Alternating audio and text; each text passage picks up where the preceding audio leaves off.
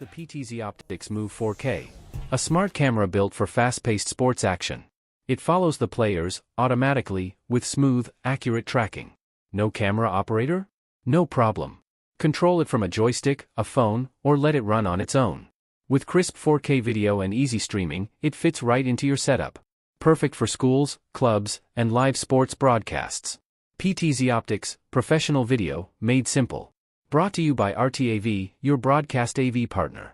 Want to play chess but don't know how to get started? Try chess.com. Play for free against someone at your level or challenge one of our friendly computer bots. Trying to improve your chess? Learn the Queen's Gambit and other openings with guided interactive lessons. Like chess but don't want the pressure of playing games? Chess.com has hundreds of thousands of fun puzzles to help you relax and sharpen your mind. Play your friends, make new ones around the world, follow the latest games, and more. Sign up and play for free at chess.com today. Are you struggling to get better at chess? A Chess.com premium membership is here to help. Train with unlimited tactics to become a strong chess player. With puzzles of all levels, you will beat all your friends.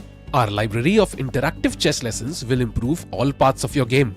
Just like a friend who has your back, the computer analysis feature will give you feedback on every move you play. All of this and much more. Only, I think, 5,000 rupees a month or something?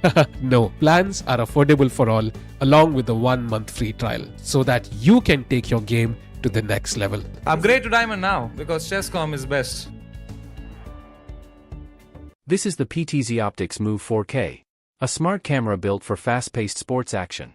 It follows the players automatically. Welcome everyone to the final day of the QUANTBOX Chennai Grandmasters 2025. A warm welcome to everyone here. One last day, guys. How are you all? Doing very good. I think a very exciting day for Masters since we already have a winner, Vincent Keimer.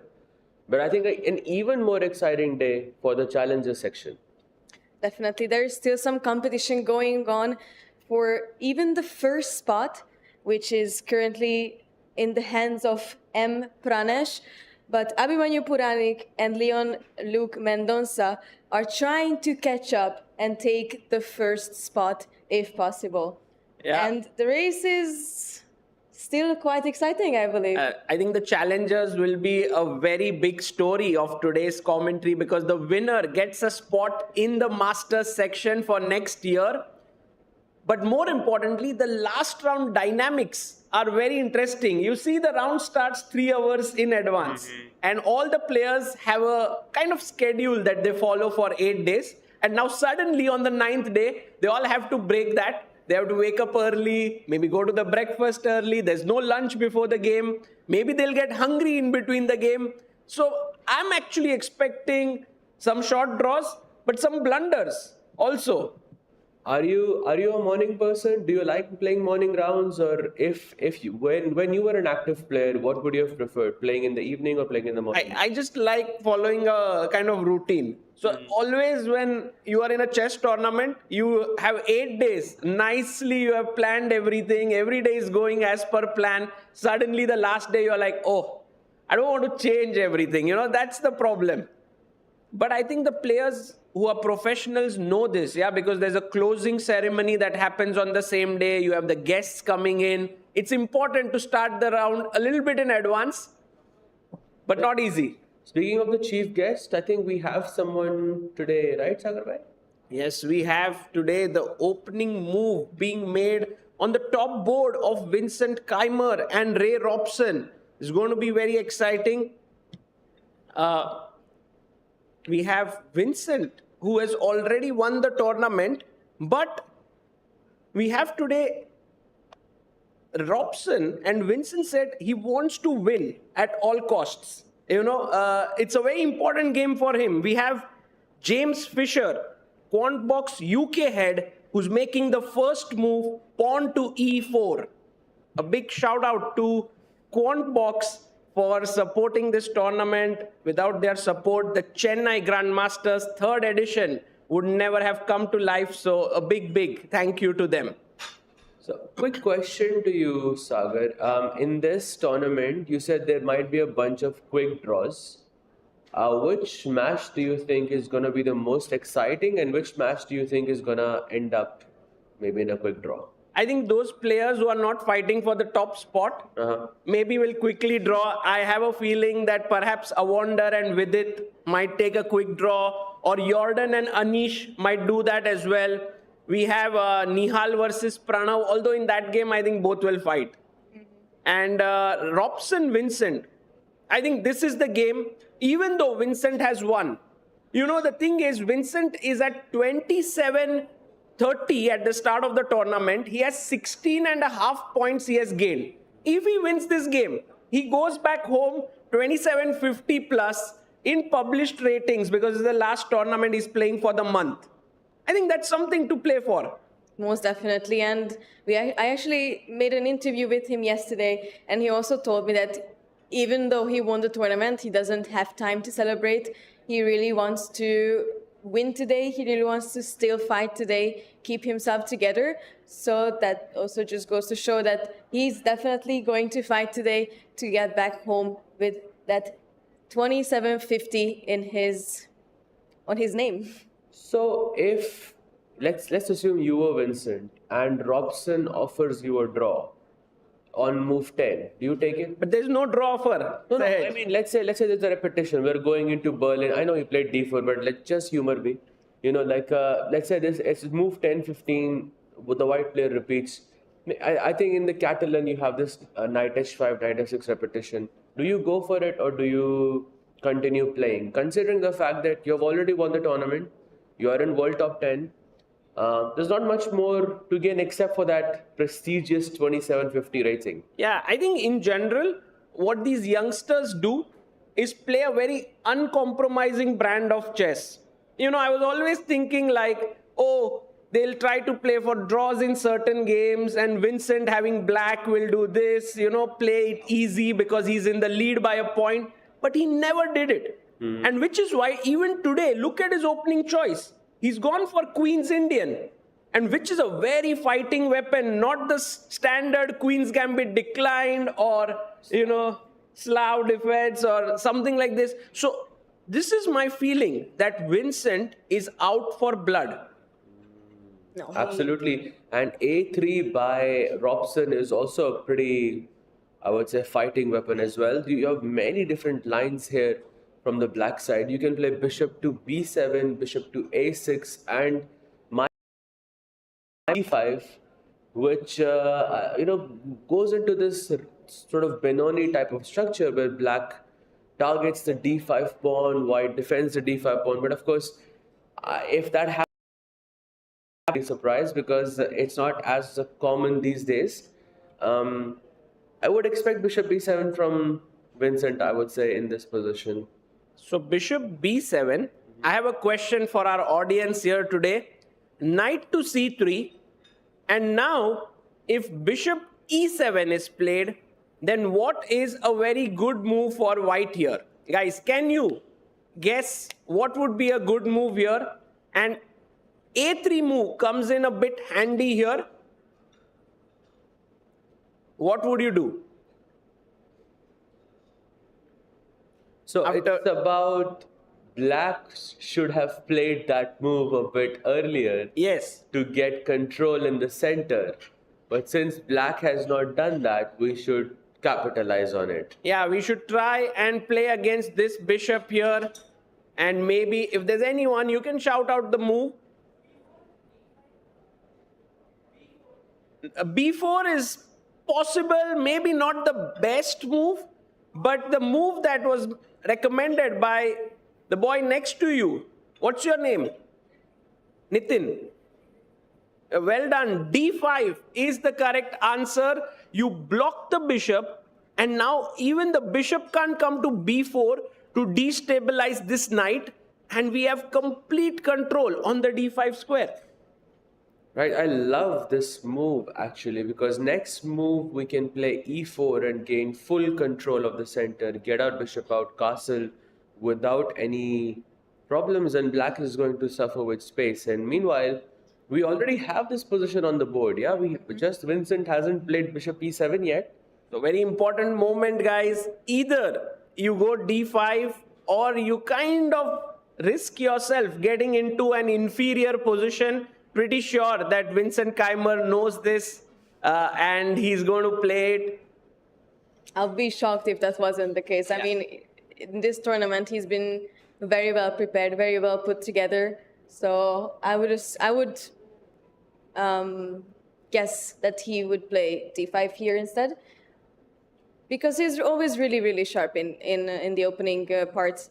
And maybe he barely even has been in a worse position ever in this tournament. Yeah, what a smooth ride it has been for Vincent, guys. When the tournament began, if I had to choose like 2 or 3 favorites to win the title, I would have definitely, I went for Arjun Erigaisi, Anish Giri, maybe Vincent features there, but I wouldn't call him the absolute favorite here.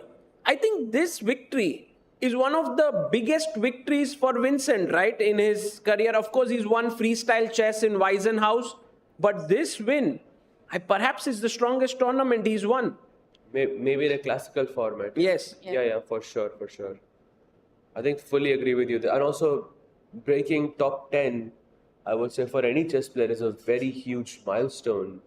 So yeah, by the way, while the players are thinking here, there is a game between Awanda, Liang and Vidit, where Sagar, you made a prediction that this might fizzle out into a draw, and that's what it looks like as well, because both of the knights are traded off the board, and Awanda is also offering a queen trade on the board as well. So either this is some very deep preparation, which his clock is suggesting at the moment, or this is just straight draw. You know, there's this, if I'm not mistaken, there's this American player, Oparin, Yes. who plays this line a lot, perhaps, with white, if I'm not mistaken.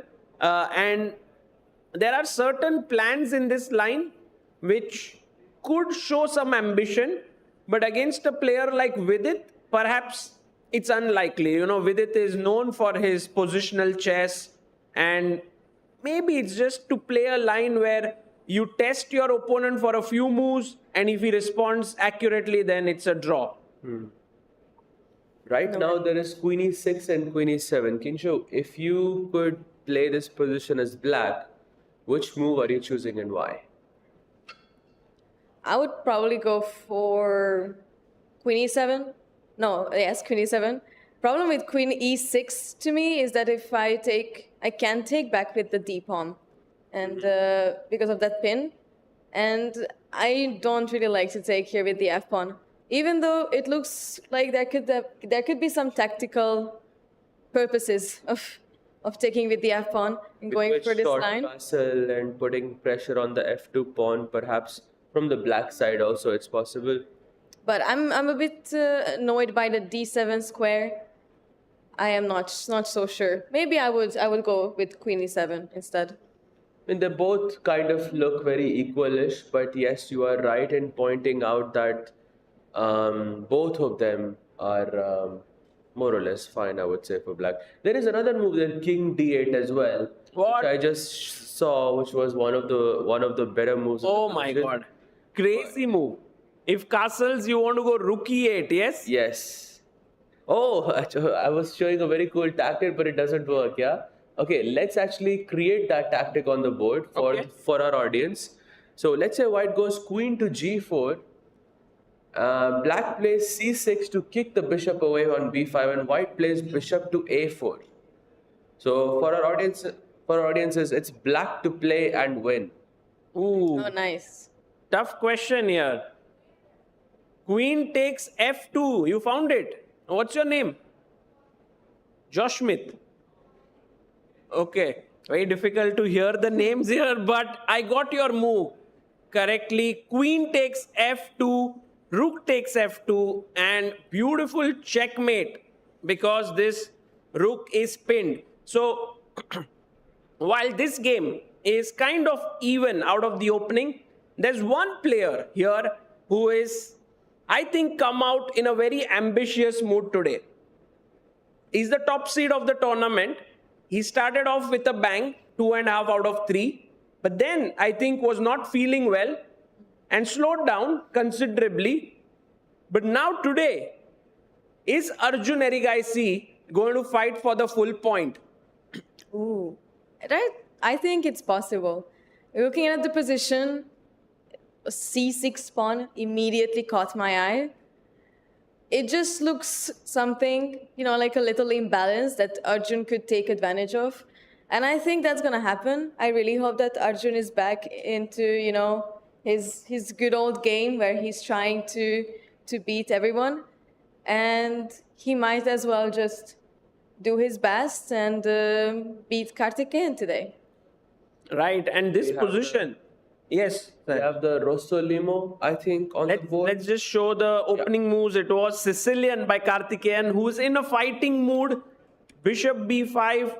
What an amazing tournament Kartikeyan has played. He has scored 4.5 points out of 8, which is the same as Arjun. So actually, this game is the battle for second spot. Oh, wow. Yes, that is true.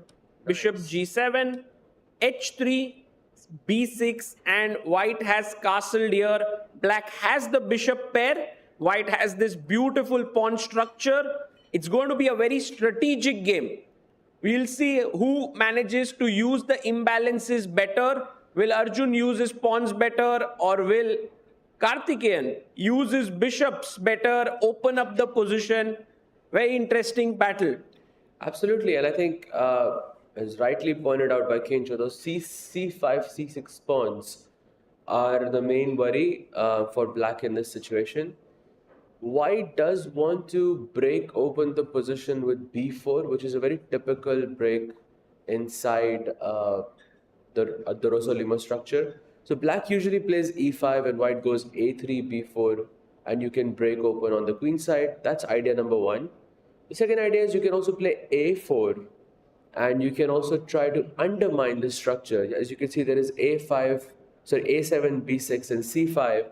These pawn structures, you want to undermine them and hit them in the middle. So a4, a5 can be a plan to loosen up that structure and bring the knight to c4 and put some pressure in this position. Both of them ideas quite interesting. I think white playing on the queen side for the most part, black trying to maybe find some counterplay on the king side exactly via e5 and knight e7, short castle, perhaps even f5 if the position allows it. So it will be a nice positional battle. I think it will be interesting to see who comes on the top. Okay, fantastic explanation there, Sahaj. We want to check the all Dutch battle. That is between Anish Giri and Jordan Van Forest. And we expected maybe they are peaceful. They're like, oh, both of us not fighting for top spots. Should we play it calmly? But I don't think they are doing that. Yeah, they are going for a very aggressive line. Jordan does play knight c3, allowing the Nimzo Indian. Queen c2, the classical variation. Castles a3, you take, and he plays his pawn to d5, which is a very interesting line. e3, b6, trying to put the bishop out on a6. And now b4 by Jordan. The engines are like, not particularly best. Jordan, you haven't developed your pieces. Your queen is just out on c3. What do you think about this move? I am not so sure. I mean, it's nice, to take more space always when you're playing chess, but it's also very, very important to develop your pieces, put your king into safety, and that's what's missing so far. I also feel like maybe b4 is also sort of missing the point of solving the issue with the c1 bishop, because that bishop is currently just stuck on c1. All of the pawns are blocking its options. So I feel like it's just simply slow, not really developing any pieces. I sort of agree with the engine here. Okay. I think I looked at the stats here, and b4 has been employed 4 times in this position. The position has around 150 games. So b4, it most likely is preparation from Jordan's side. And the idea seems quite clear to me. I think it's to target c5, or is to find a way to counter c5, because that's why black played b6, right? Black wanted to break open the position with c5. So I'm guessing there will be some deep variation here with b4, c5, where white gets a small edge, which Jordan can capitalize in a long game, which is what I'm expecting here. Although the top move here is quite interesting, yeah, because black can play a5, b5, and then c5. Now, I think this is a bit difficult to play, because especially if you don't know it, it might be a bit difficult to play. But yeah, regardless, looks very interesting. Yeah, this idea with a5, b5 and pawn push to c5 looks so interesting, because you're trying to take advantage of the fact that white isn't well developed here. And yeah, it's going to open up the bishops. For example, takes, bishop b2 would be really nice, but that's where you start playing dynamically. You go with knight to e4, attack the queen. And here's a question, I think, for everyone, perhaps queen here to b3. Maybe it doesn't work tactically, but there are always these ideas of queen f6, attacking the rook, f2 point is soft, could become very dangerous. That's a very typical idea inside the Nimzo Indian, to attack both f2 and b8. In fact, in this position, I would always be careful of moves like knight takes f2, for example. Yes. Now, whether this works or not is, not the question. The question is that it exists. And as long as a threat like this exists, I will always be afraid of it, because king f2, there's queen f6 check. I'm actually very surprised that it doesn't work. Yeah, I mean, I think it requires some deep calculation. I'm guessing maybe at some point, white plays bishop b2, you move the queen out of the way, and then white plays c6 or something.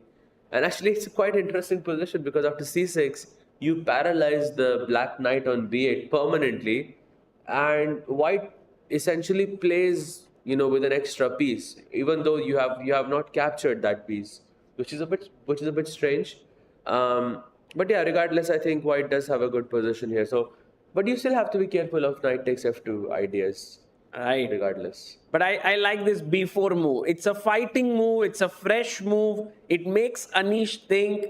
It's actually taking the battle onto him. Guys, this is a fighting game that we have. So we have an Arjun game that's fighting. We have the Jordan game that's fighting. Vincent is going to play for the full point today with Ray Robson. So we're going to have many exciting games here. Nihal versus Pranav. Another game between two youngsters of Indian chess. I think both want to prove that they can actually finish on a winning note. Nihal on 3.5 out of 8. A victory here would get him to 50%. While for Pranav, who's kind of debuting in a super tournament, 4 out of 9 would be a phenomenal score, a phenomenal start for someone who's rated 2597.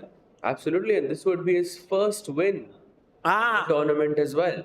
He scored 6 draws out of 8. Yeah, 6 draws, and his only losses have been against Vincent and Avander so far. But I think some very exciting chess from Pranav in this tournament, and overall a great debut. Yeah. And by the way, this is a very popular line that has been played by both the players. Again, Nimzo Indian. Today is day of Nimzos, yeah? We have had 2 games, and B6 is similar to what Vincent also did with Ray Robson. E3, bishop B7, bishop D3, castles, and when black goes C5, white plays this slightly weird move, knight A4. With this, he wants to perhaps question the bishop on B4, doesn't want it to take on C3, and black quickly opens up the bishop to go back to E7 square. I actually quite like this position with white. I mean, we're going to take back with the e-pawn. We're going to take over the center. Bishop is looking at the king. We will soon solve the knight a4 issues. And I think this can become a very interesting game, a very dynamic game as well. So I have a feeling that this might actually become also a fighting game between Yes. between the two youngsters.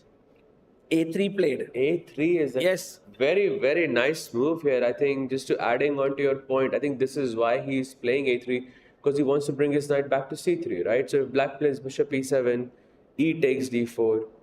I mean, naturally speaking, I would play a move like D5 here because I want to go into this IQP, but somehow white can throw C5. And Beautiful move. beautiful move. And suddenly white is, I would say, white has a sizable advantage in this position. There's B4, bishop F4, rook C1. Have to be careful here as black. You can't just push your pawns forward. D5 is a positional error, which is why many times black goes D6 in such positions and takes a hedgehog-like structure. White will have space. So another fighting game we are having. And yes, we have reached this position with bishop E7 and E takes D4. Absolutely, some very exciting chess in the Masters section. Sagar, maybe we should also switch to the challengers. Let's go. Because there are some, there are three players who are fighting for the first spot. The first one being Pranesh versus Harshvardhan. And what is this? Is this Petrov? You know what Pranesh in his interview yesterday said that I'm in good form and I'm going to win today. Oh. You know, confidence. That's confidence for you. And if he wins, there are no questions asked. He becomes the champion of the tournament with 7.5 out of 9. That's an insane score. Pranesh already has a performance of 28-18. He's gaining 22 ELO points. A win here will take it to like 28-40 or something performance. Wow. That's just insane. And also, I think beating Abhimanyu with the black pieces, I think, really turned things around for him in this tournament. And he has not stopped since. It's his third win in a row, I think, against Vaishali and Harika. And now he's playing Harshvardhan, who, by the way, has employed a very solid opening. I would say it used to be Anish's favorite, if I'm not mistaken. Well, this is... you mean from the white side? From the black side, no? Anish used to play Petrov. Yeah, Anish used to play, but now Nepo is one of the biggest experts of the Petrov. It's supposed to be a super solid weapon. So Harshvardhan is like, Pranesh, I know you want to play for a win. I'll play the most solid opening out there. Yes, exactly. So maybe you will overextend and maybe Harshvardhan will have some chances there. So bishop E3, knight to D7. I think some moves have been played. Yeah, long castle here. And this is such a fighting move by Pranesh. He's like, look, I know that you want to take on F3. I know you want to double my pawns. But every doubled pawn gives an open file. And I'm ready to take this risk. Pawn takes, opening up the G file here. That's very important. Now rook comes to G1 and puts pressure here. Yes, bishop D4 can also be a play, which by the way was played in the game as well. Black goes queen D7 after king B1. King B1, maybe a small inaccuracy here. Queen D4 could have been better, but could be deep preparation by Pranesh. Queen D7 and now attacking the pawn on G7.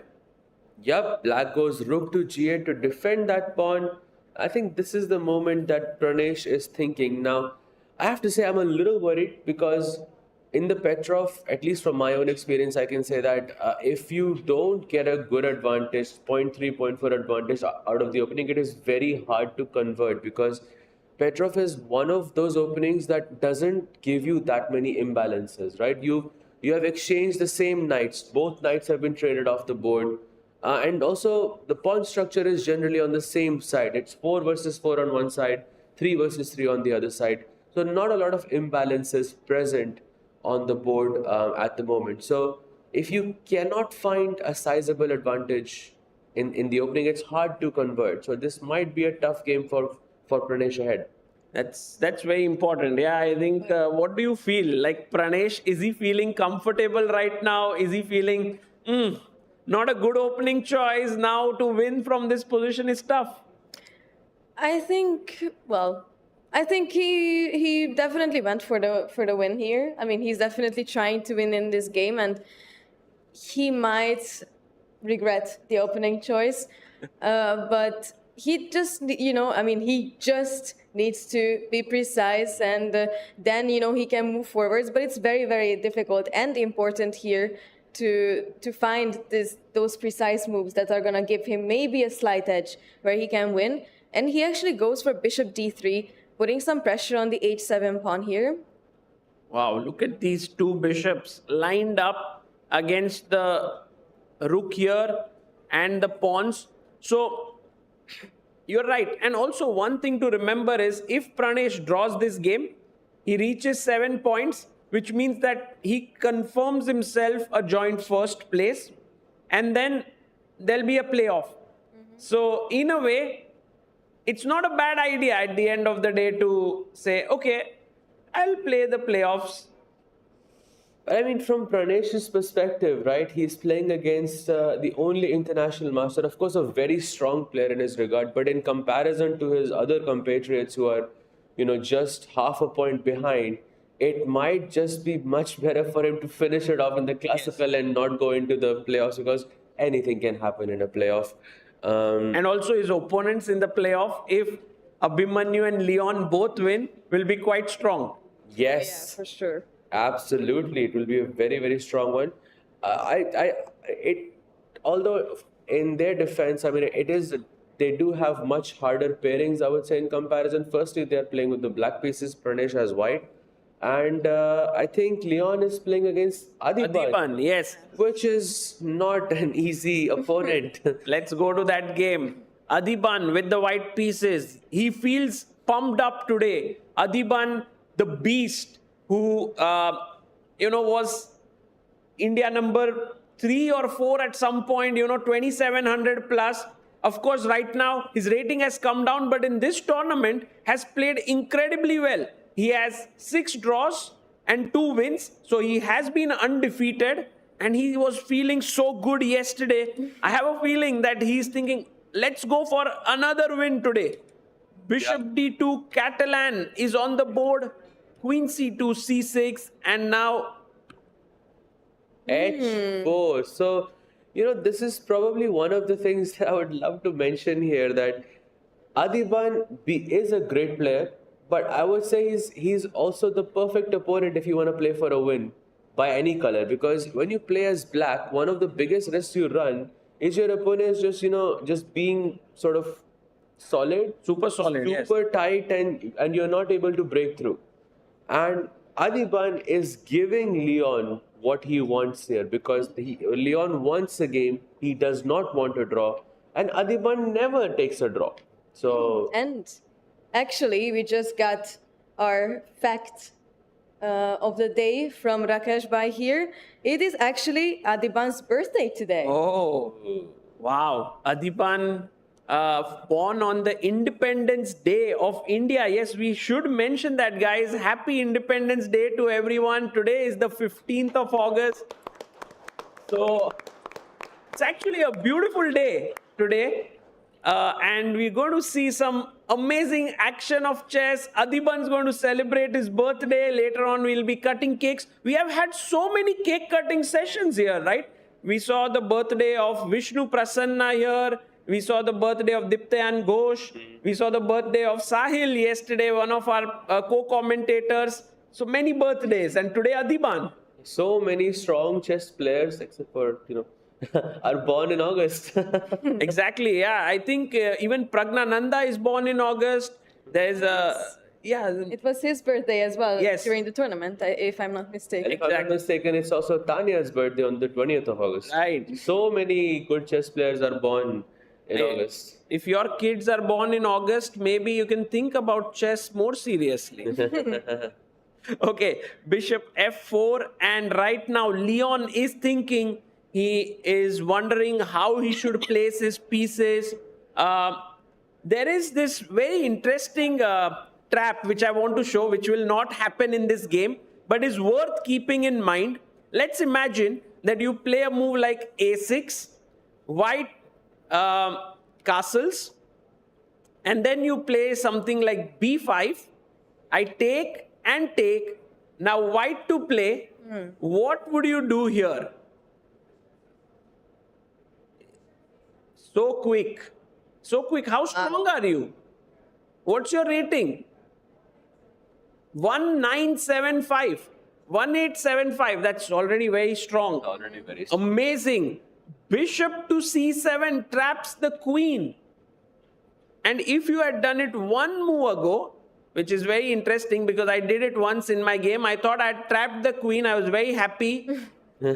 Unfortunately, my opponent gave a check and then got the queen out. So that sounds like pain. yeah, that's why I always put my king to the side, yeah, before doing this. But anyway, this is not going to happen.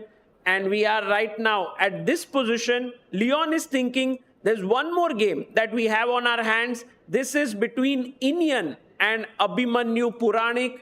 A very interesting battle here. I was actually witnessing how such battles are kind of planned behind the scenes. Because, you know, Abhimanyu is here with his second Kushagar. And at night, somehow they were, when I was commentating yesterday for, Gukesh's games, they were there. And I could see them working so hard. And I'm pretty sure that the other players' team was also working equally hard. So what we see in tournaments is players fighting for 4 to 4.5 hours here.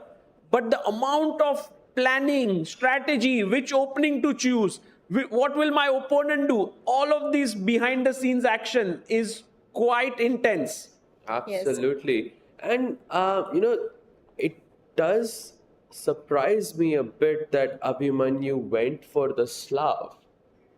Because if I'm going to play for a win as black, why am I giving you the option of c takes d5? Because if I went Slav exchange in this position, it is very hard to win as black, Right. correct? But I think they were banking on Indians' fighting spirit. Yeah, that could be. Knight f3, e6, g3. And Indian actually proving it right, yeah? Going for a sharp line here. Abhimanyu saying, I am not going for any d takes c4 business. And has played this position which is supposed to be slightly better for white if you take here. But Abhimanyu taking on c4. Maybe this is his preparation. And this is the live board position. Actually, quite an interesting position to me. I mean, earlier I actually didn't like it as much. Somehow the pawn structure was a bit weird, but after d takes c4, it starts to look quite nice. And maybe I'm actually preferring black here. What do you think? Yeah. Wow. I don't know. I'm not so sure if I would prefer black here. I'm a bit scared as black because, white has these two pawns in the center. Bishop coming out to f4.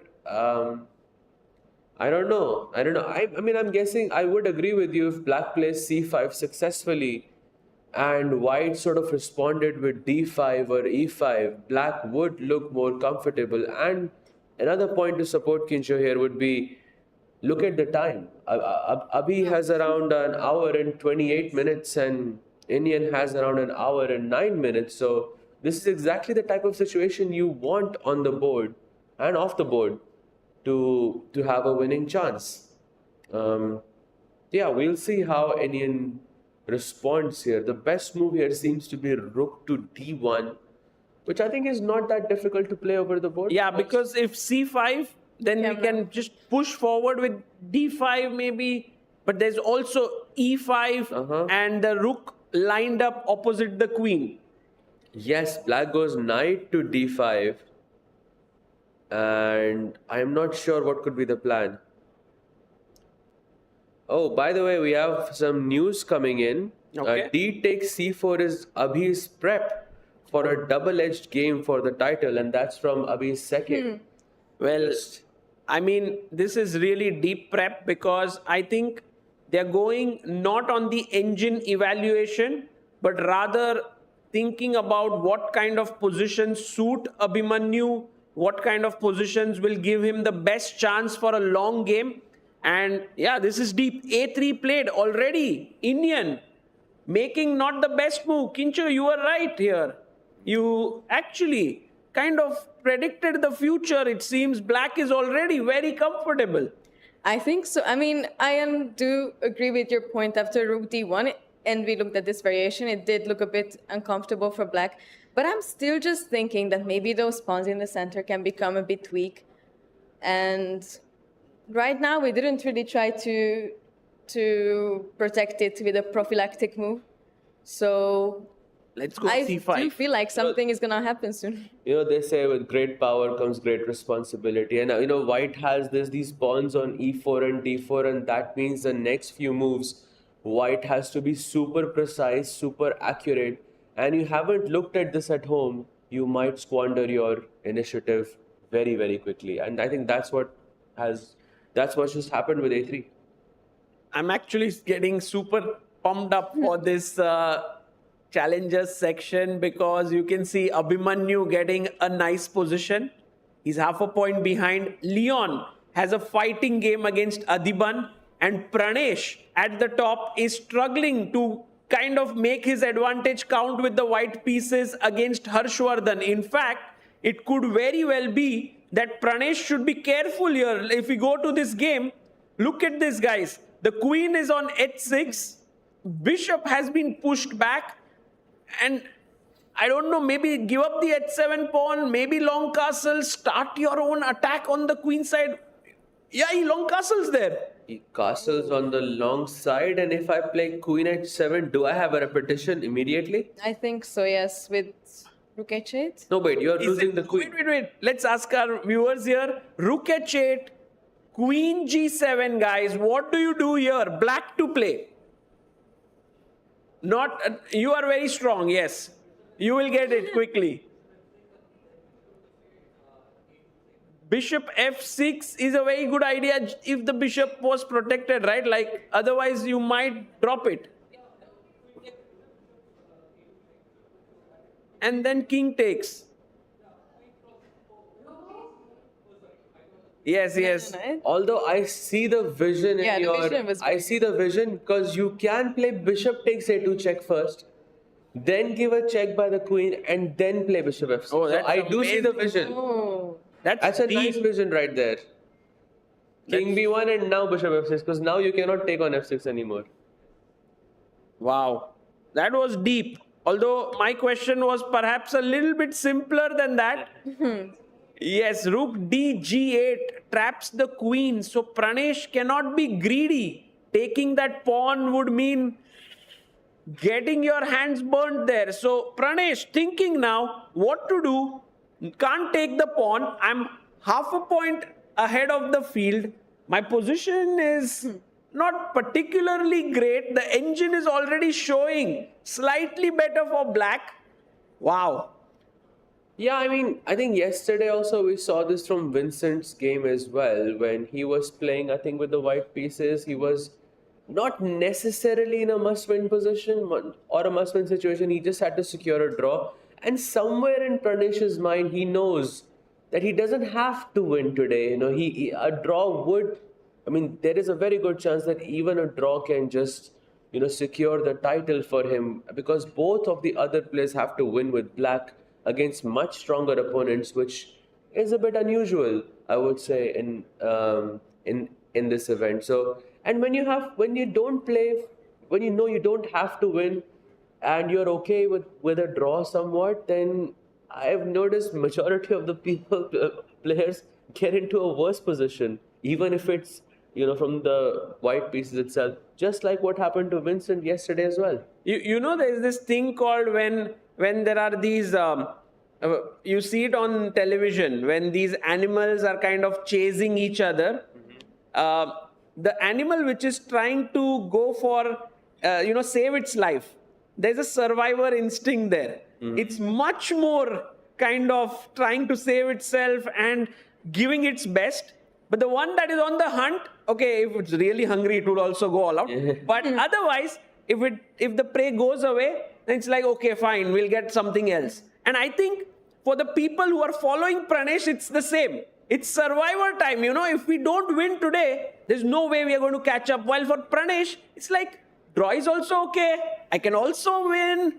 And perhaps that creates that mindset that, okay, maybe I don't need to push that much. True. That's a very good point, actually, that you raised here. I completely agree with you. And this position actually just proves you right in this sense. I feel like this is something that happened. Maybe the opening idea or opening choice wasn't the best idea here. And, you know, it's just you're not in that fighting spirit as much. You know, as much as Pranesh is, performing in this tournament, I mean, he's done fantastic so far. 6.5 out of 8. I mean, he has dominated this tournament from the first round itself. I still feel that he is in blitz, he's stronger. In tie breaks, he's stronger. You know, I've played him. I think I've mentioned this so many times to the audience that I've played him myself in a Title Tuesday match around 3 times. Each time I was a piece up on move 10 and each time I lost. It just goes to show that he's a fighter. Yeah, even if he's worse, and he in those crunch moments when both players have less time, I think Pranesh is one of the more dangerous players, from India. So maybe he's banking on that fact as well, and maybe he loves the thrill of playing such a format. And also, guys, but one thing we must remember that a draw is not a given here, Yeah. Harshvardhan, look at him swiveling in his chair. I mean, he's kind of enjoying himself here that, okay, I'm on 3 points, but I have a chance to decide this tournament. That's power there. I feel like I'm getting deja vu because we saw this like 3 days ago. Exact same clothes, exact same color, and exact same motion as well from Harsh as well. But yeah, he's holding a lot of power here. Yeah, let's see what happens here, guys. The challengers section is very interestingly poised after the first 45 minutes of play. Let's head over to the Masters and see what is the leader of the tournament, Vincent Keimer, doing.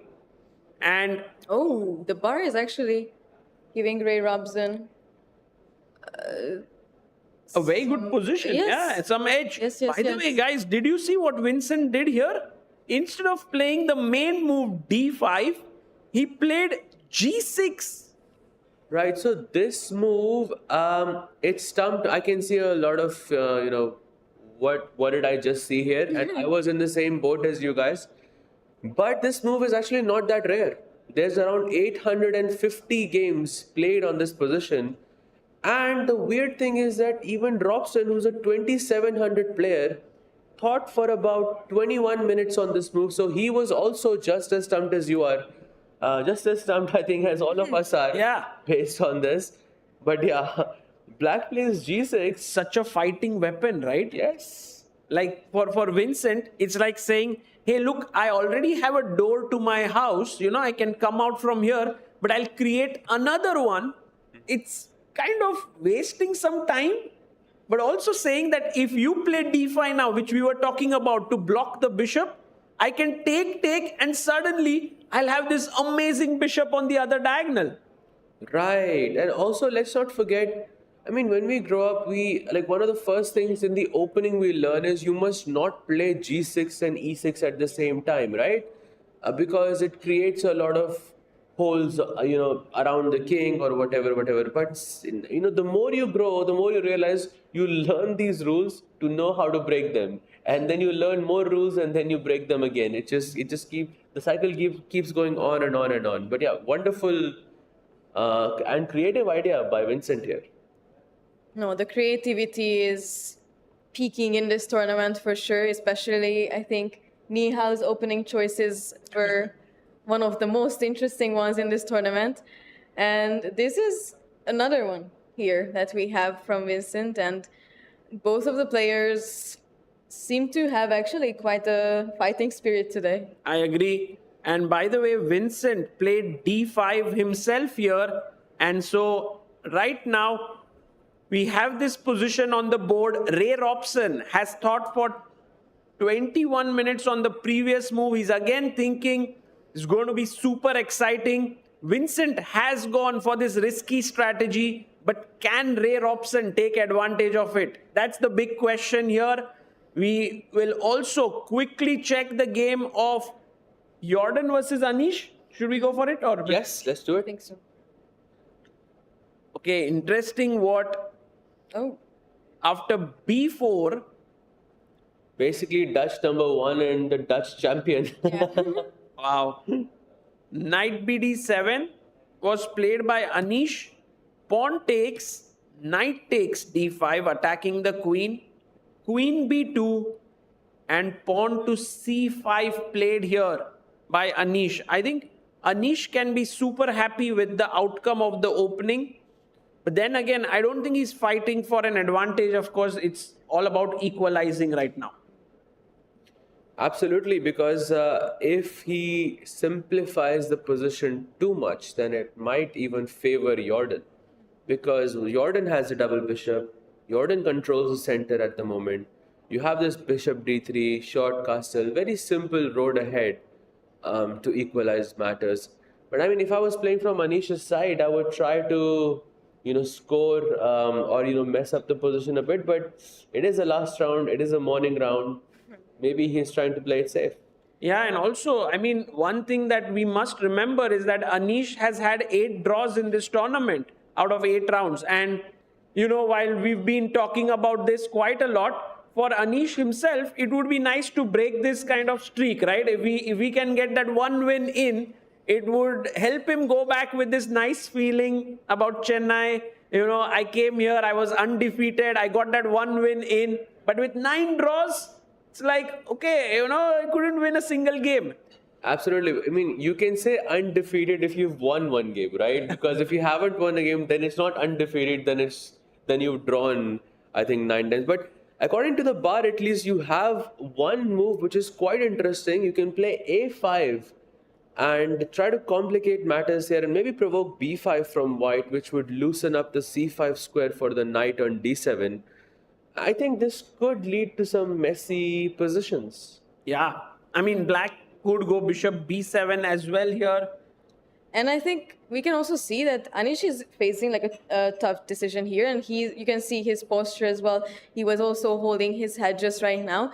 He likes to like dive deep into these positions, understand them a bit more deeply. I think he also talked about this with us just the other day. Yes. That sometimes, he also thinks that he overthinks, that he's too much deep into the positions. He forgets some principles in chess simply because he thinks of so many things in this time, and basic things get out of his mind. So tough decision, tough to, think a lot on the board. And he's currently also 20 minutes down the clock right now. Yeah. And he also gets the longest think in the tournament went to Anish Giri. Guys, any guesses how many minutes he thought for one move?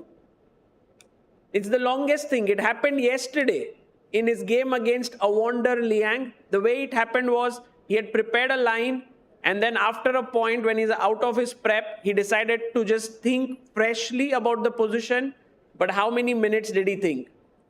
Okay, I'll give you guys a hint. It was more than half of his time. Yeah, you start with 90 minutes for the entire game, and he thought for more than half of it. Yes, it was around 46 minutes, 51 seconds for one move. And I think at the end of that move, he realized that he has no advantage. So he was not very happy. Actually, that happens sometimes. You prepare really hard. You think you have an advantage, but over the board, you just can't find it. And then you burn your time, And that's just how top level chess works. I think actually all level chess, I think, can relate to this in some sense. I think it has happened to all of us that we just got too deep into a position. We looked at the clock and we were like, oh my God, soon I'm like under 20 minutes. Yeah, by the way, guys, one game that was VIDIT, yes? Yes. Mm-hmm. That we thought would not be as fighting, and perhaps that could be true, but maybe we should look at it a bit deeply. Is VIDIT going to try here as black pieces have come off the board? There are 2 rooks on each side, bishop pair opposite each other. What do you think? I thought you were going to say in how many moves is this gonna end up in a draw, whether it's gonna be a repetition right now or would it be in the future. But yeah, I mean, any side can play, but I feel Awonder specifically lacks the ambition here, because I think his game, after his game against Vincent Keimer, because that's right before that game he hit 2700, I think his peak rating. Once he lost that game, I think he realized that maybe it's not his tournament anymore, and then he was really nervous about his game against Anish. Once that is finished, I believe the tournament is more or less over for him, and I think his chess kind of says that. And But look at Vidit. No, I saw Vidit and I thought he's trying really hard. So Might be though. yeah, he's thinking, should I draw with b6? Should I draw with g6? There's so many options. Both of them seem completely drawish. do you think this is a possibility to go c6? Let's say I bring the bishop back and then d5. Okay, I put my pawns on the same color as my bishop, but I want to get my king out here. Maybe it's a bad idea, yeah? I mean, perhaps what black should be careful about is not allowing f4, f5. I'm guessing. I think that f4, f5 is what I would be worried about, because you can't also play king e7 because there's bishop f5. Yes. There's some small tactics black has here and there. White has, sorry. But yeah, it's just a question of how do I get my rook into play. I can see many different ways. There's h5, rook h6. There's rook d8. All of these different plans. And if black just said pass here, how are you making progress? Yeah, as white, it's super tough. Very, very tough. It's very tough, and I won't be surprised if this game ends in a draw. But if something else happens here, if one of the players starts playing for a win, it'll be big surprise. He goes for the move you were talking about. G6 is on the board. I'm assuming we get rid of this F pawn pushes. We tried maybe like king g7 also connecting the rooks is the idea behind g6. But you did mention that you think this is a very drawish, very equal position just now. Yes. I think this is because I was this close to writing a course on this opening. On this opening as white? As white, yes. And then you thought that maybe I should not spend like 1 month of my life going into this very equal position. No, I was happy to do it because I play the 4-knight Spanish as white quite in detail. But this specific line with knight d4, I tried to make it work for about I want to say a week or 2 weeks. And I really tried to analyze and find everything, but I just couldn't get myself to recommend knight takes knight, which is what Awonder played. I couldn't get myself to recommend that move because I thought it's just too drawish, and you really have to be you have to be a 10 on 10 when it comes to strategy. When it comes to your chess skills, you have to really be on top when you play an opening like this, because one slight inaccuracy, one slight oversight from you can just completely equalize matters. Because there are such little pieces on the board, there is not a lot of imbalance on the board. So you really have to be an endgame strategist, to convert a point like that. So I would recommend Magnus plays this, because he's not going to make an oversight like that. But anyone, who's not an elite GM, probably is not the best idea, in my opinion. Guys, what Awonder is really threatening here is very sneaky. Ooh. Okay, let's ask our viewers here if they are, let's say you play rook to e8. Why is this a bad move? White to play. Wow. Super quick here. Bishop takes on g6. F takes g6 and you lose the bishop. So very logical is to try and save this pawn here because this is the threat. And so king g7 seems like the normal move, but here guys, there is something cool happening. White to play, what do you do? This is my kind of move, I feel like. Yeah, you would do this? I would definitely, yes. No, Well, I think for sure she's going to do it. If Awonder does it, guys. I think he would. Yes?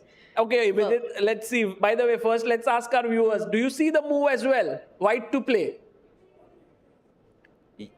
Wow, Yes. fantastic job. Rook takes e6, sacrificing an exchange. Sahaj bhai, how does this work? I think you already have a pawn for the exchange. and you're gonna win another one. There is a pawn on g6 hanging at the moment, and the moment you play g5, I have rook e7 check, and then I take this e7 pawn. So you have a rook, which is 5 points. I have a bishop and 2 points, which is also 5 points.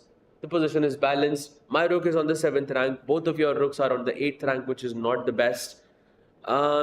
Yeah, I think White is the one pushing here. But the real question is Vidit gonna allow this? I think with it, Spidey sense will kick in and he will be like, let's not even venture here. Either play rook g8 or push the pawn to g5. But if he plays king g7, this will be very exciting. You know, I'm waiting for Vidit's move now. If Vidit plays king g7, I'm gonna reconsider my course. Because now I have a model game. Yeah. And look at Awonder, yeah. He's has 1:24 on the clock, 1 hour 24 minutes. He's not sitting at the board. Again, he's putting some pressure on his opponent. But it's really difficult to tell with him, you know, because sometimes he sits down, he shows us the most dynamic, the most attacking chess you've ever seen.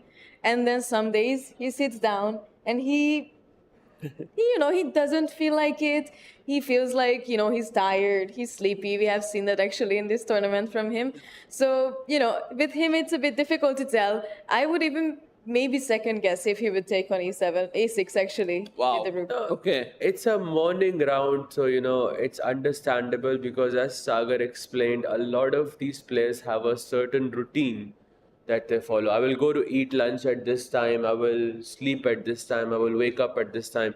And when the match is 3 hours before, your entire routine breaks out, and that can, I think, mess up a lot of your decision making. You don't have as much time to prepare. You wake up in a different way. Yeah, I feel you play chess differently at different times because I think all of this affects you to play well. If you are a true professional, like which many of the players are here, I believe some of them might have already considered that last round is going to be like this. And maybe from day one could have paced themselves like this. I don't know. We have to actually ask some of the players. At least I as a player never did that.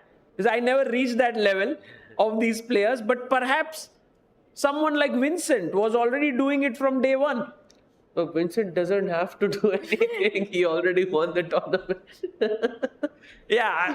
But I mean, it was not a given that he would win it, right? Sure, of course. So... yeah, we'll get to know from the Maybe players. they're such professionals, they think I don't have to think about the last round because I would have won the tournament already. That would be a better strategy though. Yes. Then you can have a much better tournament. Arjun, by the way. Whoa!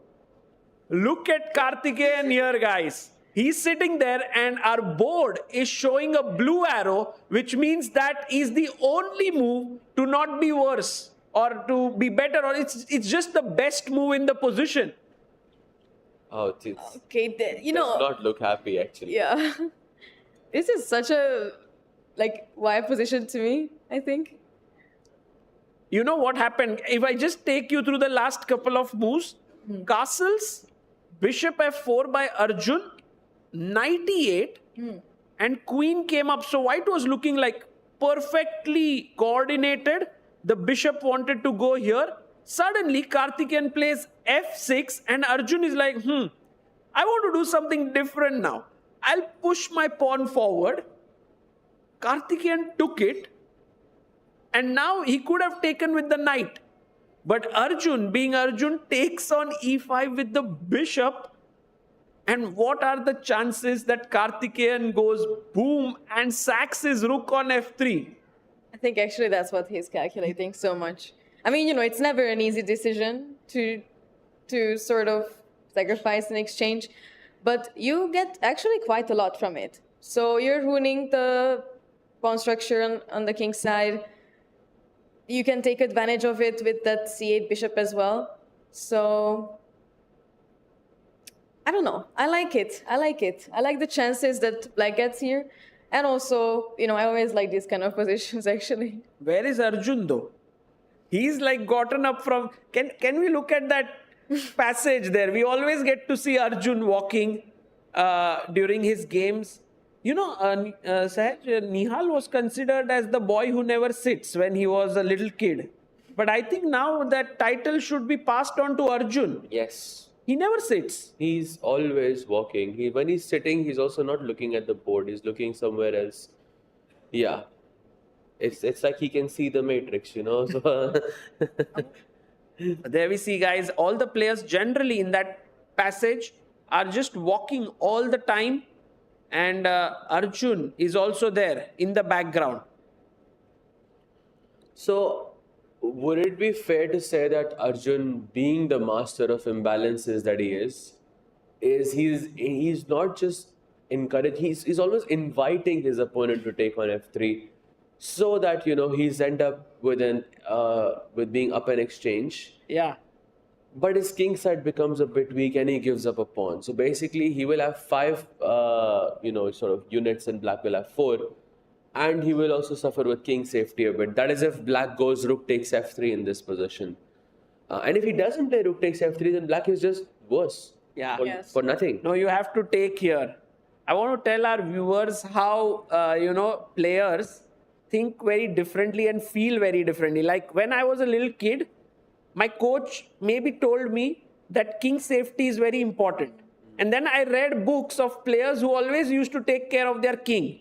And at some point, even when the pawns would be broken in front of my king, I would feel unsafe. I would feel like something's not right. But I believe Arjun has grown up not reading any books. He looks at engines. He looks at what's the best move in the position. And for him, this pawn structure does not evoke the same emotions as that does in a classical player. He's like, oh, what the big deal? Yeah, I'm exchange up. My king is a bit weak, but that also means my king can move. Yeah. I don't know how his brain works. He's not thinking that my king is weak. He's thinking bishop h3, rook e1, queen f8, king h2, So And plus 0.9. Yeah, it just looks like a plus 0.05 position. It should be fine. And yeah. I mean, I think fully agreed with you there. It's a computer generation. It's definitely a difference of generation. I'm from the same generation as you, Sagar. I also grew up with the same principles in that sense. And we were told that if you allow your king to be unsafe, then you're not being serious. Yeah, because it's a thing that you pay the most attention to. King safety is the most important aspect or the most important element in a chess match. But yeah, Arjun sort of invites that imbalance. He doesn't see it as a threat. He sees it as an imbalance, which I think is a very interesting quality. Oh, that's an amazing approach, I think, because we often use our principles also against us. So we get blindsided by things that we learn. And I remember I used to coach some small kids who learned rules. They learned rules like we always have to castle, we always have to do this, we always have to do that. And the problem was that whenever I was trying to maybe show a tactic, they simply didn't want to accept that that is a good move because it goes against the principle. And it's really difficult to explain it, of course, that this is, an exception, that this is because we want to win, because it's so embedded in them, that embedded in us, these rules, that it's difficult to just break out of these rules. That's the reason why the role of the first trainer is super important as to how they put forth the principles. Do they make them into like hardcore rules? Because at some point, these rules have to be broken. There will be exceptions and it should come very easily for the student. So yeah, a lot of psychological stuff that goes on behind for these top players. How they learn chess and then go on to become top players is a beautiful journey to observe, different for each and every player who is out there. We are having some super exciting games. We are seeing some great fighting chess in the first hour of play and everything to play for in the challengers. But even Vincent, who has won it, is fighting hard. We'll take a short break and on the other side, we'll continue our coverage.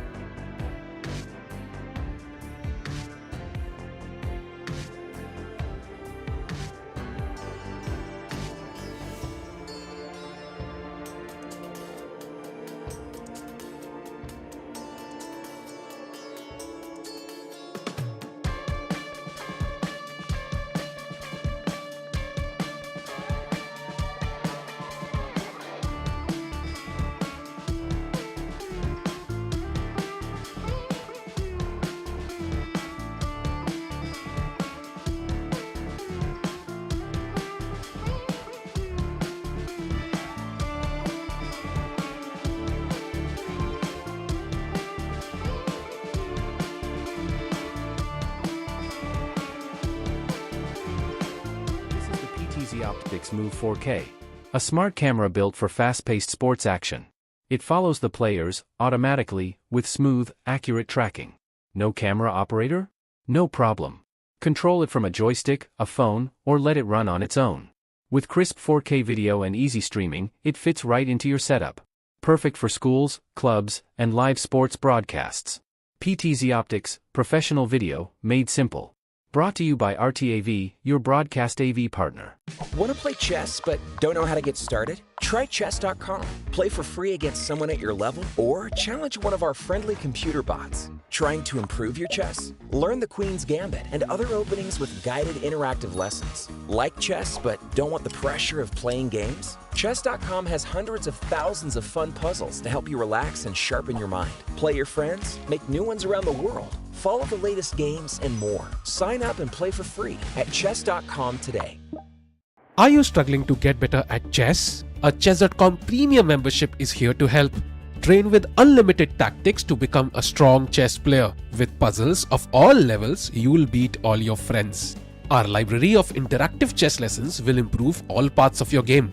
Just like a friend who has your back, the computer analysis feature will give you feedback on every move you play. All of this and much more. Only, I think, 5,000 rupees a month or something. No, plans are affordable for all, along with the 1 month free trial, so that you can take your game to the next level. Upgrade to Diamond now, because Chess.com is best. This is the PTZ Optics Move 4K, a smart camera built.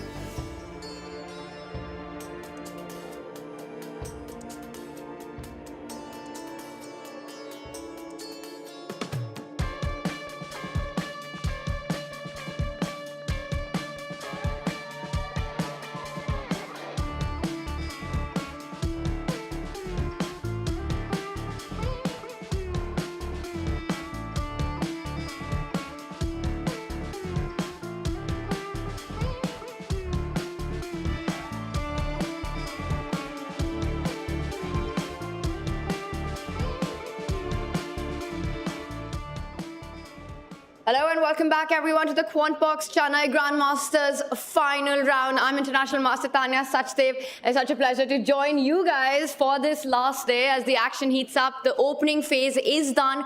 We're heading into some very exciting middle games right now. And I think one of them even has a sacrifice brewing. Sagar Sahaj, it's been a day of exciting chess, exciting openings so far. And I think there's always this feeling going into the final round that the players want to go all out. Absolutely. And Tanya, today you've come here in blue jacket, some bleed blue stuff, yeah, because of the Independence Day or something? It was completely planned. Wow. Just as I imagined. We're not feeling the blues at all now that I'm here. By the way, guys, as Tanya entered the commentary box, something really huge has happened in one of the games. We were thinking that Anish and Jordan will kind of play this equal game, but suddenly Jordan has blundered, or maybe blunder is a bit too strong, but made a serious error. BD2.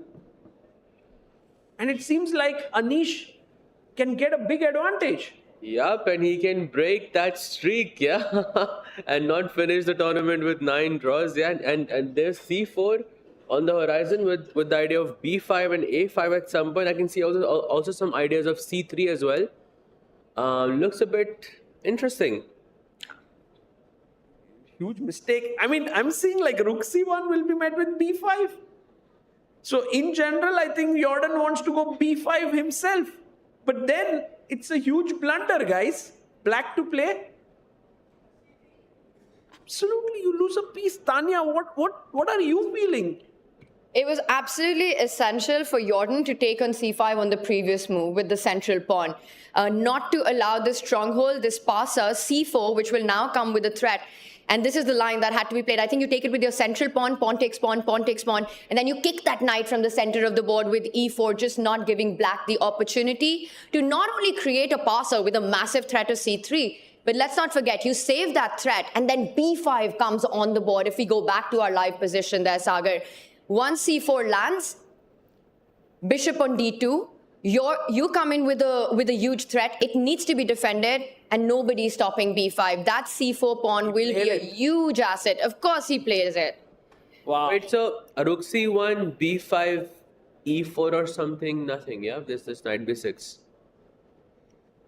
I mean, Jordan has played something, and this is definitely this early morning blues, yeah, for him.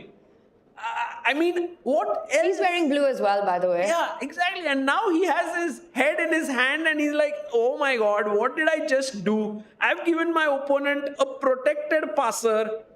And Anish Giri, I can tell you guys, will be super happy if he wins this game. We'll have him here then. We'll definitely get Anish. He is brilliant in commentary just as much as he is on Twitter and the chessboard. I will say one thing though, that It's just you said it in that order, yeah? Commentary, Twitter, and on the chessboard. that's not what I meant, Sahaj. That was in no chronological order, guys. But this is surprising to me because the last move that was played by Jordan, developing the bishop, in fact, inviting c4, he took about 3.5 minutes to make this move. It wasn't a hand move. It wasn't played in seconds, which makes it even sort of more shocking that you're inviting such a strong pawn on the board. Yes, absolutely. And this, again, I think could be an effect of the morning round because their entire rhythm is broken. And I think it's very easy to make mistakes like that, especially early on, because you're not as careful. Probably you're a bit groggy, it doesn't, yeah, go ahead. I have this theory that morning rounds suit Indian chess players more than anyone else, because I think Indian players, especially the younger generation, but even the older generation, we've sort of grown up on waking up early, training, and it's never been an issue. But I think somehow for players from outside, we always see them get used to the idea of those 3 p.m. rounds. In India, from the very start, we've had those 10 a.m. rounds, 9 a.m. rounds, getting ready in the morning, getting prepared, waking up at 6 o'clock. So it just feels it's easier to get into the rhythm. And we all know Anish is half Indian. Yeah. I just want to point out for everyone, she said younger Indian generation, so not people like me and Sagar. I'm the oldest on the panel. Guys, Yes. I want to quickly take your attention to this game where Arjun and Karthikeyan are going at each other in an insane way. Bishop e5, we were talking about rook takes f3. It has happened. Rook takes f3, a double exclamation move by Karthikeyan. Arjun calmly picks up the bishop. The point is, if you save your rook, you would have lost a very important bishop in your camp. So you must take it. Again, a double exclam. G takes f3. And now, instead of taking here on h3, which is okay, or queen f8, which is a very strong move, Karthikeyan goes for knight to f5, which is a mistake. But I also want to point out, it is a very natural move to want to make. You want that knight to head to either d4 or h4, putting pressure on f3. But the reason that this doesn't get the approval of the engine is because it's so important to keep things flexible, right? The move you're pointing out, queen to f8, let's have that for a second and just show what the differences are in that position. After you move your queen, your bishop on c8 is still open with ideas of picking up on h3. That knight from g7 has the flexibility not only to go to f5, but also h5, f4 in certain cases. And that just means there are more threats for Arjun to deal with in this position. Knight f5, but I think still Sahaj, extremely complicated position. Yep, and also let's not forget that after queen f8, if white goes king to g2, there is a very beautiful tactic on the horizon. There's I mean, I think we should just say it. Yeah, we shouldn't just ask the audience here. What do you think? I think we are. Let's ask it. Yeah. Let's ask the audience. Okay, black to play. The audience is like super strong here. You go on? Yes, very nice. Instantly they find it. Yeah, very strong. King h3, Queen f3, King h2, and now Karthikeyan would be trying for some more advantage or attack, but it's non-existent, so maybe just be happy with a draw. Yeah, this would have ended the game instantly with a perpetual check, just simply because the black rook is too far away to join into the attack. Absolutely. And this game would be over instantly, but he does not go for Queen f8. He goes for he goes for Knight f5. The idea can be Knight d4 or Knight h4 in this scenario. Yeah, I'm not really sure how he should respond here. It just feels like a very Arjun type position. You know, even though this gets the question mark, and even though the bar rises up after Knight f5, it's actually from a human perspective still a very difficult move to deal with. There are still threats of Knight d4, Queen f8 coming in next, Bishop takes pawn as a sacrifice always on the board. The Queen can even slide over to d7 and in fact land on the h3 square in certain cases, or attack via f5 as well. So Karthikeyan's Knight f5 might not have been the best move, but from a practical perspective, still a very good move. I think from a practical perspective, a good move against like a normal player, but not against Arjun. Because, you know, you've been saying about how Arjun is very good with imbalances. And it's these positions where he sees these little nuances that, hey, I can get my king to g2. For example, rook e1, knight d4 and king g2. And Arjun is like, everything's safe now. And, you know, while we are still worried, Arjun is like, okay, this is clearly better for me. So I have a feeling that this knight f5 might be a very, very critical error by Karthikeyan against Arjun. Against anyone else, perhaps it would have been okay. Because also, once you play something like Knight f5, even in that final position, right, with rook e1 and king g2, Karthikeyan still has to be super precise with queen f8, f4, queen h6, getting the bishop out, getting the rook out in that perfect square. Because if you put it on any other square, the advantage just drops so much more. So, yeah, like here after f3, you have to find rook f8. Anything else, black will have I think a much harder time here. Knight e2 and bishop d5 again. You have to just be so much more precise as black, I think, just because of this one mistake. So, I think it's a bit difficult for Karthikeyan. And I think what makes it more challenging is that as black, if you don't checkmate white, you're just lost. Yes. There's no fight to try to hold the position, try to steer it into an endgame because you're down a whole exchange. Your pawn structure, also bad. E7 weaknesses, double pawns on the other side. So Karthi just has to go for Arjun's king. And I agree. The thing is, it depends a lot on how Arjun is feeling health-wise. Because if he is in top shape, he can calculate more effectively.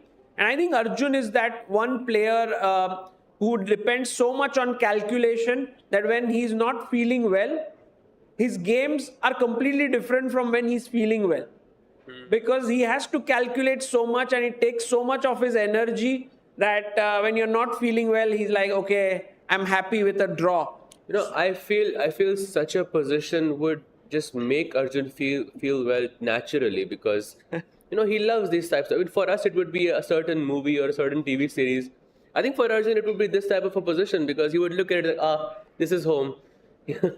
Yeah, and also you would love to finish second in this tournament. So, yeah, a lot to play for. And then our leader of the tournament, we have Vincent versus Ray Robson.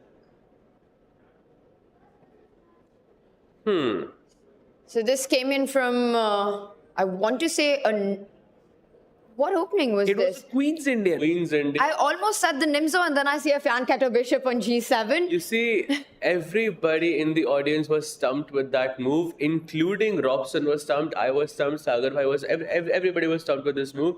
Maybe we can take just a very quick look just to show Tanya what that move was. Let's do a super fast action replay. So it was a3 here, and he bishop b7, knight c3, and he played g6 Tanya, you play this setup a lot. I remember, wait, our Tata Steel game was in this line. We played I played C5 against you. Have you seen this before? It looks very familiar, but very few times I've developed fan cattered my bishop on that side as black. But I think these ideas, they overlap so much in these openings. White's aim is to get to the C7 pawn, to try to attack that and plant his knight on E5. That's the strong post that you want it on. So ideas like rook C1, rook D1, knight E5 are natural follow-ups in the position. For black, if you try to break in the center with a move like C5, which looks extremely active and often is the plan, you end up with hanging pawns in the center. And then the position really explodes into a double-edged middle game. So, Yeah. So you said C5, that means I cannot leave that pawn hanging on C5, right? I cannot play something like E3 because you will have C4 there. So I must just take on C5, leave you with those hanging pawns and put pressure. I think that's a good plan. I like it. Would you rather be... So we have a move, he does continue with development, places the rook, the other rook comes to C1. You know, these are very natural moves, improving moves in the position. Before you decide, if black doesn't go C5, do I want to play B4? Do I want to try to get E4 in after knight E5? So we'll see this being played out. But the way it is right now, Sagar, would you rather be white or black in this position? I like White's chances here. I like the moves that are easier to play for White, like rook C1, put the knight on E5. For black, it's a little bit tricky because, you know, if you play C5, let's say rook C1, then you are kind of weakening your central pawns here on D5 and C5. And with the bishop here, the other bishop on this diagonal, I'm a bit worried for Vincent already. I think that's the first time we've heard that statement in the tournament. A bit worried for Vincent because he's just been so phenomenal, winning it, one round to spare. And not just the scoreline, just the quality of chess has been incredibly high. I want to point out, you know, I feel that this has happened, and we've seen this happen so much in the chess world, where a player has this incredible run, gets the job done right before the finish line, right? And then something in their mind eases off just a little bit. You know, you score your grandmaster norm, and then you don't kind of care about the last round. You're already the champion. You're sort of intuitively, instinctively wanting to take more risks, maybe haven't prepared that much, might not be as serious. I know I have been in those situations many, many times. Sahaj, has that happened to you? I think I can remember my third GM norm. It was round 9. I was playing, I think I was playing some of the best chess I've ever played. 9th round I made a norm, and it was an 11-round event. Both round 10 and round 11 I lost. And if I had won those, I would have been in the podium finish. It was a World Juniors event. So I was really playing for something. It's not like I wasn't playing for anything afterwards. But there is just this sudden drop of motivation, you know, because you've achieved what you wanted to achieve. You're happy and you're just happy that it's over. And I think from Vincent also, we saw this yesterday because he was struggling, I would say, from the white pieces against Jordan. He had to make, you know, in that bishop endgame, he had to make some of those really, really accurate moves. And I remember that moment where he played G6, he had to play, he was picking up that pawn on H7 almost. And it was so, I mean, interesting to see it happening to Vincent as well, because I think he is already 1.5 points ahead. He knows that the tournament is more or less over. And I think it happens. I think most players sort of suffer with this thing. Sagar, has this happened to you before? Yeah, same thing. Yeah, like just like you said, some IM norms, and then you have a couple of rounds left, and this happens. I've also seen players sometimes when they finish their norms or their tournament, they fall ill. It's like they are holding on to their health and everything for all the pressure in that moment, and then once it's done, it's over. So but for me, it doesn't feel like Vincent is in that zone, because clearly for him, there's a bigger thing that is at play. He's 2750. He wants his rating higher. He has seen that players of his age and his generation have reached the candidates, and all of that is in his mind. You know, reach the top 5 in the world, get to the candidates, you know, challenge for the world title. So perhaps it's not like this game he'll be like, okay, I became the champion, let's take it easy. He's playing for a lot, of course, you know, beyond the Chennai Grandmasters as well. But I think from a psychological perspective, somehow even at the very top, This has been an occurrence. It's almost like you're driving and you want to get somewhere, right? You have this destination in mind. You're sort of on that fourth gear. You're going really fast with all the energy, and then you sort of see the gate right in front and you slow down. You slow down just a little bit, not realizing that you still need to be careful because there is that final pothole that you need to cross. And Vincent, well, out of the opening in this one, he needs to steer that car a little carefully with the black pieces, because white does have an easier flow in this position with the ideas that we pointed out. Rook c1, knight e5, that knight from c3 will move away, putting pressure on c7, and some decisions do lie ahead.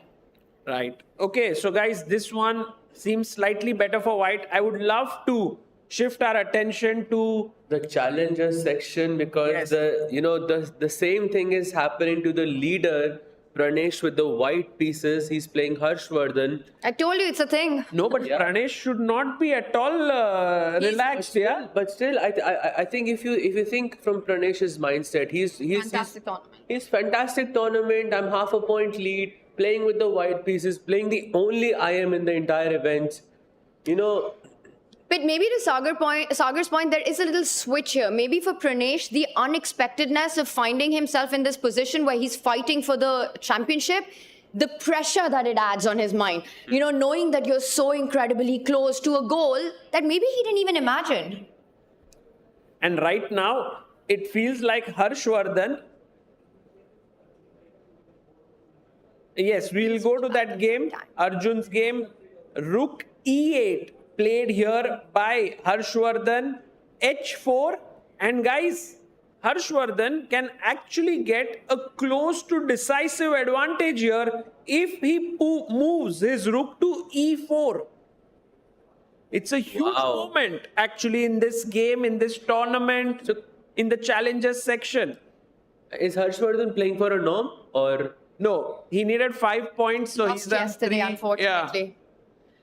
But how critical is rook to e4, the move that you're saying? Is it the only move that gives him an advantage? No, I think in general he has an advantage regardless. There's also bishop f8, dropping the bishop back. But rook e4 is kind of attacking this pawn, and after rook c1 to defend it, does anyone want to try here black to play? What do you do? Bishop f4.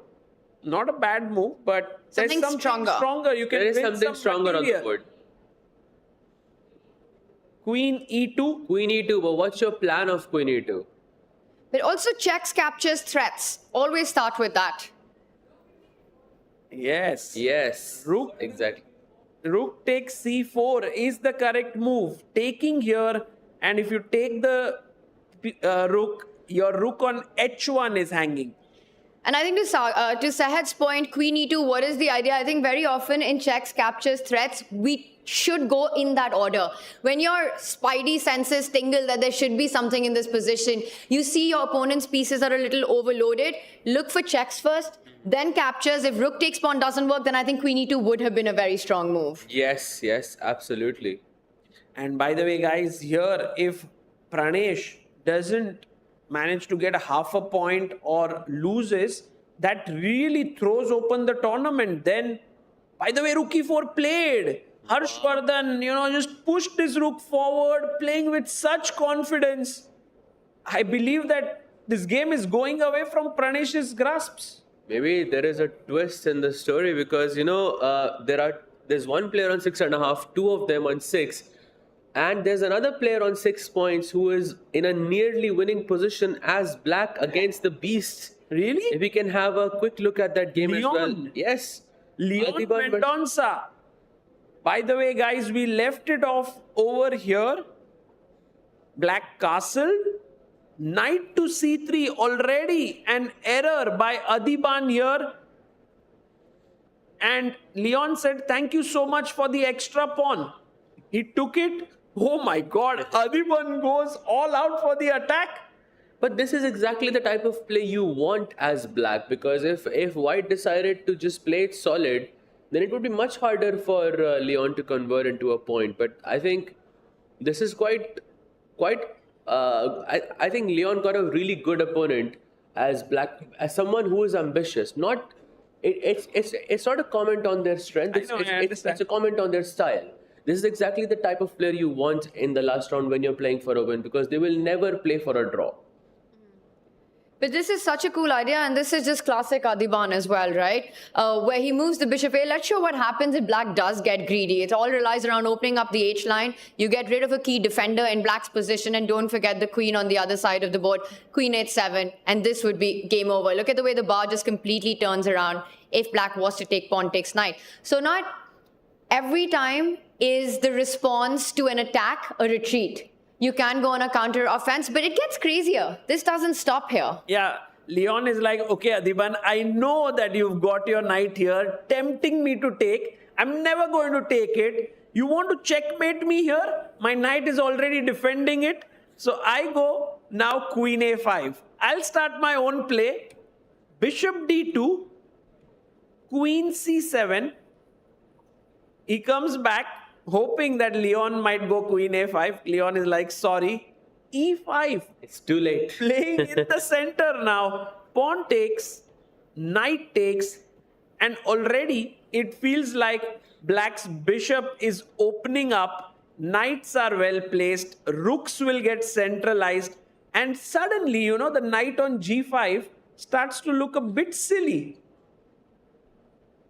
Exactly, and the bishop on c8 also has some future. If white ever castles on the long side, I can maybe even create some attacking chances with b5. Maybe not immediately, but they are definitely on my... You could also think about just unpinning the queen with queen to a5, and you kind of eye the a2 pawn, and the next you're jumping with your knight to g4, eyeing the f2 pawn. There are all threats on the board. So even though... What? Did you see the best move here after queen a5? White must find bishop d5. Okay, everyone plays king b1 though. yeah. Everyone plays, but what is bishop d5 in this? I have no idea. Kind of interference, yeah, with the defense of the knight. So if you take here, then I'll take on e5. Wow, this is absolutely crazy. And the threat is bishop f6 and queen h7 mate. Wow. No one is finding this, yeah? Yeah, except Well, Adiban. Adiban, if your name's Adiban, I think you can find things like these. Wow. But I will say one thing, for Adiban, the whole plan relies around the checkmating square on h7. That's the attack that he has on his mind. He has to try to find a way. Otherwise, black just has a free hand on the left side. So long castle still not played? Has he gone for it? No, not yet. Sorry. Not yet, Let me so go to he's the still live thinking. position. And a couple of words about Leon, actually, who might become the winner of the tournament, because until now we were all thinking Pranesh is in the pole position. But Leon is, by the way, born in the same year, 2006, this golden year of Indian chess, where you have Gukesh and Pranav and Leon and so many strong players. And he comes from the state of Goa. And he's like this very, very artistic and creative young kid. And that is shown in everything that he does. He's a musician. He plays the violin. He's given these exams called Trinity exams, which has different levels. And he's like right up there, some level 8 or 9. Wow. And he's able to play such amazing chess. And I think overall, the last 1 year or so has been a breakout year for Leon. Because he won the Tata Steel Challengers in 2024. He played the Tata Steel Masters, where he played against the best in the world. He didn't fare so well, but still he got a chance to play. And now this Chennai Grandmasters, if he wins this Challengers section, he'll get qualified to the Masters. He's done it at Wyke. He's trying to do it here. And I think his story goes back to even the pandemic days, right? Just that commitment towards taking up something and going through with it, where he found with his father, with his family, stuck in Europe, unable to come back to India. And then the whole tour trying to improve, to train, to play as many tournaments as possible, get those rating points, get his Grandmaster title even. And Leon single-mindedly did that. The support that he's had with his family. And I'll tell you, you're completely right. It does translate into everything he does. I've seen him on the badminton court as well. He's good. So incredibly good. He's very competitive, but also at the end of it, he wants to have, it's not just about the score once again, he wants to have these amazing ways to play. He shows this incredible technique even there. So it's about trying to find the beauty in things. Yeah, exactly. And today he has to keep his calm because, you know, as you come closer to the finish line, you can get a bit tensed. But for now, he's doing it in style. There's another player who has a chance to make it to the top, and that is Abhimanyu Puranik. However, in this game, Abhimanyu, who's playing with black, does seem to be under some pressure. Last move by Indian. Very cool. Rook D1. Very interesting indeed, because black, I mean, right now with Rook D1, I'm putting an X-ray on the queen on D8. My idea is D takes C5. You cannot capture back with your knight. A move like C4 is probably the most appropriate here. Not because maybe it's not the best move, but it's the move that keeps the game going on for a longer period. I don't want to exchange pawns. I don't want to balance out everything. So after C4, maybe you play B3, maybe you play D5. In each of those scenarios, the game is on, and I have a good chance to win. I might have a good chance to lose, but you know, I'm okay with that difference. I think Abhimanyu is quite a fighter. You know, he started with 4 wins in this event, was leading it pretty much until the last 2 rounds. Had that loss in round 7, I want to say, and the whole standings exploded. But Abhimanyu, he wants to fight for championship. That's why he's taking these risks. That said, I generally prefer white in these kind of positions with the central pawns that are there. If it goes into an endgame, I see the point with the C4, the 3 versus 2 majority. But until then, the activity around moves like E5 and D5, if they come at the right time, it just feels like white might have some pressure with those pawns, not just stopping at D5, but also D6. Great point there. I personally, I just don't like Catalan with either colors. And I would just want to avoid it as much as Which is why you became a commentator, because there's no escaping the Catalan. Yep, exactly. There is even when I was playing you, but yes, in any case, I think the game is on. I think with C4, objectively speaking, white does have a more comfortable position. Yeah. But white does have this sort of option to overextend with D5, D6, and you might lose that pawn on D6 at some point, which might, you know, turn things around. Also, let's not forget that Abhi has a 10-minute advantage over Indian, which can also count, I think, in the later part of the game. So let's see how this pans out. Yeah, in the challengers, we are heading towards a finish that no one knows who will win it. Will it be Pranesh here, who is slightly worse, and his opponent Harshvardhan is playing really good chess? Will it be Leon, who's clearly better and is playing Adiban, and Leon needs to win this but is half a point behind Pranesh? Or will it be Abhimanyu, who's slightly worse against Indian? This game is also going on. So Pranesh at 6.5, Abhimanyu Leon at 6, Adiban a point behind at 5. So for any good finish, Adiban trying to win there. I will say one thing though, I think the challengers, we're going to have a long day ahead of us, because this is what I love about Chennai Grandmasters as well. The tie breaks get decided on the board. They will play against each other in faster time formats, and we may have more than one player at the top, so it might go down to the wire. I agree. By the way, guys, Queen takes H7 has been played by Pranesh. And the bar goes even further down. It's a big mistake. And I don't know, what do you do So many here? twists, because if you think about this from Pranesh's perspective, I mean, he has done so well. Harshvardhan, who was a last-minute entry into this event, the only international master in the tournament, and he might be the player who takes down the leader, Pranesh, that too with the black pieces. What a just story. shows, What is going on? Chess is, anyone can beat anyone on a given day on the chessboard. Yes, true, but imagine what it's like to be Pranesh right now. Imagine having to accept all of this. That this morning when he woke up, he was playing white against the lowest seed of the tournament, and he had such a one classical win in doing what he has done for the last 8 days. And he would have won this tournament. He would have earned the right to play the Masters next year, and all of that is gone. Going away right now. Maybe not gone yet, but kind of, you're right, Sahaj, because in a way, The queen is almost trapped here. C4 pawn is still hanging. I was wondering if we could push our pawn to h5, at least base our hopes on this pawn, that it will queen. But let's ask the audience this next move, because I definitely missed this move, and I would be very impressed if anyone in the audience actually found this. So black to play. What do you think black should do here? Tough one, actually. Very tough one, I would say. Above 2000 level. Who was that? Oh, wow. Wow. What's your name, by the way? We couldn't hear it properly. Ritik. Ritik. Wow, Ritik is like too good. He's been finding all of the moves today. You are too good.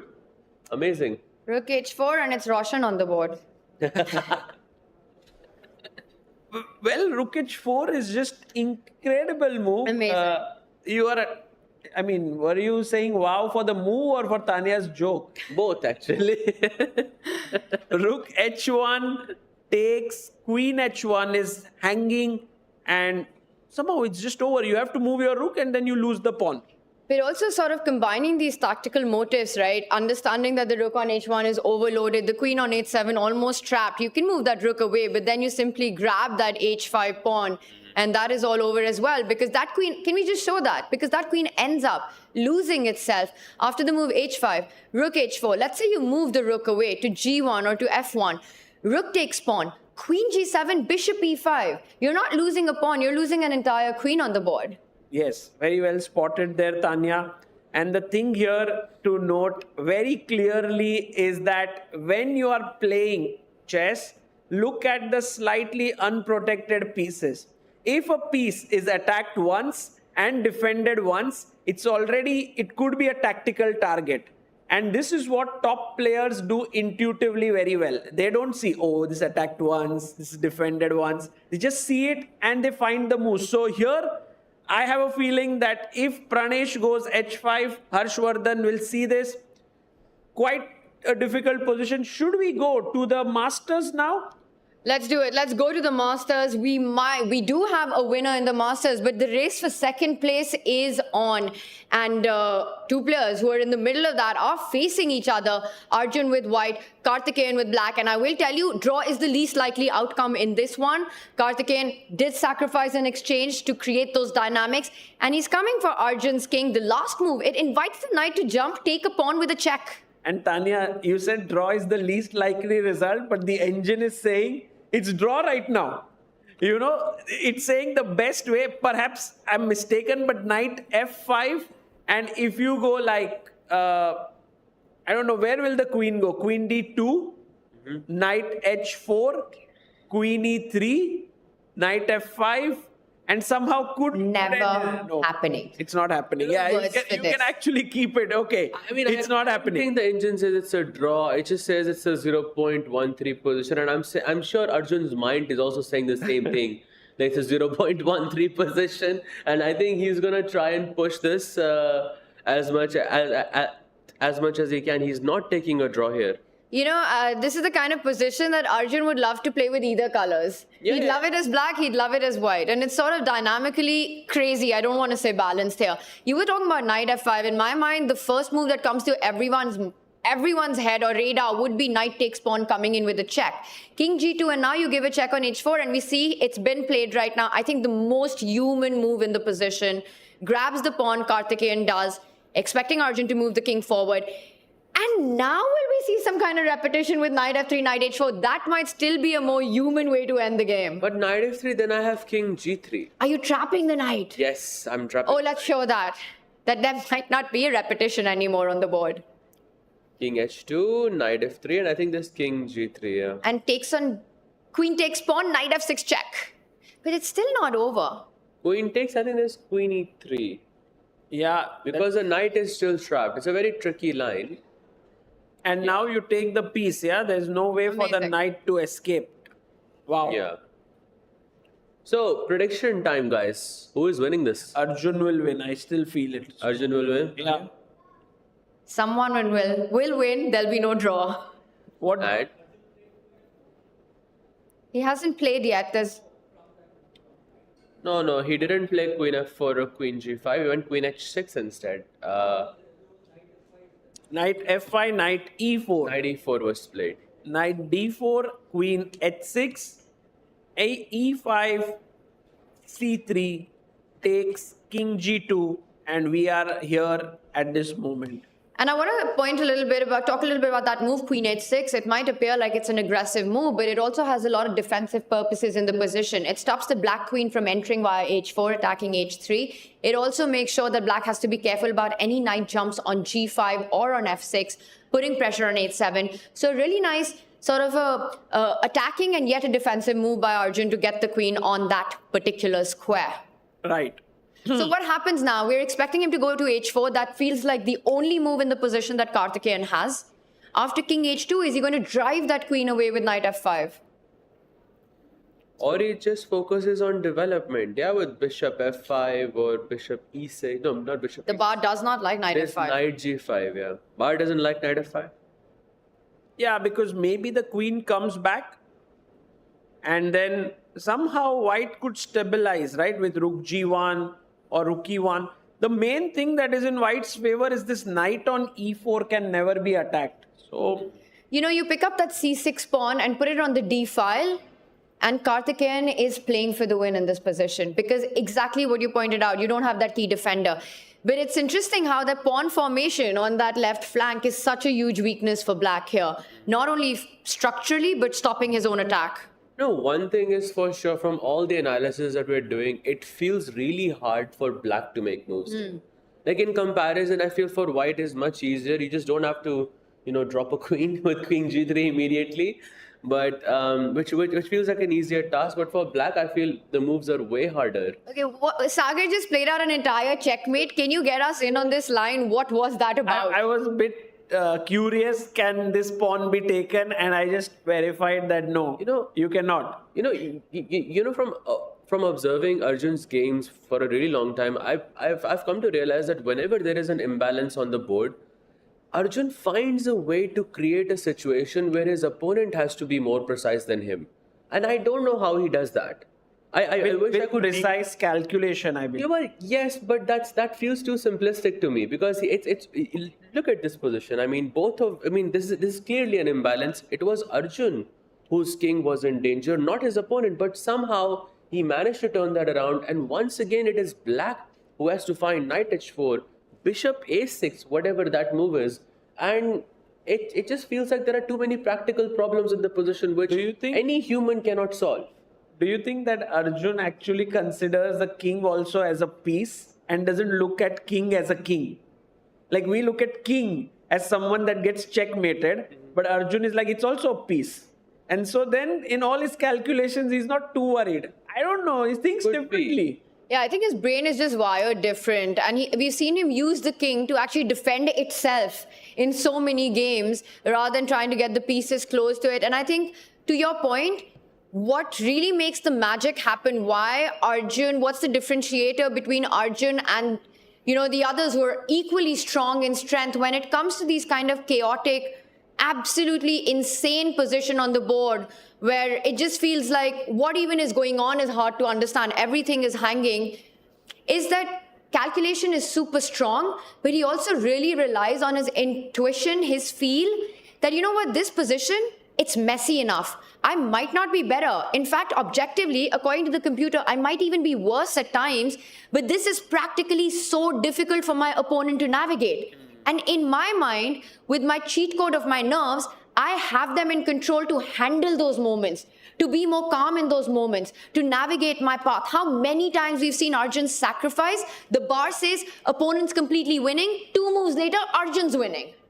Yeah. Exactly. And to be honest, it doesn't really matter who sacrifices because in this case, it was black who sacrificed in exchange. And yet again, it is black who has to be super precise here. Can we just have that move on the board, Sagar? After knight h4, king h2, black has to find bishop a6 here. Who in their right mind is going to play bishop a6 here? Guys, it makes no sense. It doesn't. It's very tough to think this way. And also there's a reason why Magnus Carlsen called him the madman, right? It has depth to it. For example, he could have said, oh, Arjun is a very aggressive player or something. But when you can't understand someone, you think like he plays like mad. Exactly. And so that name comes from Magnus also unable to understand Arjun. Yeah, and it's said in the best of terms for his play on the chessboard. But I also want to point out one other factor. I think Arjun's style of play, which is his biggest strength, and I think over the years we're going to see that happen, is one of the reasons why Arjun had this meteoric rise to crossing, being, I want to say, the 15th player in the history of the game to cross 2,800 on the official list, and the second ever Indian to do it. But somewhere, when he's playing the absolute elite world-class players in the world, you know, that can sometimes become, that asset becomes a bit of a liability, because you also have to have that versatility of playing extremely strategic, dull, slow positions.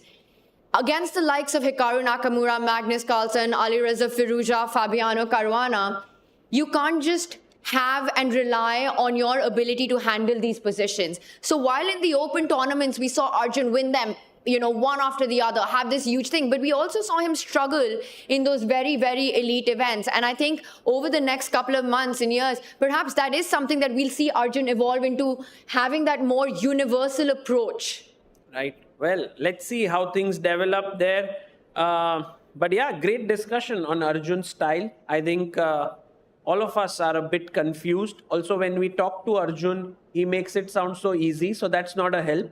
You know, you think, oh, we'll ask Arjun about the questions and he'll answer it. And he's like, yeah, I just thought this. And, you know, he makes it look easy. So perhaps it will always remain a mystery to everyone. Absolutely. And meanwhile, while, you know, Karthikeyan ponders over this knight for bishop a6, which, by the way, is not going to happen on the board, I can bet my house on that. Okay. Definitely not happening. And the reason for that is also because your bishop is eyeing the h3 pawn. It's the diagonal you want it on. Why would you place it on the edge? I just don't even understand why would I don't want to take d3. He wants to take on, I think that's the point, because Sagar was showing this line, right? If you take it immediately, let's have it one more time. Rook d1 and there's a checkmate on d8. You can't pick up the knight on e4. So after a move like bishop a6, you renew that threat. Right. Okay, guys, I want to draw your attention to Jordan versus Anish. I believe this is going to be decisive. I also feel Anish is feeling the flow. Right now, c4 he played. Queen went to c2, attacking the pawn. It was protected. Knight to g5, attacking the h7 pawn. Knight f6. e4 played. Ooh. And what the hell? e5 by Anish Giri. That's a great move. It's an incredible move. Sahaj, I also want to sort of applaud with you. Can you do it? That's a great move, right? What a move, yeah. Tremendous move here. e5. Okay, Jordan said thank you for the knight. It's insane actually how refreshing Anish's chess has become in the morning. Maybe morning rounds suit him. Maybe you're something onto something. Your thing about, you know, Anish is half Indian, you know, him liking morning rounds. I think you might be onto something. But this is fascinating. He gives up a piece at the center of the board to build a big center himself. Those two pawns are way worth more than a piece. They're not going to stop there, right? c3 is coming on next. d3 ideas. Also the fact that Jordan had to castle, you know, into the jaws of fire right here with those d4, c4 pawn just shows how difficult the position is. Let's back up. The reason that he did this, you'd love your king on the king side. You know, if you could castle as white, pawn takes knight, pawn takes pawn, if that was to happen, you just don't even have time, I think, to go bishop e2. Rook e8 is coming in. c3 is coming in. Ideas of d3 after rook e8. You just don't have the momentum to get your king to safety. Yeah, exactly. That's why he rushed into castling queen side. But now just a5 and the position is kind of, he goes c3 first, which is also, I guess, pretty decent. Your bishop's almost trapped, by the way. I think I say almost, I take that back. It is trapped. Can't go to f4, can't go to e3. Bishop e1 runs into black to play. Yes. So you don't lose the bishop, but you lose your knight. Yep. Very, very sharp play there. You know, Anish has around a minus 1.6, 1.7, which should be technically winning. But he also has 16 minutes on the clock. Oh. So Very big it point. can go either way. And also, guys, right now, there's a chance for Jordan to just move his king away because the bishop is not hanging, the queen is hanging here. So then you can put your bishop back on c1. So there are these chances of the game getting super complicated. The best move, by the way, guys, was perhaps to push a5 and after ba, then go c3 because the rook is open. But Anish played it a bit too soon, it seems, c3. And let's see how Jordan reacts. Well, he can also just think about the fact that Anish's queen is pinned on c7. So as long as pawn takes bishop doesn't come with a check, you save it. So maybe this is the moment that Jordan has to just sidestep with the king to b1, go king b1. You're vacating a square of bishop coming back to c1, which would be a great defender. You're also fighting against queen f4. And I see the bar doesn't slide, so perhaps king b1 is the resource here. Yeah, it's a good one. It's a good move here. By the way, we should really jump to Pranesh versus Harshvardhan because a queen has been sacrificed or blundered. I'm not sure what was it. My goodness. So what happened was after rook e8, he went rook b1. So Pranesh really kind of going totally wrong there. Bishop e5, completely trapping the queen. Was it a queen blunder then? I don't know, like queen h6. Yeah, this is a... I missed perhaps this move because if you go rook h8, he was planning to escape from here, and then Harshvardhan just closed down the trap. Yup, so this means he's lost. It's over. The game is over. You know that pawn on h7, it's that mouse trap, right? You give up a pawn, you provoke the queen into that mouse trap, and then you just shut the door on it. The bishop sliding over, taking away all the escape squares. But I will point out, things were already extremely dire for white. Yeah. He was busted, I think, even regardless of being able to win that queen, but a beautiful, beautiful way to finish it off, nonetheless. It's so sad and heartbreaking for Pranesh. Yeah, I'm sure he's going to learn from this experience, but this in itself is quite heartbreaking. That's for true. Especially because that's true. You have this amazing run. You've played against the best in the field, and at least on paper, you're playing the underdog on in the last round. You consider yourself a favorite. You almost feel like, you've done all the hard part, and now this must be my championship because the stars have aligned. I've managed to get through the biggest hurdles, and I'm playing, the lowest seed of the tournament, who's on 3 points currently out of 8, so has had his own difficulties. I've got this, and I start with the white pieces. Right. And so can we say with almost, not almost, but 100% surety that Pranesh will lose this one? Yes, because there is no chance that he will survive this.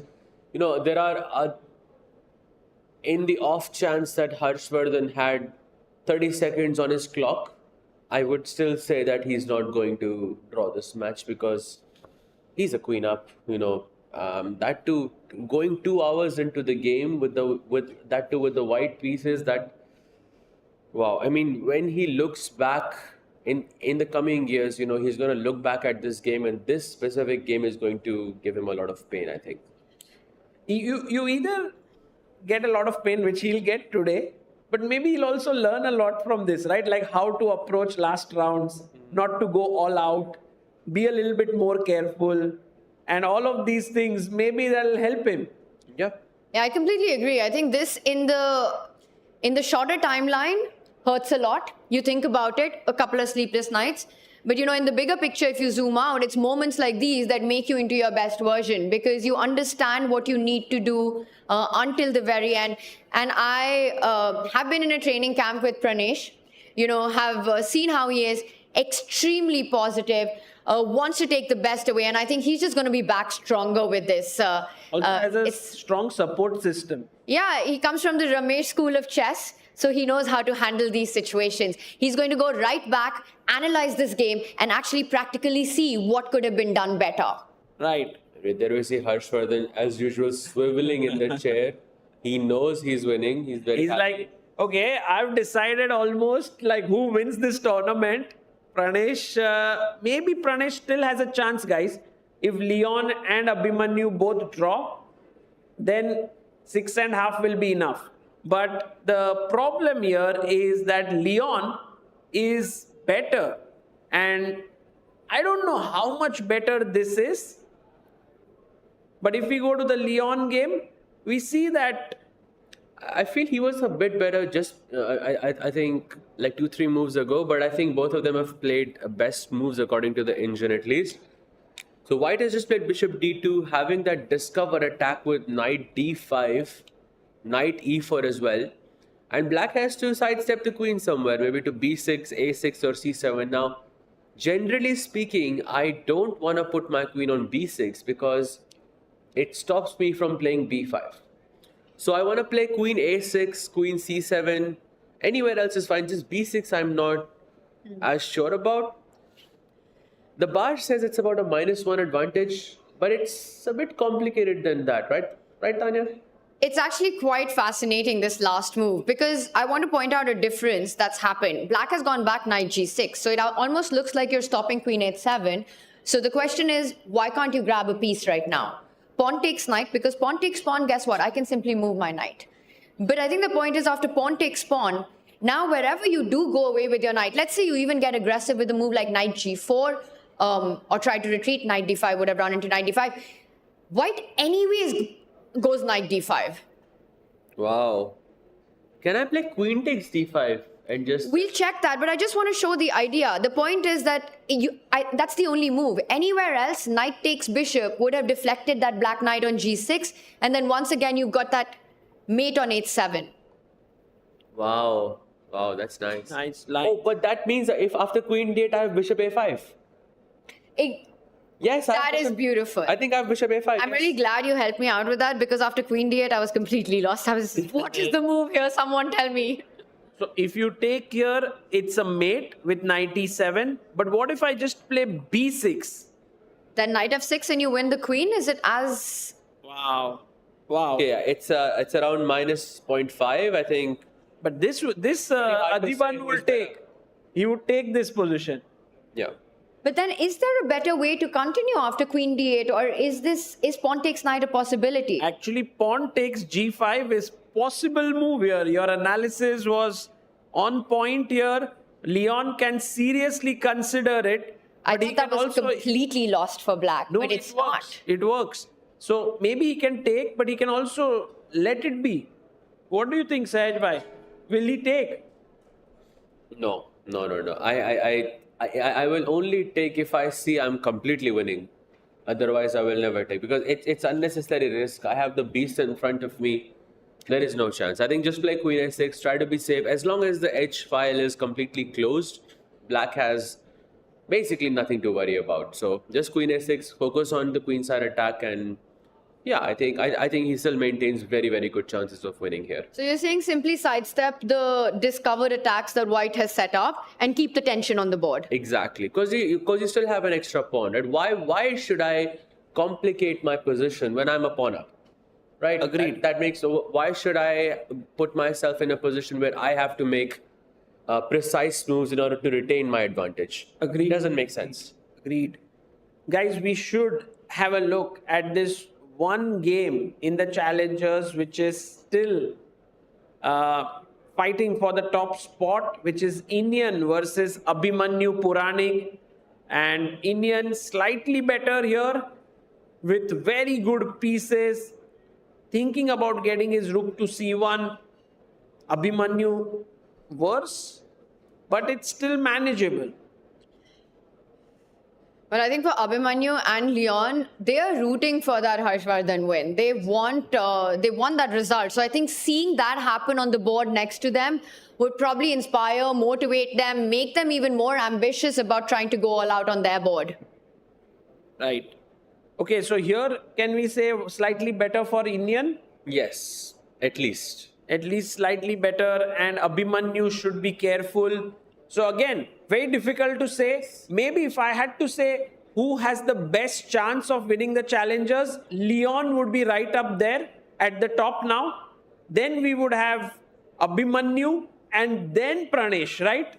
Well, To me, I think Pranesh is still half a point ahead, and Abhimanyu has to draw this match, which is not an easy task, I would say. I think it is still manageable, though.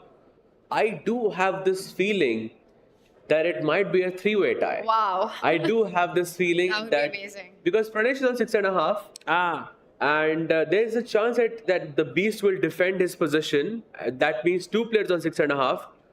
And Indian and Puranik, I mean, it's not losing. Yeah, you can save this position with accurate play.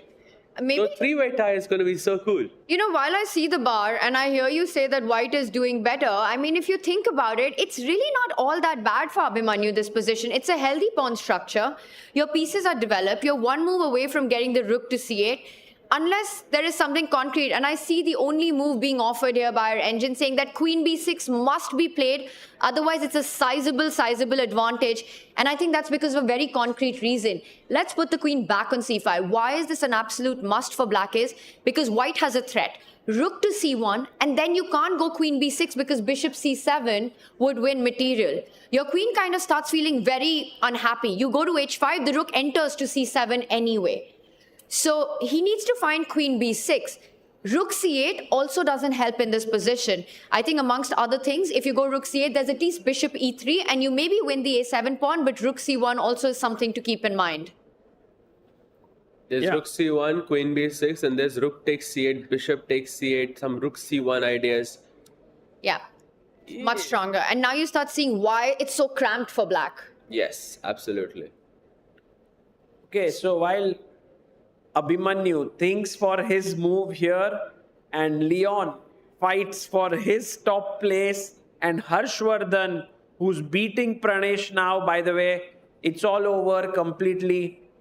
I don't see anything. He has just a rook for a queen and couple of pawns. It's time for us to head over to the Masters.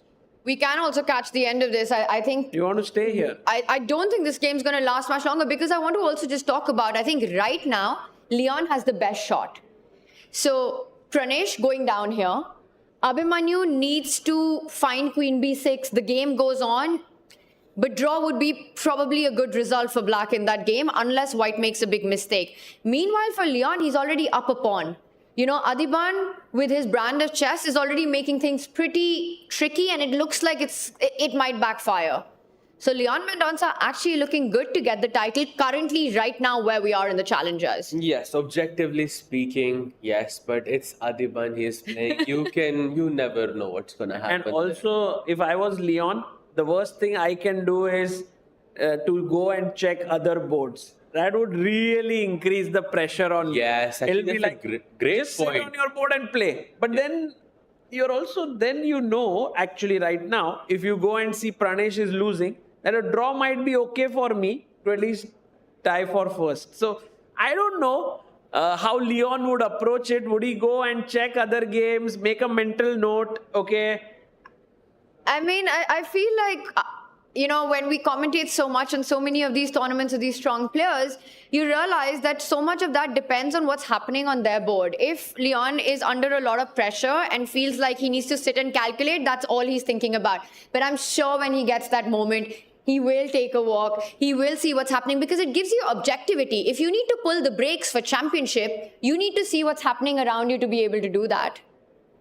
Right. Okay. So right now, Rook C1 is on the board here, and we do not have a move. You can look at Pranesh there. He is quite upset. He knows there's nothing much left. There's only one trick that I can see is if black is super careless and does something like this, then we have Rook takes C4, Queen takes C4, and Nice. exactly, that's the final hope. That's just too much to hope for. The final trick in the position. But the way Harshvardhan has handled this game, he's not going to allow it. I think it's just about... And this is also very instructive, you know, you're completely winning, but you don't rush your decisions. You take your time. Because turnarounds do happen in chess. So to be careful until the very last move is the takeaway here as he sits back. I think, Also- Tanya, this will go on for like 15 minutes. Let's That's do my, it. my feeling. Yeah, for sure. Because Pranesh will be like, okay, I want to play till the end. I'll hope something. It's too much at stake to just resign. Actually, you know what, Sir? Sorry to interrupt you. Come to your point. But I'll point out that if you trade a pair of rooks, the bishops are off the board, and it's only queen versus rook. We're looking at some fortresses that are possible. I was going to say the exact same thing I just can now. feel it. I can feel it. So yes, if the bishops are traded off the board, that's you don't even have to trade the rooks. I think it's just a straight draw right then and there. Wait. Oh, by the way, guys, we have our first result in the Masters section.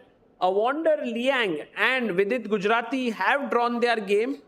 It was a very solid game. So that means the tournament ends for 4 out of 9 for Vidit and 4.5 out of 9 for Avander. I think a very decent event for Avander. He played almost even to his rating, 2700 performance, while Vidit lost 8 elo points. Yeah, not the best of events for him. Especially that loss against Karthikeyan is probably hurting him Yes. the most. But I think overall, I think a pretty decent performance. Especially in those crunch moments, yeah. Especially when he has less time on the clock. This is where Vidit seems to struggle the most Yes. in this tournament, at least so far. But yeah, a great performance by both players. Guys, I am actually very keen to go to Nihal Sareen versus Pranav game. We haven't checked that too deeply, but we did see the Nimzo Indian opening where Nihal was trying to slowly get space. And right now, he's reached a point where he has so much space on the board and such nicely positioned pieces that Pranav is going for some very dangerous ideas, I think, with G5, G4 or something like this. Wow. Pranav really creative here. But this is looking very, very good for white. I mean, you already pointed out the space. The harmony in white's pieces feels like a lot more as well. For black, when you have to make moves like G5, G4, you're already feeling the pressure in the position. There's a D6 weakness that can always come under fire. The white knight jumping to E4, maybe the queen landing on G3, putting pressure on D6. And I'll also point out one more move. In these kind of structures, what you really want to do is get rid of black's dark squared bishop. Because of the holes around the black king then become that much more weak. So there might be ideas that Nihal will potentially have of retreating his own bishop and offering a trade, trying to do just that. And if black falls back with bishop c1, if black falls back, then the bishop can find itself on f4, putting pressure on the weakness. Right. What were those arrows? Sorry. They went a bit wonky. Okay, so right now it seems like Nihal might be able to take this one, but it's still early days. He's looking good. We had this game between Anish and Jordan, which was reaching the peak of excitement when the pawn came forward with c3 and Jordan did find king b1. Anish Giri on 8 minutes 43 seconds, guys. Oh, and our blue arrow appears to help us, the unofficial fourth commentator on the booth. A5 is the best move and by quite a margin here. But I also want to say it's not a very difficult move to find, especially for a player of Anish's caliber. Just simply, it's kind of screaming out to be played, right? You want to open up your rook on that file. You also want to just threaten pawn takes pawn, rook a4 coming in. Pawn takes pawn, queen a7. Thank you very much, game over coming in. I'm expecting him to find this. Yeah, but why hasn't he made a move since like 8 minutes or so? I mean, he has 8 minutes on the clock. I mean, any move is hard to find when you have 8 minutes on the clock. But A5. yes, how much time did it take? He took 8 minutes to play A5. Yes. And now he's left with 8 minutes. Yeah, I think he has to speed up, Anish. I don't think this is a good sign. This could actually turn badly for him. if there was no increment, I would be inclined to agree with that. I have a feeling that Anish realizes that the next few moves are super critical and could actually just end up in him having a decisive advantage. And with a 30-second bonus time every time you press the clock, if you're able to create that, because he's down a piece, he can't let Jordan off the hook right now. So it's very important for him to keep that pressure, getting a5, finding these critical moves, and then perhaps the feeling that he'll be able to build on that increment once the dust settles. It's a good point. However, I feel that with 8 minutes on the clock, maybe you're buying time for the next 5 to 10 moves to retain that advantage. So from Jordan's perspective, he just has to not end up in a completely lost position in the next 5 to 10 moves. And if let's say after move 28, the evaluation is minus 1.2, Anish is going to be playing all seconds. Yes. And that means he's going to, like any human would, in those moments, you're not going to be able to keep that advantage unless it's a stable one. This is not a stable position at all. And you remember this happened to Nihal many times. It has happened to Vidit so many times that when you're winning and then suddenly the position becomes equal, but you don't accept that. You keep trying to play for the win, you overextend, and then you end up losing. We have seen it so many times at the top level, and I think this game is just a blueprint for that.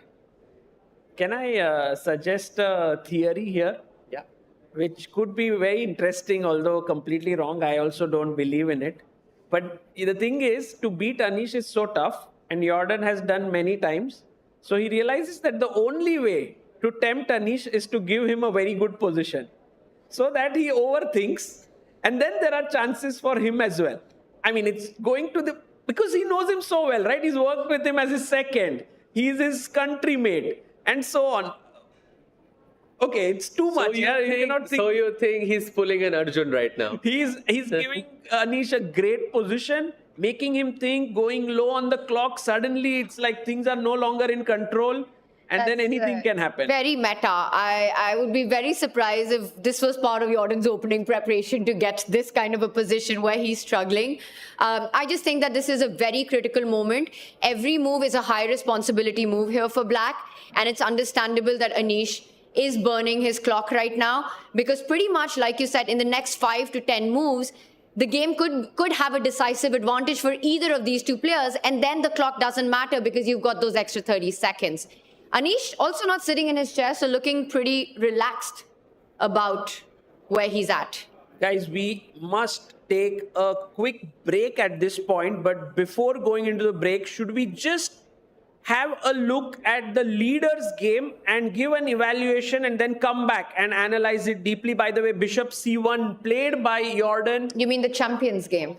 Oh yes, the champions game, Vincent Keimer. And guys, Vincent has actually equalized the position and is in fact in very, very good situation. He never thought about C5. He just put his pawns this way. Very nice play. Oh, he also has 20 minutes more on the clock. I think all the pieces are left on the board. A lot of complications in the position, and to be honest, if Ray keeps this sort of time difference, then I think he's going to be in trouble. Yeah, and this could mean that Vincent could move to 7 out of 9, a 2900 performance coming in for him. But guys, on the other side of the break, we'll be delving in more deeply into the positions. So stay tuned.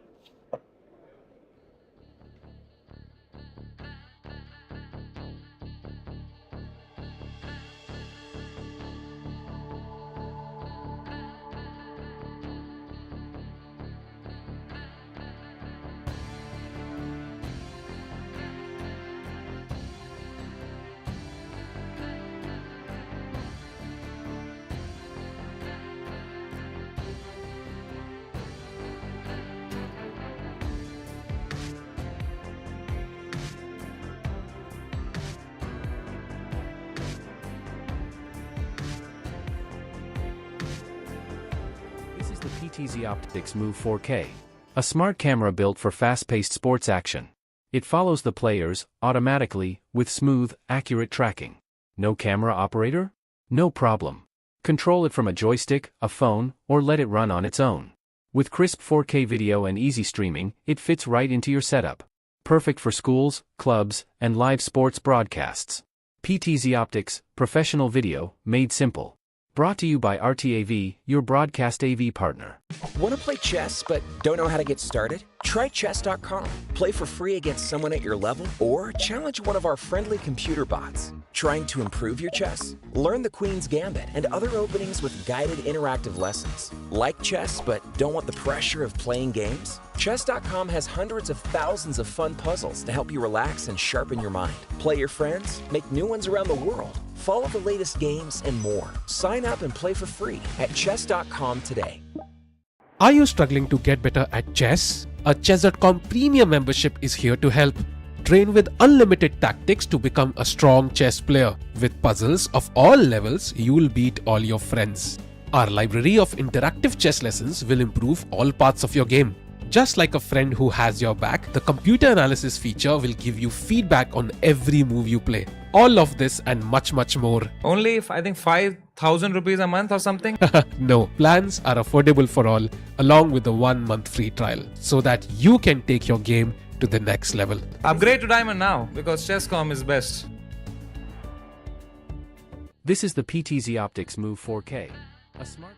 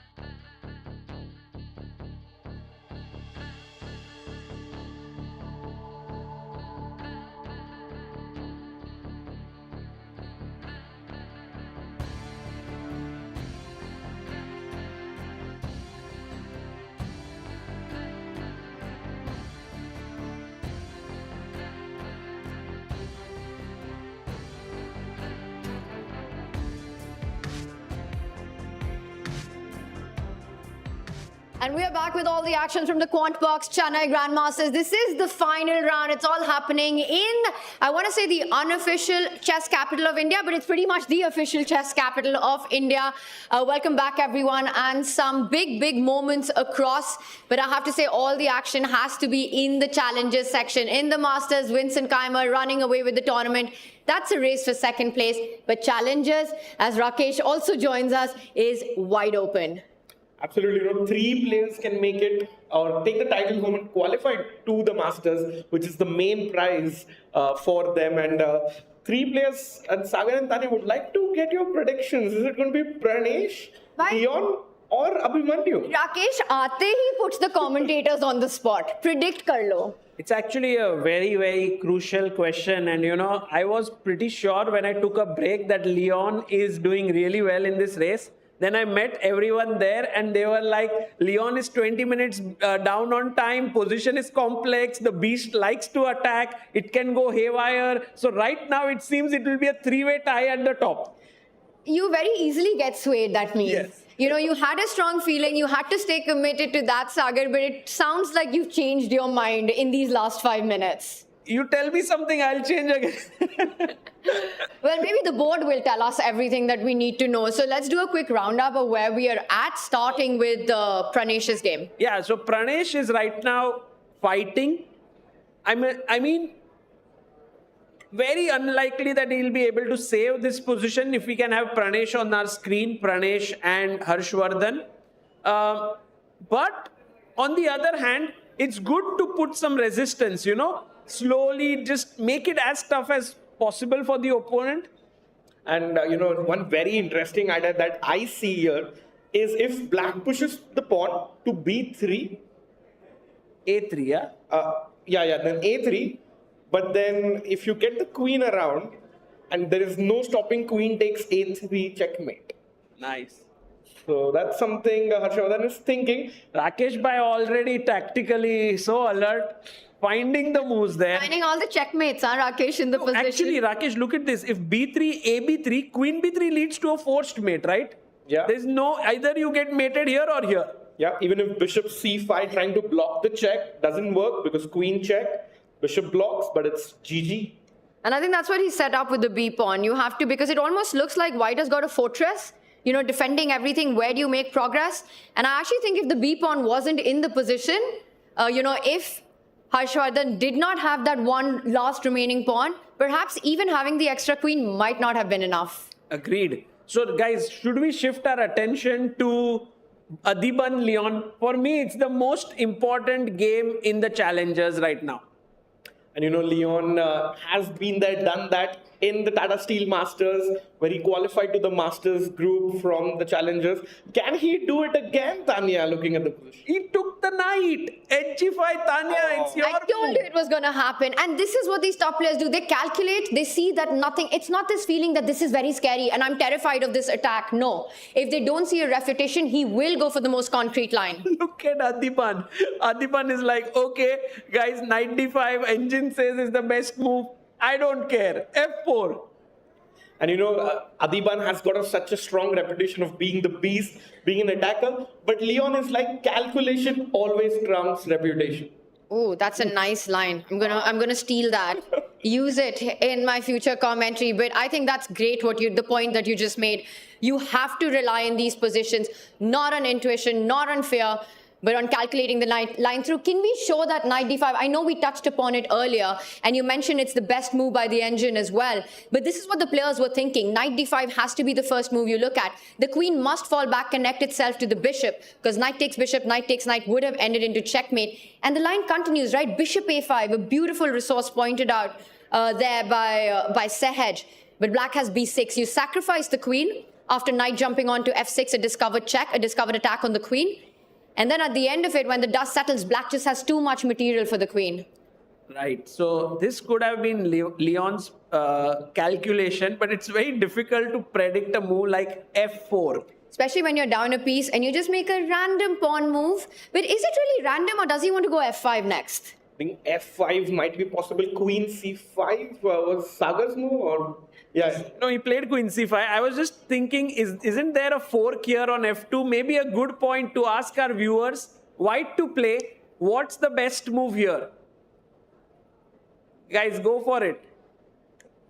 There's a fork, you're already a piece down. Has to. Yeah. Very nice. Well done. Knight to e4, attacking the queen and also attacking the knight on f2, and it's Adiban who takes over. So queen c5 by Leon, the best move. And right now we are in this live position. The problem for Leon is that it's not like a very clear way to stop Adiban's initiative. He's better, but time is only 13 minutes on the clock. A piece is a piece, and I think Leon needs to be careful for the next maybe 2 or 3 moves. Consolidates the position, he wins. Now, I just realized that f5 right now isn't possible because the queen and the bishop defend that square. So is there a way that perhaps Adiban, who needs to put pressure in the position, e4 is something that comes to mind? But this is the problem, no? The fork. So maybe even rook f1 is another move that could be on the agenda here, now reinforcing the threat of f5. Right. I think this is a decent move, and if Adiban gets his pawns rolling, it should be an interesting game. Then again, Leon is better. He's playing really well. The question is, can he find the best moves, and how many best moves can he find in 13 minutes? And just piggybacking on that f4 move, what if white goes e4, trying to get that queen on the h line somehow? So knight f2, bishop c1, let's say. Now you can't take on d1 because queen d1, queen h5 might be coming in. Man, Rakesh bhai, going all out for the attack seems like a great plan. And then, if it happens on the board, humans can get really scared. I'll tell you one thing, out of the 3 of us, I think Rakesh, his style of play is the closest to Adiban. Yes. So I think all these ideas is exactly what Adiban also wants to do. That f4 move is not just about pushing pawns, but clearing pathways for the queen to join the attack on the h line. And the thing is, we know Adi very well, right? Yeah. He's a player who doesn't care about material deficits in a position. It's not, his brain sort of thinks differently. He's looking at ways to create an attack, to get to the black king. For him, this is just a very interesting position where he's fighting for the initiative. I don't even think Adiban thinks he's that much worse here. The image that I get in my mind is Leon standing here, and there's this finish line, and in between is Adiban with his tricks, standing in between. Can Leon surpass this final hurdle to reach the Masters next year? And Adiban playing on his birthday, you don't want to lose on your birthday. To Adiban. So he'll be trying to, get his bag full of tricks and play on Leon's time. 13.5 minutes for Leon. That might be on Adiban's mind. Like, let me put pressure and take Leon into deeper time trouble. And right now, Leon's the one who's picking up the gifts here because he got that extra knight. But will we see some of those favors being returned or not? Still a very complicated position. And I've always felt that in these cases, the eval bar becomes the evil bar because it says that black has this huge advantage. But once again, from a human perspective, very difficult. He does go for a move that we were looking at. Stops knight f2, reinforces f5. Adiban attack incoming. Yeah, and rook d8, Sagar bhai, only move. Yeah, Whoa. it's like the only move to keep a big advantage, and it's not so easy. There is b5 also, and even if he finds rook d8, if he takes 6 or 7 minutes, Adiban will be super happy. But we got to go a little deeper into this position because it's clear what Adiban wants next, right? It's almost a pre-move in this. You want f5. f5 and we live. Yeah, I think Adiban is all in at this point. f5, f6. So what happens? Rook d8, best move, black advantage, hearing all of that. But what's the response to f5? Are you going to counter-sacrifice and win the f5 pawn then? Yes. Right now, the point is this square, this bishop is a little bit overloaded, or the queen is overloaded in defending the bishop. So you take here, and if rook takes, guys, black to play, what do you do here? Go for it. Queen is hanging. Very good. Yeah, counter attack. So good. Rook takes d2. If you take the rook, this hangs. If you take, if you take the queen, I take your queen and black is winning. So f5 is not yet coming in after rook d8, but can Leon find this move is the big question. We can come back to this game very quickly. Should we also, just to get a complete picture of who's fighting for the top prizes, Abhimanyu has perhaps made an inaccuracy. He's half a point behind Pranesh and his position looked fine, but he plays f6. And what an insane move is that? Rook d7. You know, Sahaj is not here, but he touched the golden pawn, never moved the f pawn. And Tanya, rook d7. What a crazy move here. That I don't think Indian finds it, yeah? Very tough. Yeah, Ben Feingold will not be happy with f6 right now, which has happened. Rook d7, I think we need to break this down. But can we just see how we got here? Can we do a really quick action replay? Because this really is the fight for championship in challengers. We left it at this point where queen b6 was played. So Abhimanyu on top of his game until that f-pawn moved forward. b4 breaks on the flank. A trade creates a weakness on a3. And this was it. Instead of f6, he probably just had to unpin himself. Yeah, I think queen a5 was a great move. The position would have been slightly worse for black, but nothing huge. f6, the problem for Indian is that he has many good moves here. He has knight to d3, he has knight to d7. So in a way, to play rook d7 is not so easy.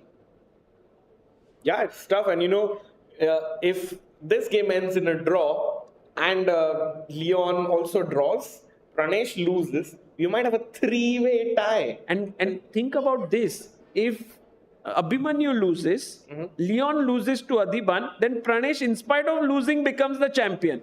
Wow. So everything is possible. Like Pranesh, can we show Pranesh's video right now? Because he must be so unhappy right now. But there's an outside chance that he could actually win by even losing.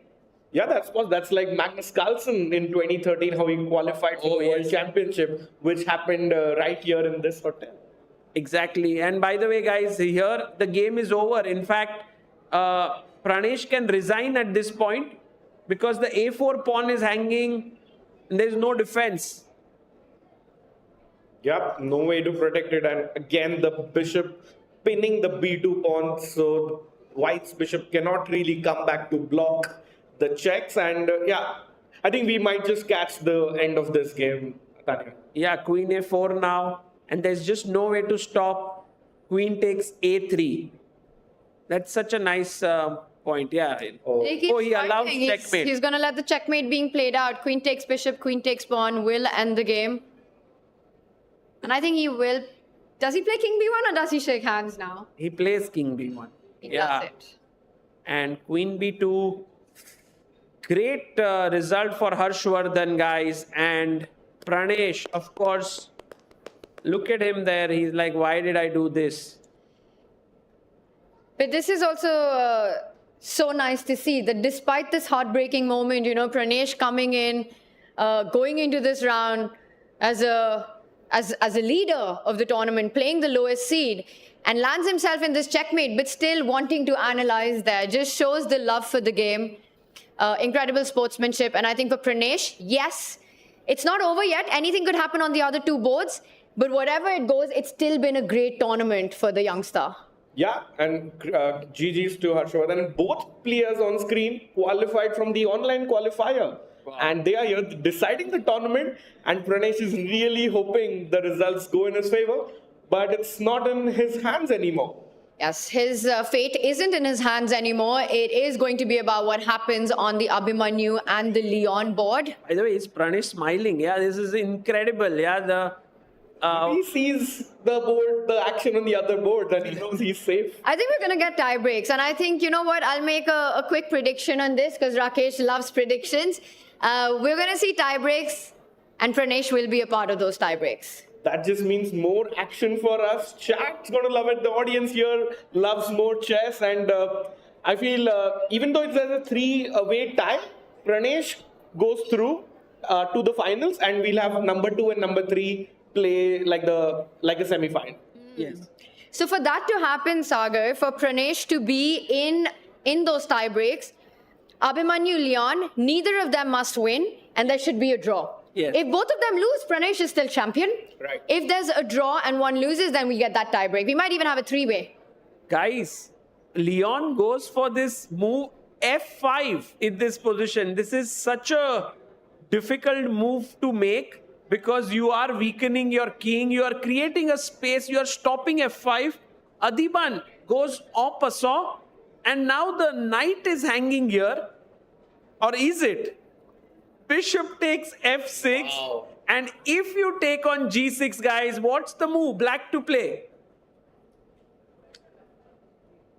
Bishop F5 check, and you lose the queen. Insane. Okay, so Leon very alert. Okay, Adiban didn't take it. Adiban is thinking now. This is just an absolutely nuts position, right? White is down a piece. Not even for a pawn, by the way. It's 5 versus 5. A whole piece down.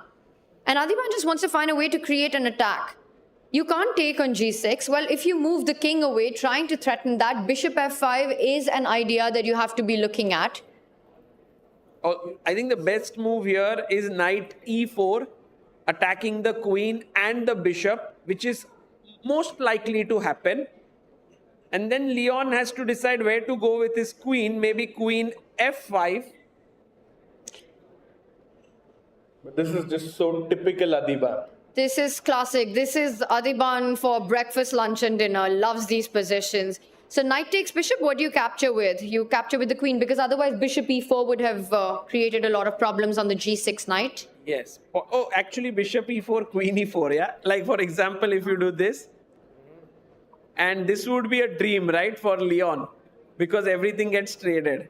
But Missed that completely. E4 might be better here, and then Adiban is back in the game. In fact, the evaluation is just equal. I mean, that itself is so crazy, right? What do you mean by equal in this position? Yeah, nothing. Only a computer can nothing. evaluate. It means 0. 0.0 literally means 0.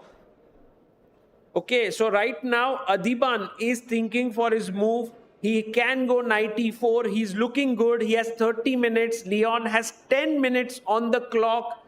Abhimanyu, did Indian find... Oh, Indian hasn't made his move yet.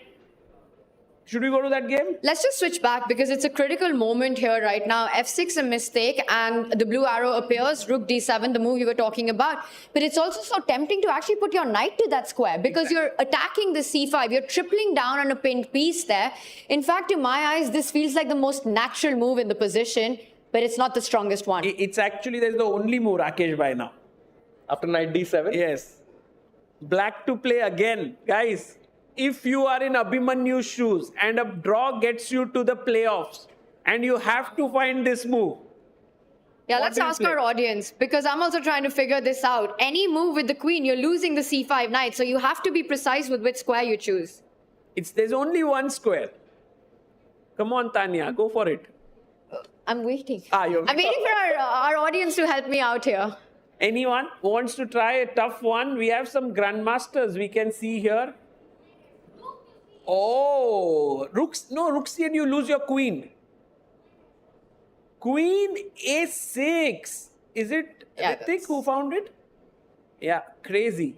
Queen A6 because the queen is hanging. You know how it is. Ritik's got the moves always.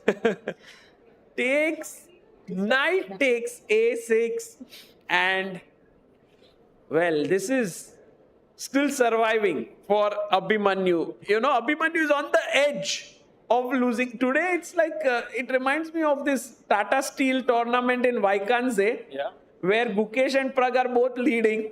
Both lose.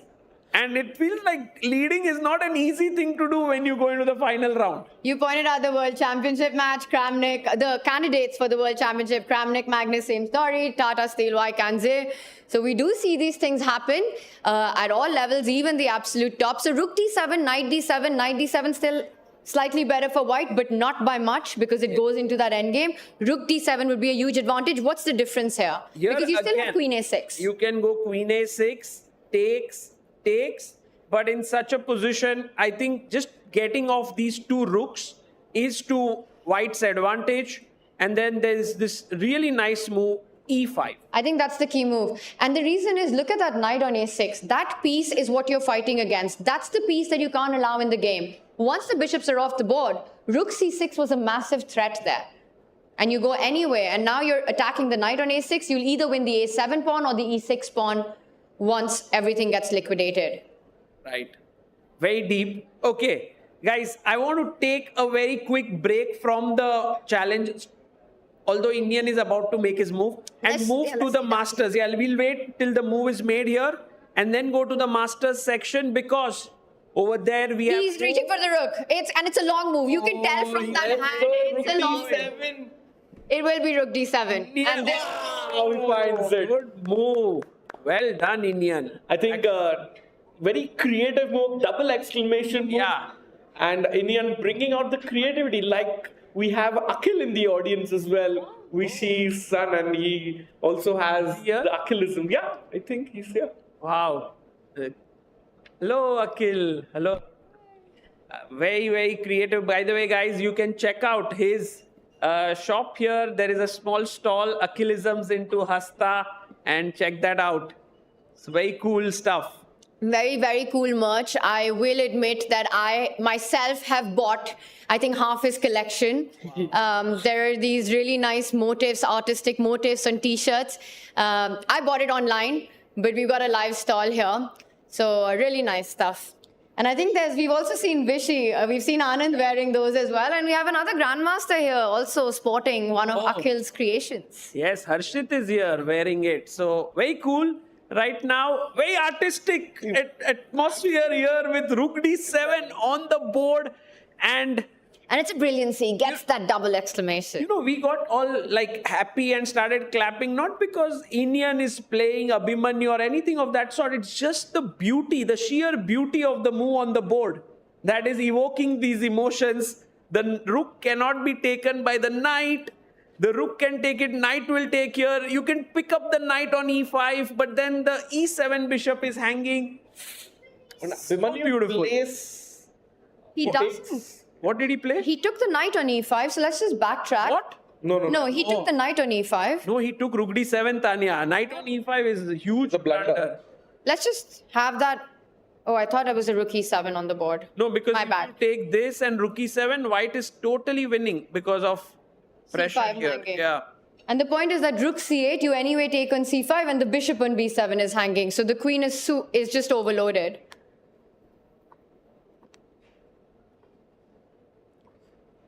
So right now, with rook d7, knight d7, we are reaching this end game. And it's like Indian has calculated the entire thing. Do you think he's seen e5? I think so. Will he go He for will e5? play it instantly. Instantly. You know, Indian is like that. He sees like a sequence, he just plays it boom, boom, boom, boom. All moves one after the other. Great chess. So he took all that time before going rook d7, not figuring out is knight d7 stronger or rook d7, but going down this entire path and finding the key move in this endgame. Yeah. Okay, so basically right now, Abhimanyu is on the edge. Okay, draw is still possible, but he's very close to losing, right? And we have Pranesh who has already lost. And finally, a very quick look at Adiban versus Leon. This game I just can't understand. Leon under 5 minutes, and this is the last moment before he jump into the Masters. But Rook h5. I think this game has the most number of question marks and mistakes, but rightfully so, it's a spectator's delight. It's that Mikhail Tal's forest of complications, right? That's what happens in these positions. It doesn't matter what the computer says. It doesn't matter what the engine's best line is. Because for the players to find those moves is so hard. Your calculation starts going wrong. You have these brain fogs, right? It's tough to understand. And then you just start hallucinating that 2 + 2 is equal to 5. And only one person comes out of that forest usually. And so many of Tal's quotes are channeling Adiban's thoughts here. Tal also says, like that, no? yeah, there's always a clock besides the board. And look at Leon's time. Tal also had said there are right sacrifices and there are my sacrifices. I love that one. And I think he also said sacrifice first, think later. And that's very Adiban.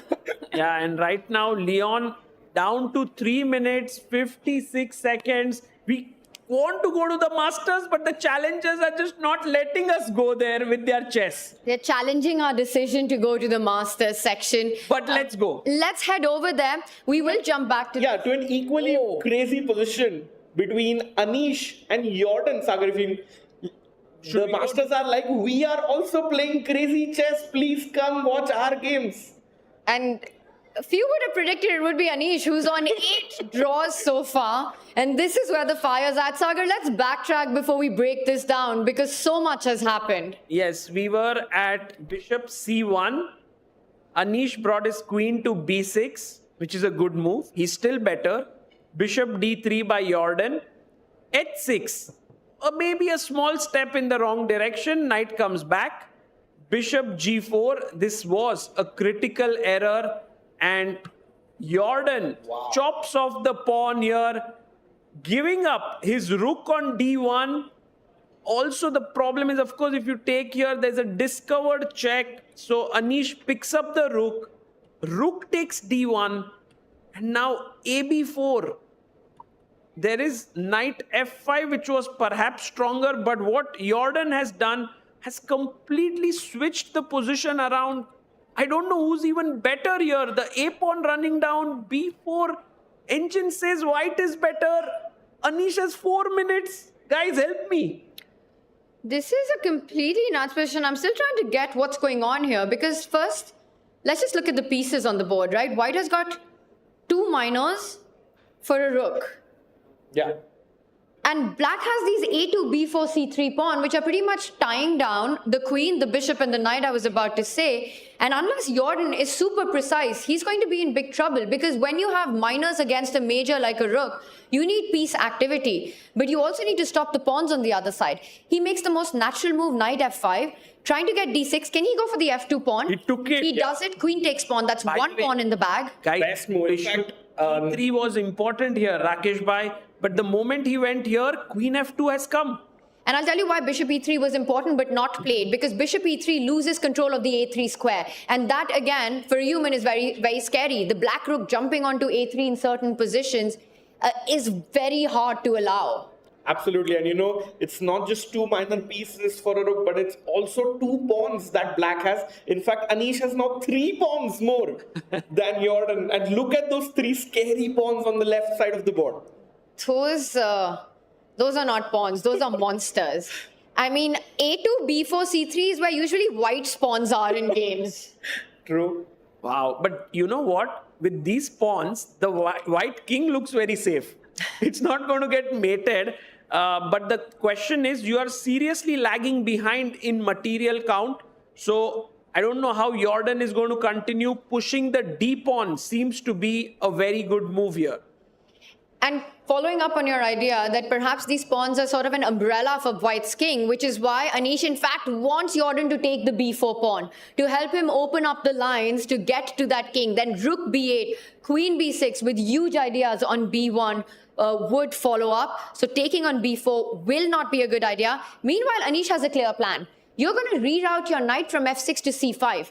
Yeah. Get that queen to move away and then push the B pawn forward. Okay. Also, it's great to see, 2 good friends, that's number 1 and number 2, not agreeing like a friendly draw at the QUANTBOX Chennai Grandmasters, but going for each other's throats. I think that ship sailed when Vaikansey happened. In that tiebreaker where Jordan beat Anish to become the champion. Dirty flagging. There was, but flagging in tiebreaks, it's encouraged. So that's what had happened. Anish, of course, went on to win the Masters next year, but what a championship that was by Jordan. And since then, there's always been a lot of excitement when these two face each other. Yeah, for sure. And, Anish leading 2-1 in their head-to-head. But nobody wants to lose, especially in the last round. They might have the same flight to Amsterdam back. So there's going to be some tension there. You know, they're teammates, good friends, but I also believe that there was a little bit of tension when Jordan was part of the Magnus Carlsen team for the 2021 World Championship match. Yeah, for sure. And somebody who's part of this World Champions team was Vincent Keimer. And let's see. He's how winning Vincent is again. Again? I mean, winning might be a bit too strong, but look at this. He has a huge advantage with black pieces. He might score 7 out of 9. He might reach 2900 performance here. And what? He might cross 2750 again. That's insane. What a performance by Vincent here. But just to show you guys what happened here, like a few moves before we left it at bishop d6, h5, it looked around equal. But then suddenly Vincent got his knight from d7 to b8 to a6 to b4. He jumped here and then he moved his bishop back from b7 to come here. What maneuvering, man. This guy understands where the pieces belong. And I think that is one of the reasons why Vincent Keimer is also such a strong freestyle chess player. He just has a feel of these positions, of understanding where to develop pieces and what's the appropriate square. I mean, I just really liked what you pointed out there. You know, the knight, it goes from one edge of the board. You spot that this is where I want my piece, and you make that route happen. Then you decide, what is my second worst placed piece in the position? I need to improve my bishop. And he does that. And you know where he gets this understanding from? Peter Lego. The one and only. Just such a classical, fundamental coach there, player, challenge for the World Championship match in 2004. I think one of those players you can say really deserved to be world champion, but wasn't. And I think this feel for these pieces and where they belong, a lot of that credit goes to Peter. Absolutely. I'm sure he's watching this right now. Proud. With a lot of, I think now the pressure is reduced because Vincent has already won this tournament. But still, this victory will be huge. I think 7 out of 9 is a huge score. It's very tough to score 5 wins in a 9-game tournament. And with this field as well, right? A stacked field, a closely contested battle, this one. And Keimer wasn't even the top seed. So to come in here, but he has been having quite a great year so far. You know, he's taken down Magnus. He's had those big wins, taken down Fabiano Caruana in Weissenhaus, and coming here, just unstoppable, Rakesh. Absolutely. And you know, this tournament is in fact also little special for Vincent, of course, breaking the top 10 and everything. But he was in Chennai during the previous edition of the Chennai Grandmasters. He was having a training camp with Gukesh at the same time. So definitely knew this was happening. And he's won it this year and can't wait to have him again next year.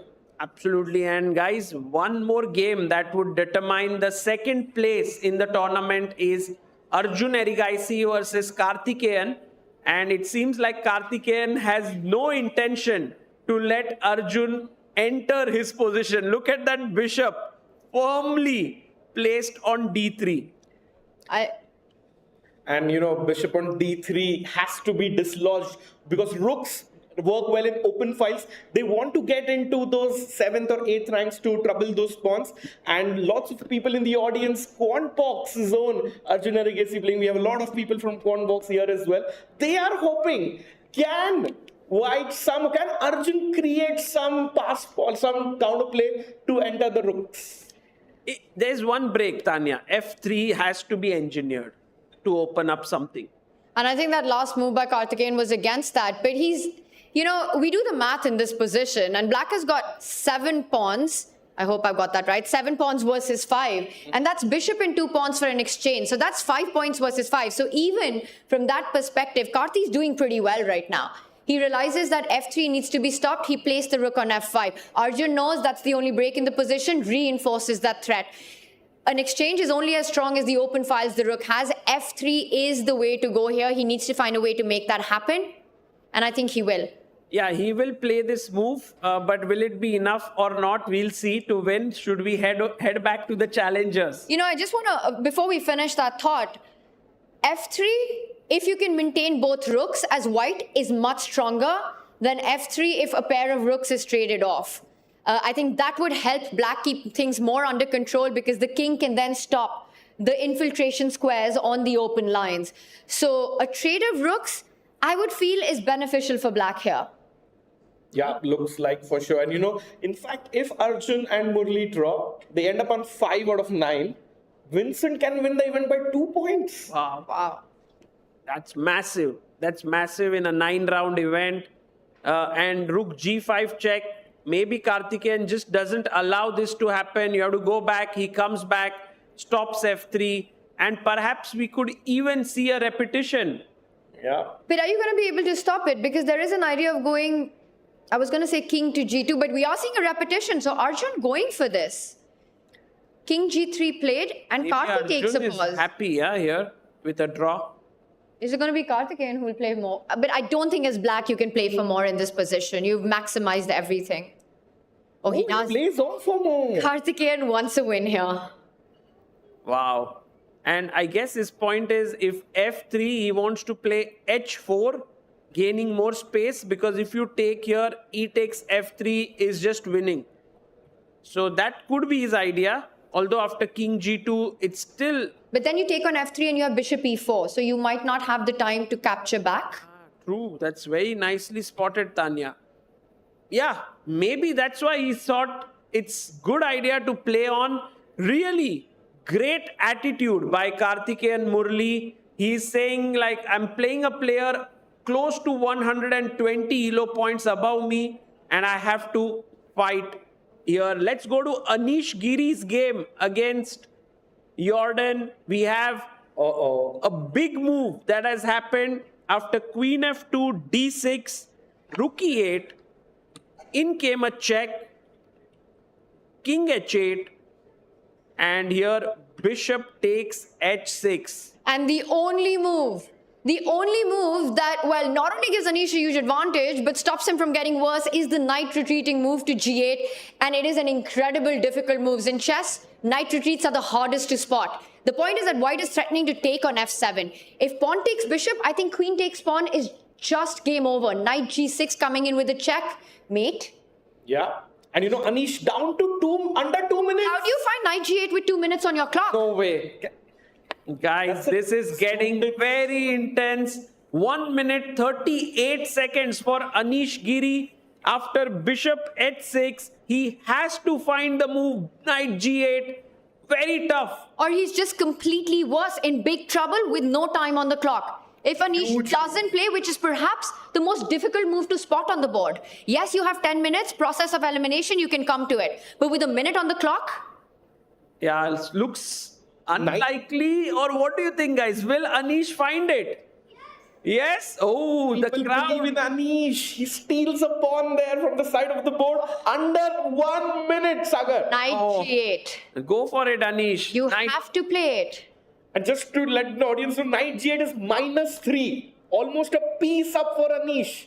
Well, because once you play Knight G8, you really trade off this knight on E7, which is such a monster. Because it's trapping the black king in a mating net. Anish Giri getting ready to make his move right now. He has to move. There's no time to get ready. If he defends the F7 pawn, the bishop retreats, Rook D3, Rook H3 will be checkmating ideas. Anish will not have enough time then. Tanya, can you read Anish's hand and say what move he's going to play? It did feel a little bit when he leaned forward that it was going to be the knight. I think he spots it. No, He's 20 seconds. He's going for the other rook, it seems. He's not looking in that direction. Oh! It's a retreating move. That is a retreating move. He's playing Let's go. The way he's reaching out. 9 seconds. Oh, but he got the wrong square. He makes it to the wrong square, Anish Giri. Anish. Only move bishop to E3. No, but that bishop E3 gives an advantage, but I mean, white is now having even bishop. What? Bishop D2?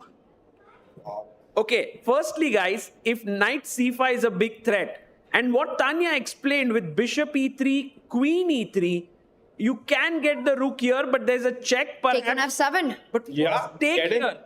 This is over. Knight G6, Queen H5, all these threats. Anish played Knight D7, Knight G8, blocking your own king, cornering your own king is such a hard move to make. And you can see Jordan's expressions. He can't believe what has just happened. You know, Jordan, the kind of player he is, I think he finds bishop e3. And the difference here is that after bishop e3, you can simply take and the knight on e7 gets traded off. So knight g8 was more like, this knight, please get out from here. But knight d7 does nothing to remove this knight. And bishop e3, a deflecting move, very important. Anish had to go all defense, but he's gone semi-defense with an idea of an attack on c5. But he will not get enough time if Jordan spots bishop to e3, and he's got 25 minutes on the clock to find that. Yeah, he will find it. Anish played the last move with just 6 seconds. That is why he has 36 seconds. That is not minutes, guys. Yeah. And let's just show that one more time, because there's another very important detail to knight to g8. After knight g8, bishop e3, queen takes bishop, queen takes pawn, knight takes knight, queen h5, there's queen h6 on the board. Your queen suddenly from e3 is beautifully placed. But none of this works if you can't get rid of that knight on e7. Right. So right now with knight d7, this is the move. And if he doesn't find it, then Anish is winning again.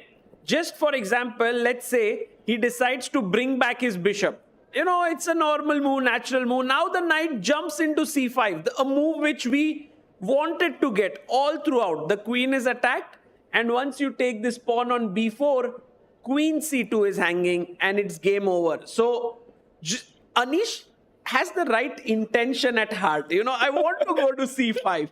It's just the specifics which are not working for him. But you know, the point is that with 25 minutes on the clock, if you sit down and calculate, I think, again, process of elimination will guide Jordan to this decision. Let's take the options into account. You can't move that knight from e7. Black goes rook e1, wins the game. That's not an option. Bishop takes pawn, king takes bishop, no problem. Not enough pieces to give checkmate. If you come back to any other square, you see knight c5, and you realize that that is lost for you. If you move the rook from d1, you don't have any good square. Basically, Jordan doesn't have any other move except bishop e3. You can't move the bishop from c2, queen b2 trades off everything. No, what you said, Tanya, sounds very convincing. He's going to find it. You'll see him play this out. Bishop e3 is such a tough move if you think about it, because in a way you are putting a piece on an undefended square. So I do get it that because we saw this move, it is the move. Yeah, here it's the only move. But do you think like Jordan is also thinking about something else? Maybe he's thinking, no way. That's the point. You think if you have 1 minute, bishop e3, very difficult. But when you look at the whole board, you measure all your options, you realize everything else is losing. Yeah, and bishop. Let's ask our audience, no, here, guys, bishop e3, likely? Is it like obvious? It's not obvious for sure. Very few people think, yeah. Not that. But do you think he finds it? Do you think he plays it? Yes, I think he plays it. Well, Anish needs to find, Jordan needs to find it, or else Anish wins this. We'll stay here, yeah? Let's stay here because this is a huge moment for Jordan. And you know, By the way, guys, I need to shift to Vincent Keimer completely winning. Wow. It's game over. He's plus what right now? Plus 9? No, come on. Something went wrong, yeah? He's up a rook. There's a rook missing from the board. No, one second. I think something in broadcast went... Yeah, rook takes c6 was played. Rook c6, queen c6. Okay. So there's a technical thing. So let's go back to Jordan right now. Still he's winning though. Vincent will win. An advantage. Yeah. And what a way to finish the tournament if he does, right? A last round victory, dominating there, but it's all eyes on this board. Let's have the players on our camera as well. Jordan van Foreest, you know, he's known for his creativity. And there he is. He's taken a pause as well. Mm-hmm. And you just sit and calculate. Ooh. You know, we've got a grandmaster here with us, Vishnu, in our studio. Vishnu, what do you think? Will Jordan spot this idea of bishop e3? How does a grandmaster sort of come to this conclusion that you have to play bishop e3 here?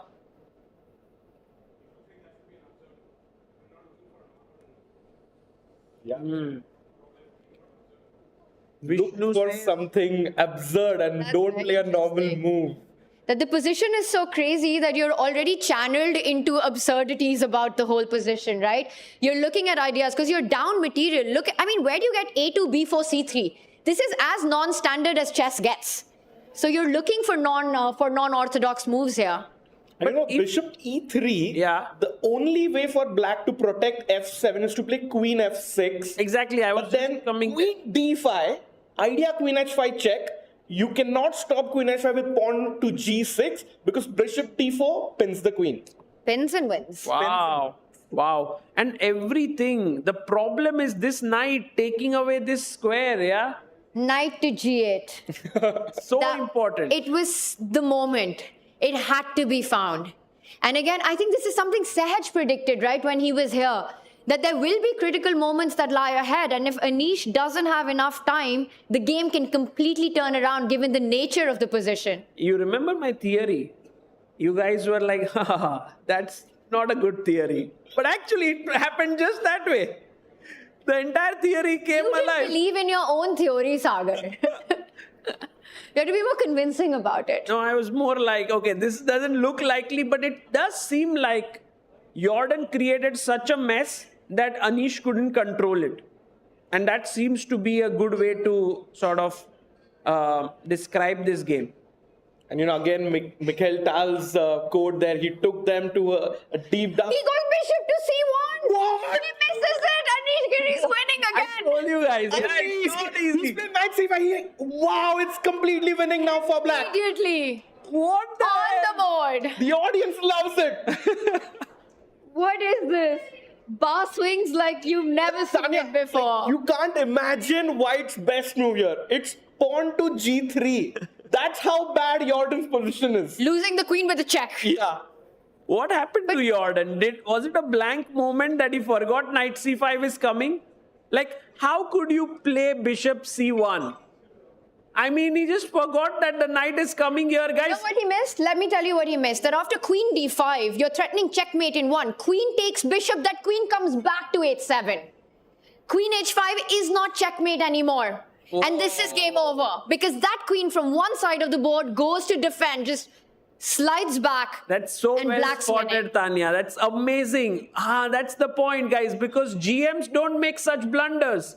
And this is the oversight. He wanted to checkmate. Anish was like, aha, Jordan, my queen will come back and you have to resign. And this is the moment when Jordan realizes it. You look at him on the camera and he knows this is over. Knight c5 was not missed by Jordan Van Foreest. Yeah, and Anish Giri, look at him. He's so excited now. He knows he's winning. Game over. Oh, he's even taking a bottle of water and... Wow. Do you think Anish had spotted bishop e3? I'm not sure. So. I think so. He Not might. sure. Yeah, you Definitely. think so? We'll ask Anish when he comes here. I think It's his first win of the first tournament. win. From literally the jaws of defeat, Look at Anish, look at snatches the Anish win. there. And it was one move. Anish could have been lost, and now he's winning. And Jordan knows it, that there's no checkmate on the board that exists anymore. Jordan was having some problems with his contact lenses, but a blind spot in the last round loses him. A very nice game by Anish. But this was perhaps one of the most exciting games of this event. And Jordan is going to resign here.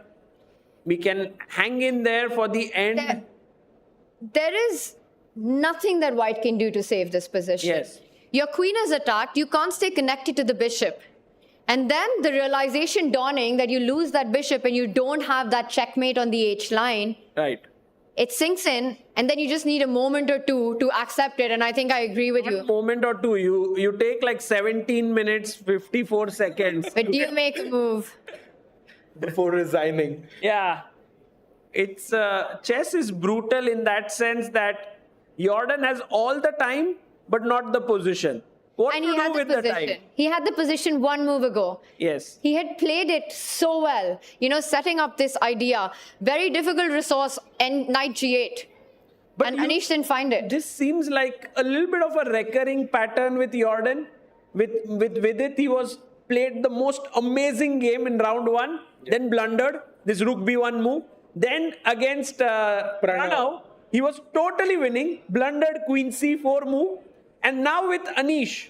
And perhaps it happens with the most creative players that they are not extremely precise in their calculations, and that could be the reason.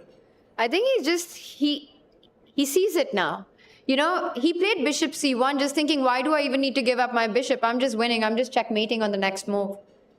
But he realizes, and let's just show that one more time, Sagar, the problem, what it was, the blind spot, as you said, about this position. This is what Jordan was relying on. This looks so tempting, right? Queen in the center, attacking, checkmating one. And everything else apart from this move is winning. But this is what Anish wants to do. And check, drops back, and if you count the material, black is like exchange up, 3 pawns up. And also no time to chill because knight b3 is a checkmate in one. This is heartbreaking. And I think Jordan also, this is the moment where he's thinking about bishop to e3. I think now seeing knight c5 on the board, whether it was on his radar earlier or not, you know, what's gone is what you start to regret in these times. Yeah. Well, he'll resign very quickly now. It's going to happen, which means Anish Giri moves to 5 points. He's moving a lot on his chair as well, Anish. You know, he knows that this is going to be his first win. Yeah, but what a big win, right? Because if Karthikeyan and Arjun draw, then Anish joins them on 5 points, which means he becomes joint second in the tournament.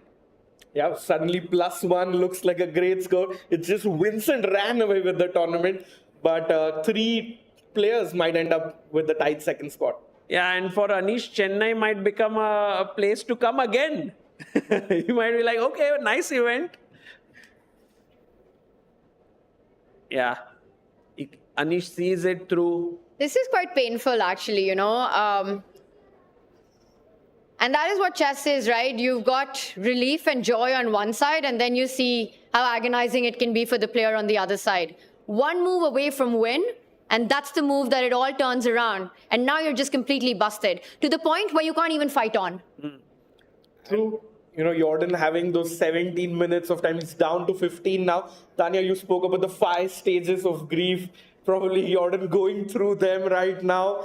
It's heartbreaking, especially losing the last round game. Yeah, and the 5th stage of grief is acceptance. In chess, there's a 6th stage, and that's resignation. And I think we're going to see that.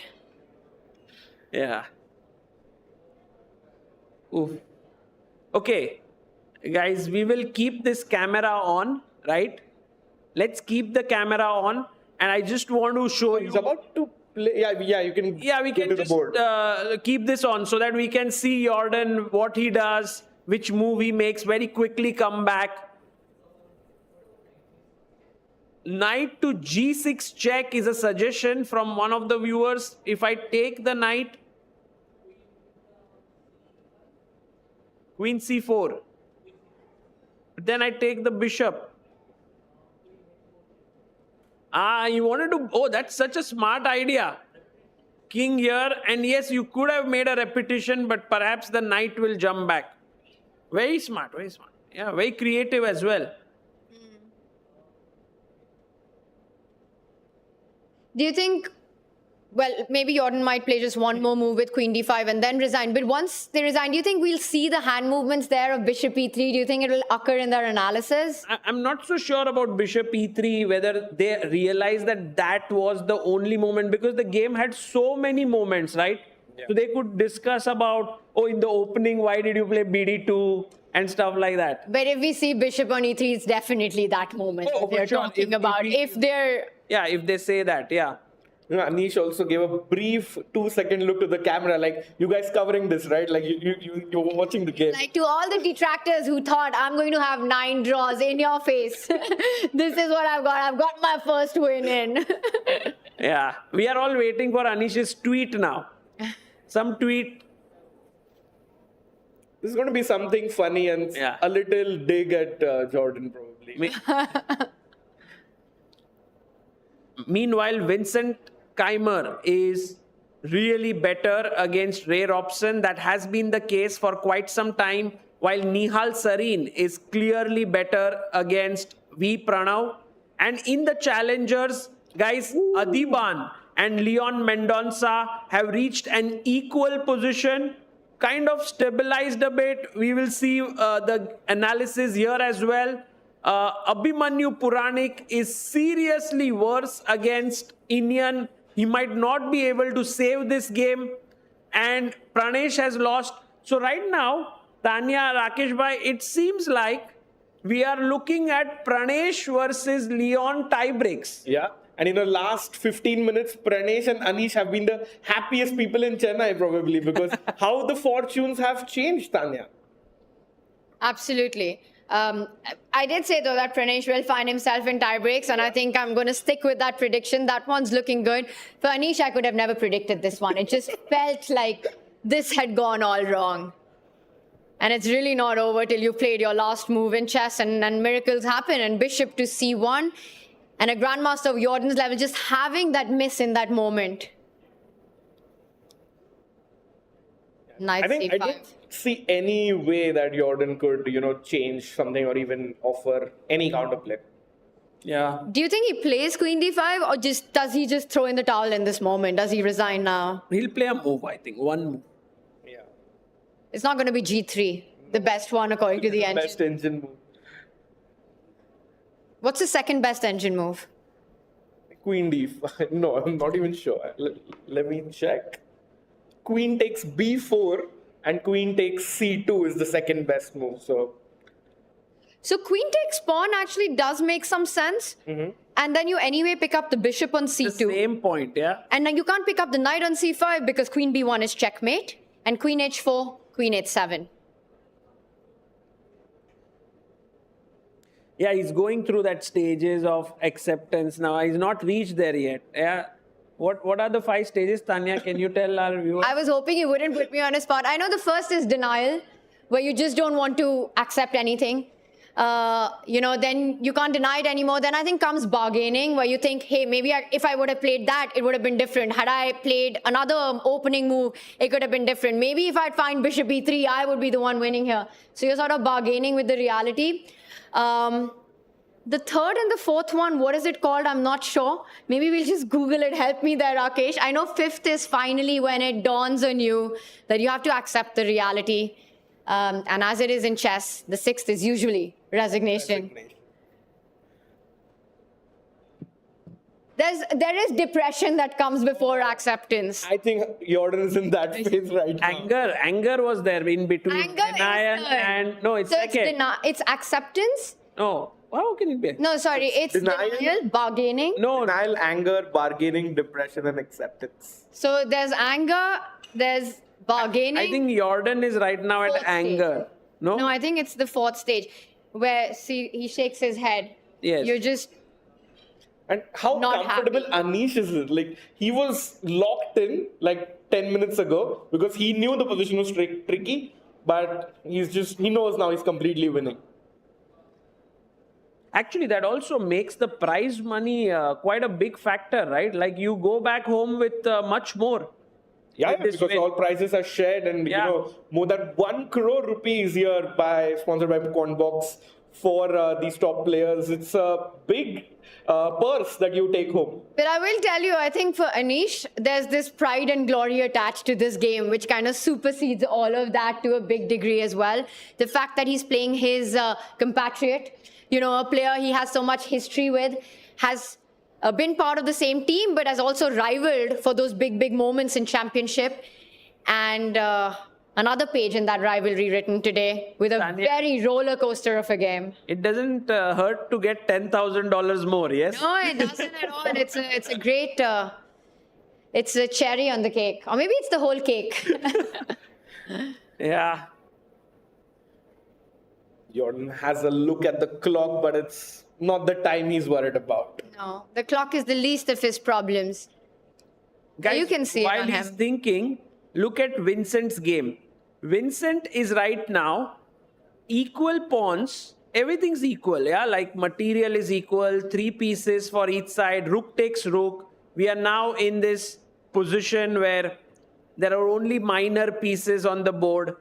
But there's a huge thing in his favor, which is these pawns. Oh, we should keep the video of Jordan and Anish, right? I think the last few moments of that game. Let's keep that on. And you can see it, you know, the clock keeps ticking low. Now he's around the 7-minute mark, Jordan. But the thing is, just a position, you have no moves to even keep the fight on. Also, speaking of Vincent, kudos to him. You know, he was guaranteed first place. Could have like maybe relaxed a bit, but he's about to get another win for himself. And it's such a stylish way to finish the tournament with absolutely crushing performance there. You know, we were talking about what happens in these last rounds. Sometimes you lose the energy, you lose the focus, but none of that for Vincent Kaimer. B2 pawn is a runner. And knight takes pawn is a big threat on the board, getting rid of the only defender. So this is the problem that plagues Robson. A4 is coming and that should be winning. And just a very quick look at Arjun Karti. Oh, F3, H4 has happened.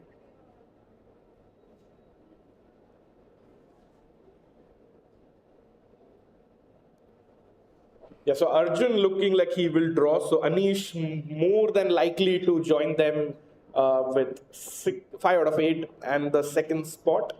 And yeah, I think, Tanya, we should have resignation soon. It's just 5.5 minutes left for Jordan. The more time that Jordan takes, it feels like he might not even make another move here.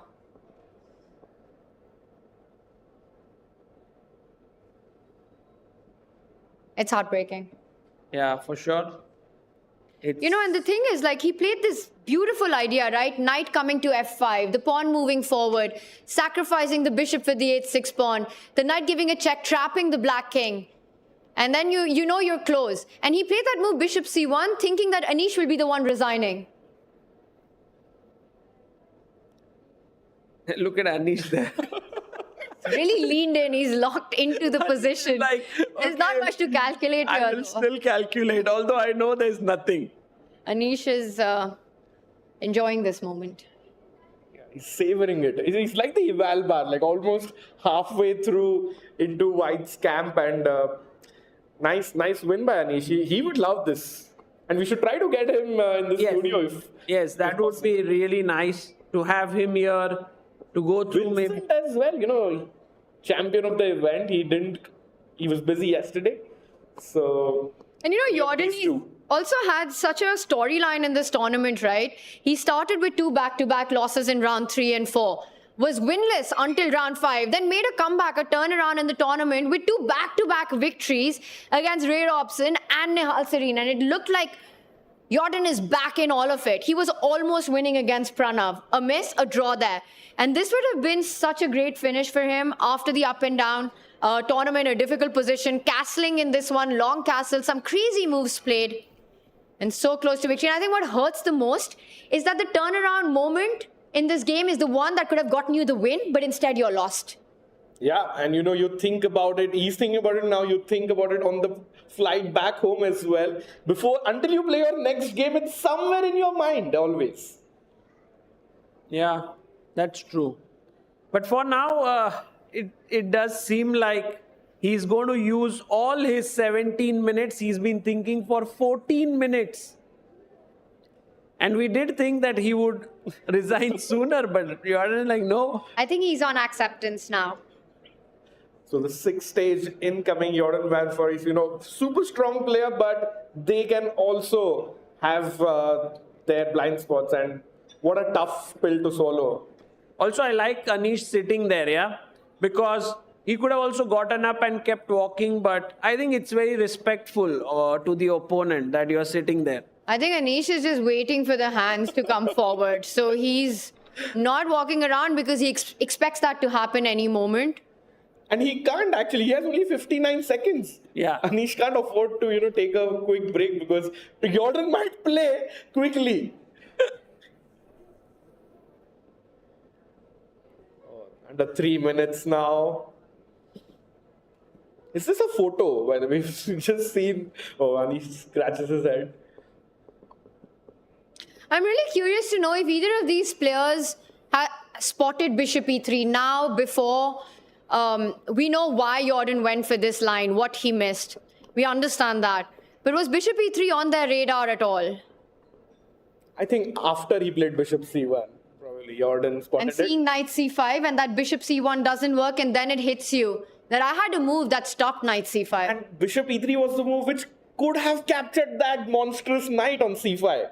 So it's the move had so much importance. By the way, guys, Vincent Keimer might win before this game's resignation happens. Look at this rare option about to resign there. 10 seconds for rare option. Should we go there very quickly? Let's do it. Let's go to rare option. And you know, it's going to be 5, 4, 3. Oh, Ray finally plays. It's a blunder. He goes bishop f1, but b2, b1 is coming. So Vincent is just so. And let's quickly, now that we know that this is not resignation, let's go there. Okay, here also there's no resignation. No one wants to resign, you know. Everyone wants to play till the end. But it is the end. That's the point. Both these games, you know, for rare option also, so much pressure put by Vincent from pretty much the middle game until that last move that we just saw. Blunders don't happen out of a vacuum. It's just a player cracks when you have to face difficult moves after moves. Under 60 seconds now. Jordan has less time than Anish. It's not about the clock. That's the thing. You could have 1 hour on the clock, and I think Jordan would be using that much time. It's just dealing with the emotions right now.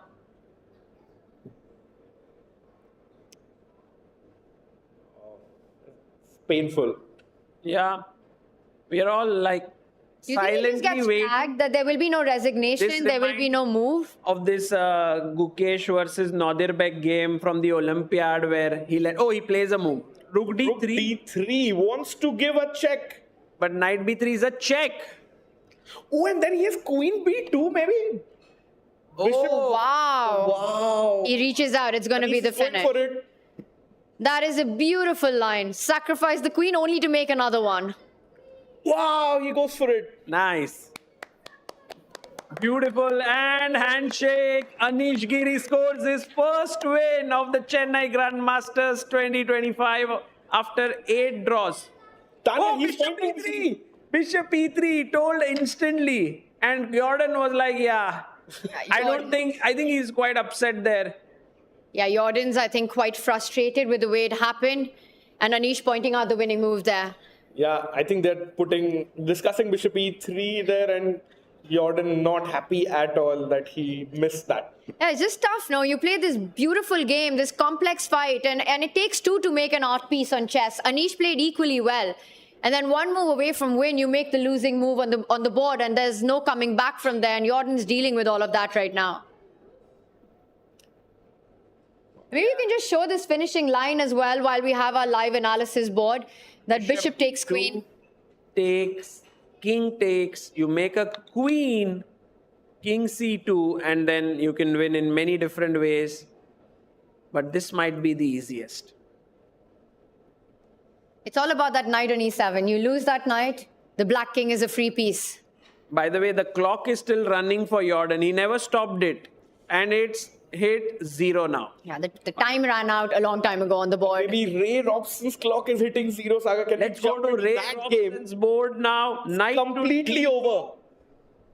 And b1 queen leads to, he doesn't even do that. He's like, I'll make a full queen here.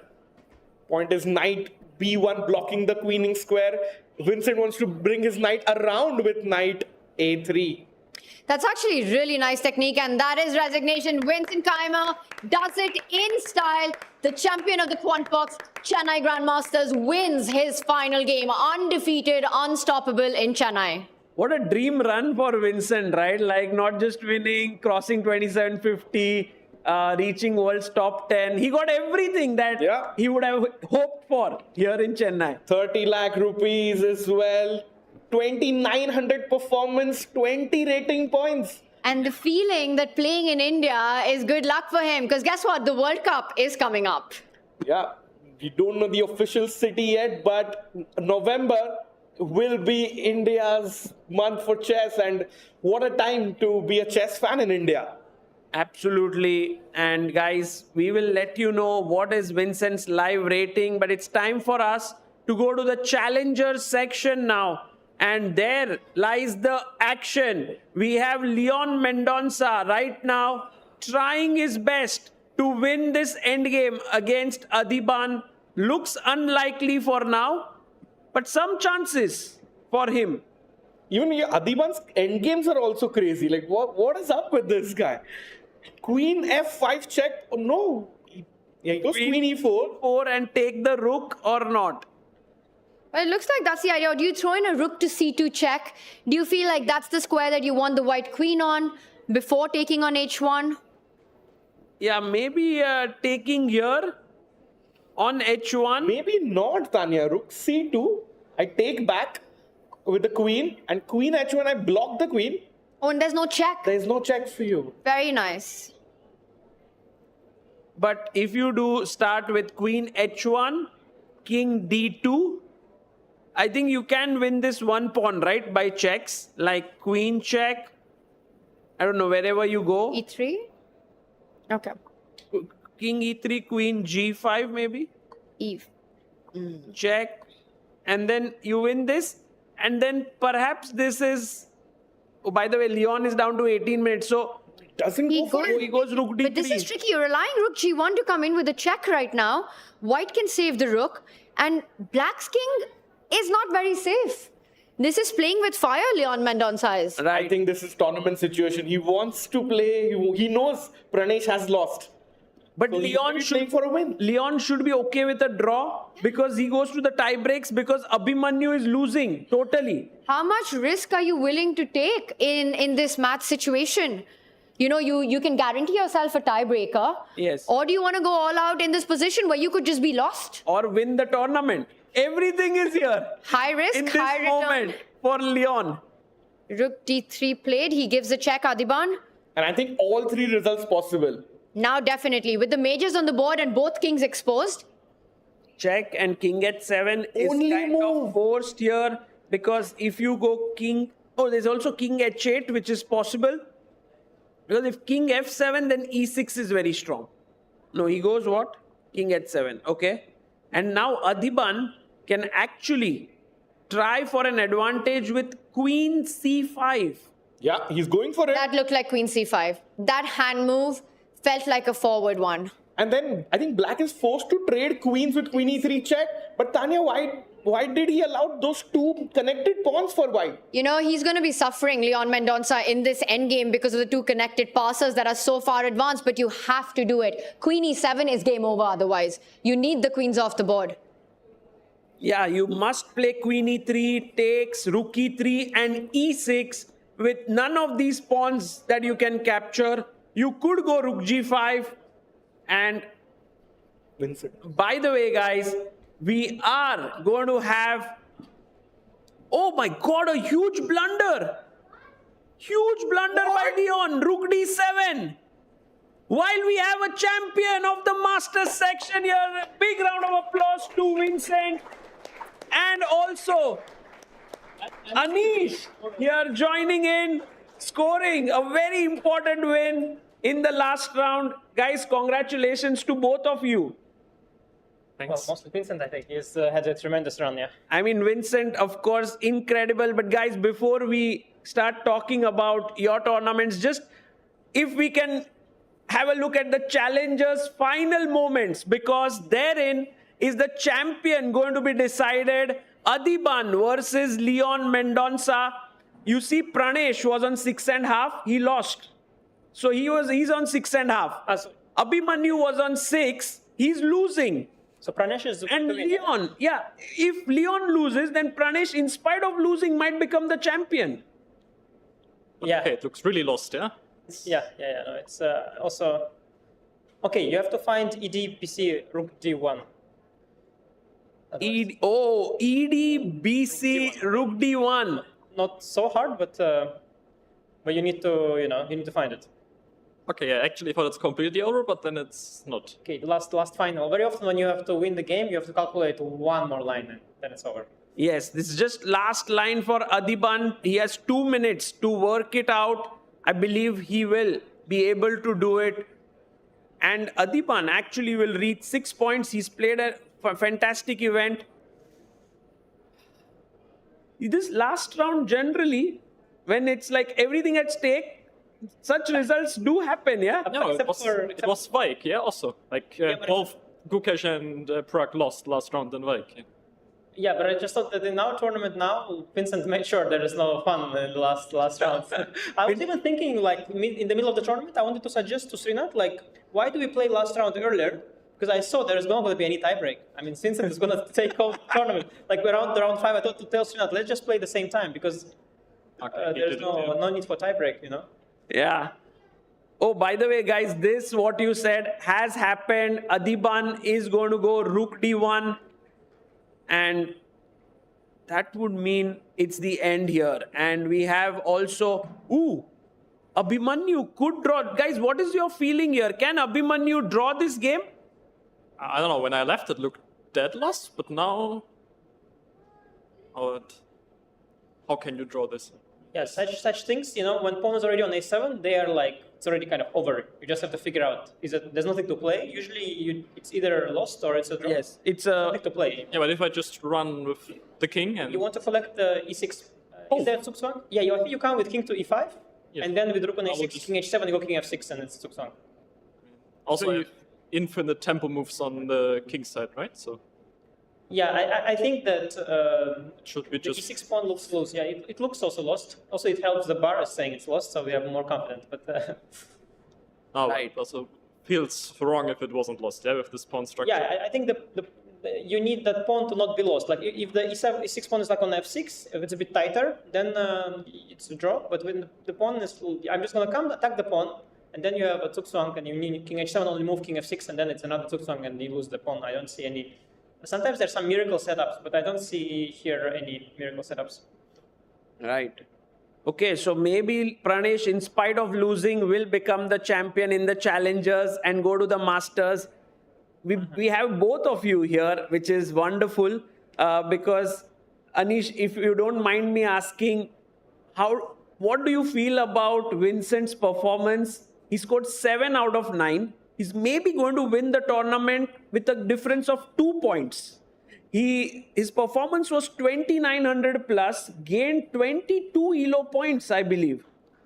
Yeah. Or something, 21. But who is counting, yeah? We are fighting for top 10 and to 7. Yeah, is there like top 10 handover ceremony where I give my top 10 spot to Vincent, like a crown or something like this? No, it's you know, it's nice for me that at least I hope I'm going to be in and out of top 10 still many times, but at least this time that I'm out, I have a worthy successor. Let's say, you know, don't give it to some rude people, you know, who insult me, but give it to some nice gentleman. That's better. But no, since it's a tremendous player, I think this freestyle, you know, it will probably go down in history as. In the end, you know, when it will collapse, it will go down in history as that thing that turned Vincent into a monster.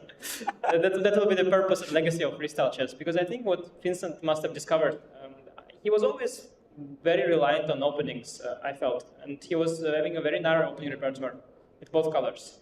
It was crazy narrow, particularly rapid blitz, but also in classical. And this is usually, you do that when you feel that you're dependent on the opening. You have to play your lines, otherwise you're not very good. So in freestyle, Vincent must have seen that without any openings, he is very good. And now you see he plays completely different than he used to play before. He's no longer as predictable, and he wins a lot of games also with black here. Just changed his, and I think that really helped. Also the confidence boost must have helped him, because of course Vincent was always a great player. Like since he's like a little child winning Grenka, but you need some confidence boost on the way. Vincent, we are just absolutely amazed by what you've achieved here. You know, sorry, but the like I was about to say, like, how is this a draw? Ooh, man, Abhimanyu is on the edge. Yeah, he's not letting it go. He wants the tie breaks to happen. Anish, you see, doing the tournament at 12 was for challengers. How is this ever a draw? Yeah, no, there is some sort of. Yeah, I understand. I think when I go king c5, I go rook a6. No, I think we can just give both pawns. It's still a draw, because f pawn will not move. Can you say? Yeah, I think maybe it's just, I don't know, but it can't be, right? Like I will do. Could be. I mean, What you are saying is just give up e4 and it's e6. a hypothesis. Let's not I'm not sure. It's a hypothesis. like how? Okay, so how do you want to defend any of those pawns? Yeah, no, I was hoping I can defend them by. Yeah, you go to c5, king h6. You go king b5, rook a1. I can just go to c6 now. I just go in like this. Yeah, king d7, king c, king d7. Yeah, I'm losing the pawn for sure. Yeah. Yeah, I think it's just Yeah, a draw no, you because maybe. he had to push g4. So you. No, he had to push maybe- h3. maybe No, F3, h3. oh, no, h3. H3. Yeah, I think he had to play h3. And then after g4, just take because then Of course, G4 it's also- winning. Yeah, just h3. Yeah, h3, g4, hg, hg. Yeah, Oh, if he had played h3, it's completely winning. But like this, I think now it's a draw. So sloppy. So sloppy. So the point is that if let's say here g4, then the same position you will lose all the pawns. Yes. In the end, I will just win the e-pawns, which I also in the game, and then I put my king on g5, and I release my rook a7, king g4. But now I cannot do that because I cannot touch the h5 pawn, because the rook on the f5. Yeah, I mean, just with king on f4, we wait with rook on a5, and g4 is not attacked anymore. So. And f3, we have rook a4, rook a3, we pick up that pawn. So could we potentially like take these two pawns, try to go to g5 and settle down on Don't get to g5. Yeah, that's the problem. You can't get there. You can get both pawns, but you can't get to g5. Got it. Once you get to g5, it's over. Yeah, king f4 is the only square from which you can reach. I put my rook on a5. And then after king f4, And rook then f5, you don't king have a- h7. And I go king h7. Or, yeah, that's the only move, yeah. Wow, And this there's is no amazing. f3 stuff also. There's a So there is tie-breaking coming in this. Okay, wait. Let's wait for the. Oh, even there will be. I guess there's not. No, but there will be some 3 against 2, which is not. But which 3 against 2? Like, how because do you the- press? I don't see how to press. Like, if you trade the h for g, you have 2 against 1, but I don't see how do you even press. Maybe go king back to g2 and h3. How did Arjun's game? By the way, Arjun has just drawn this game, it seems. Yeah, this should be a draw, yeah? After b4, sorry, this was the last position. So they agreed to a draw, which means, Anish, you finished joint second in the tournament. And I was never in doubt. I mean, credit goes to Vincent. He beat everybody else. So my path was clear, you know? The path for the second place was open. Vincent took care of the rest. I'm just behind his shadow, you know? Like, no, but it was, yeah, tremendous. But I think today you got horrible position, no? From the opening. Yeah, no. The thing is, I completely got lost this any shape. A3 stuff against Katsi back in London, and I had some bad memories, and I remember checking it briefly like a few weeks ago, but I had no clue of how these lines go, and they're quite direct, like in Queen's Indian. G6, yeah? Yes, I played G6, which must be a very bad move. I can pull up the board here. Yeah, but you know, Vincent, I was preparing like, okay, there are many ways, yeah? There, you can play bishop e7, knight e4. You can play bishop e6. Like, Yeah, just but g6 is really bad.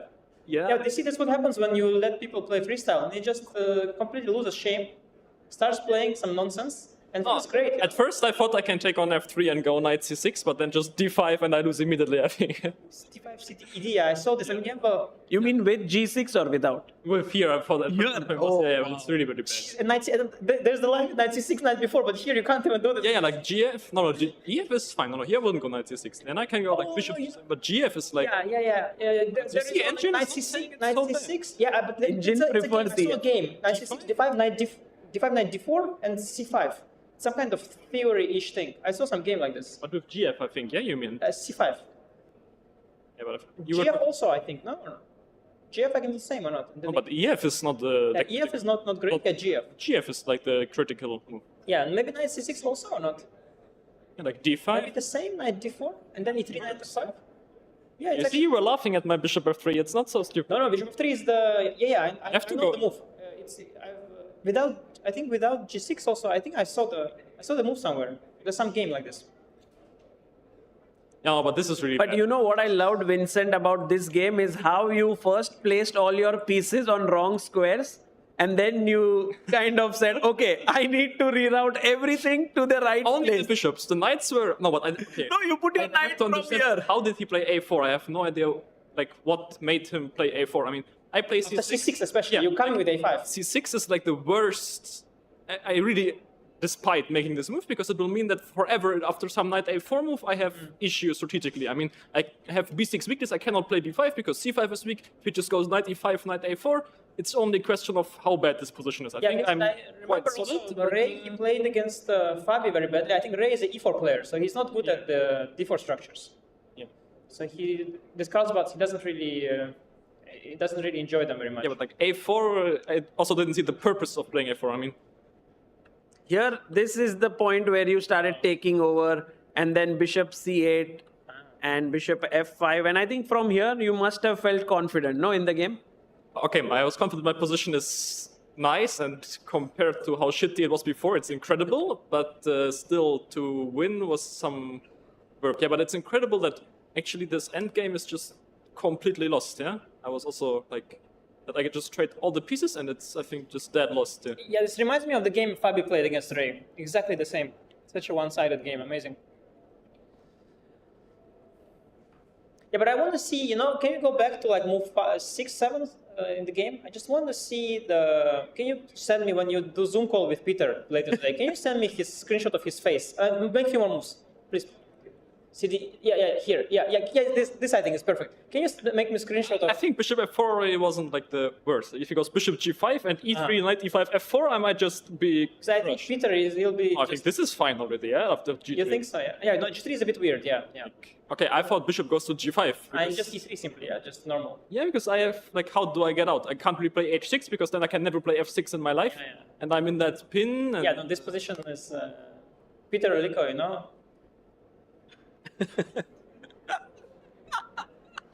I don't know if it's just if he was my coach, I would never do this to him. Like just. I think you would be as like perfect student. Yeah, you're like so much alike in your opinions. Maybe that's the problem. Yeah, be a perfect student. Maybe you need to be a naughty student, to win Chennai Grandmasters. Very naughty, very naughty. But amazing, yeah, Vincent. What hunger for playing for a win. What does this victory mean for you? Like, just tell us your emotions, because now it's all done. Yesterday I saw you had won the tournament, but you still wanted to win the last round, but now it's all over. How are you feeling? Great. I mean, it's, I think, the highest performance I've ever had in classical chess, and also just very nice feeling to play good chess, and the event has gone fantastic. I think you mentioned it someday, yeah, that I have the habit of ruining very nice tournaments. You should do it. And I lost last round from a completely winning position against Donchenko in the German championship, 10 rating points gone. Last year I started, I think, like 6 out of 7 in Polanica, also strong round robin tournament, and lost last 2 games. So I was dangerously close to repeating that same mistake yesterday, and I'm very glad I didn't go that path. Yesterday, the video that is there of yours against, you were playing Jordan, and that end game where you turned completely red and you thought like you are losing there, right? No, I was just very annoyed with myself. I felt like it's very dangerous, it could be lost, but I didn't, like I had never lost hope at least, but just... Why did you play g5? What was the point exactly? No, I just missed bishop d1. Oh, wow. No, I thought basically the whole point of the g5, I was calculating he goes bishop g4, and how do I create winning chances? And then, of course, the same moment I played g5, I realized, okay, what the hell? He's just playing king b4, f5, take bishop d1, and I might actually just be lost. So the g6, by tempo, everything works. Yeah. What's also incredible is that this position after g6, hg, bishop g6, bishop c2, h5, I think it's mutual Zugzwang. Like, yes. If it's my move, I also have to resign. Game with Jordan the previous day. Queen c4, yes. Same instruction. Yeah. Maybe I can just... It's crazy that this actually still works. But it's good that for Vincent, like, I mean, most people when they win tournaments with 2 rounds to go, they sort of make draws because they're happy.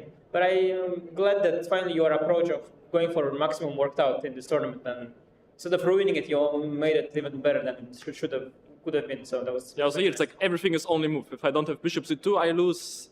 And so you are saying this is a position of mutual Zugzwang? Yeah, I mean, if it's my move, I have to resign. I think it's just no chance to... Because king c3 is coming. King c3 is coming, and then I'm lost.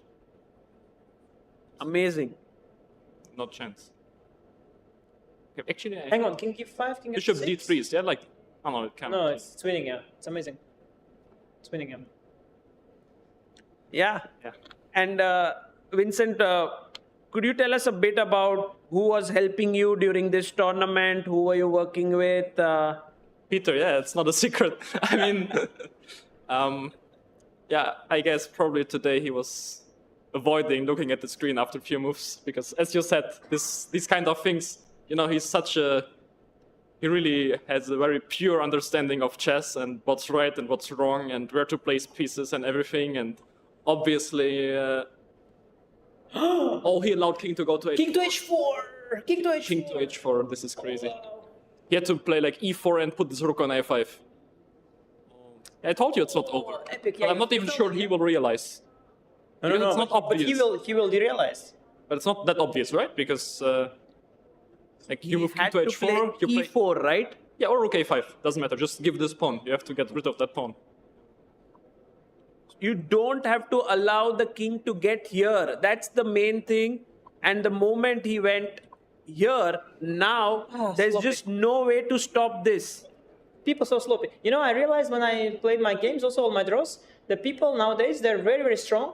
But the basic endgames, they are like playing with so much difficulty. Also against me, like I had some dead drawn endgames. My opponents were so worried and slow, and it seems that that's maybe still a skill that old harmless player like me can Yeah, try and utilize. endgames are something that you also used it. Use it a lot when you want to grind out long games and so on. Yeah, but sometimes even the really basic ones they're playing badly, like this one. Like there's like nothing to think about. It's like one thing to think about here. It's really amazing how poorly it's been played. If white takes king e5, it would be like. Yeah, but at this point he already realized everything. I think. I mean, if you don't play king e5 instantly, it means he's thinking about something. And what else is there to think about? If he thinks he anyway has to take that pawn, yeah, it's actually very easily winning. King h4. If Yeah, and then then just rook rook e8, e8. take king takes. g4, you push h pawn, you win e pawn. It's Yeah, completely you just winning. collect immediately, I guess. Yeah. Okay, there's some fight there, but not. Yeah, you can But try how? g4. Yeah, you you don't take the e pawn, right? Or Okay, I can, and also, but I don't need to. yeah, you don't even need to probably. You can just push. Yeah. Yeah.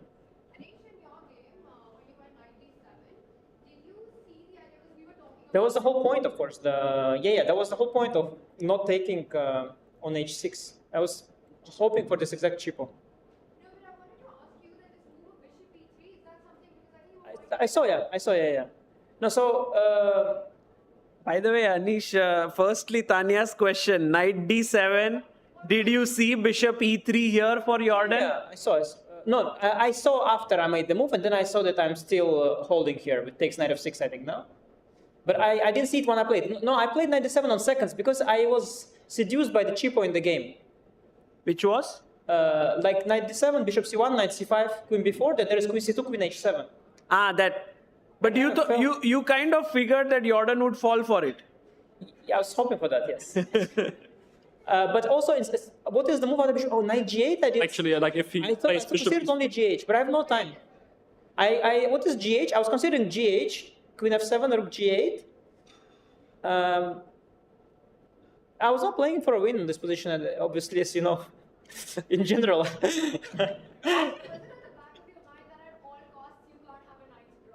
No, actually, at the back of my mind was that I have like a win-win situation.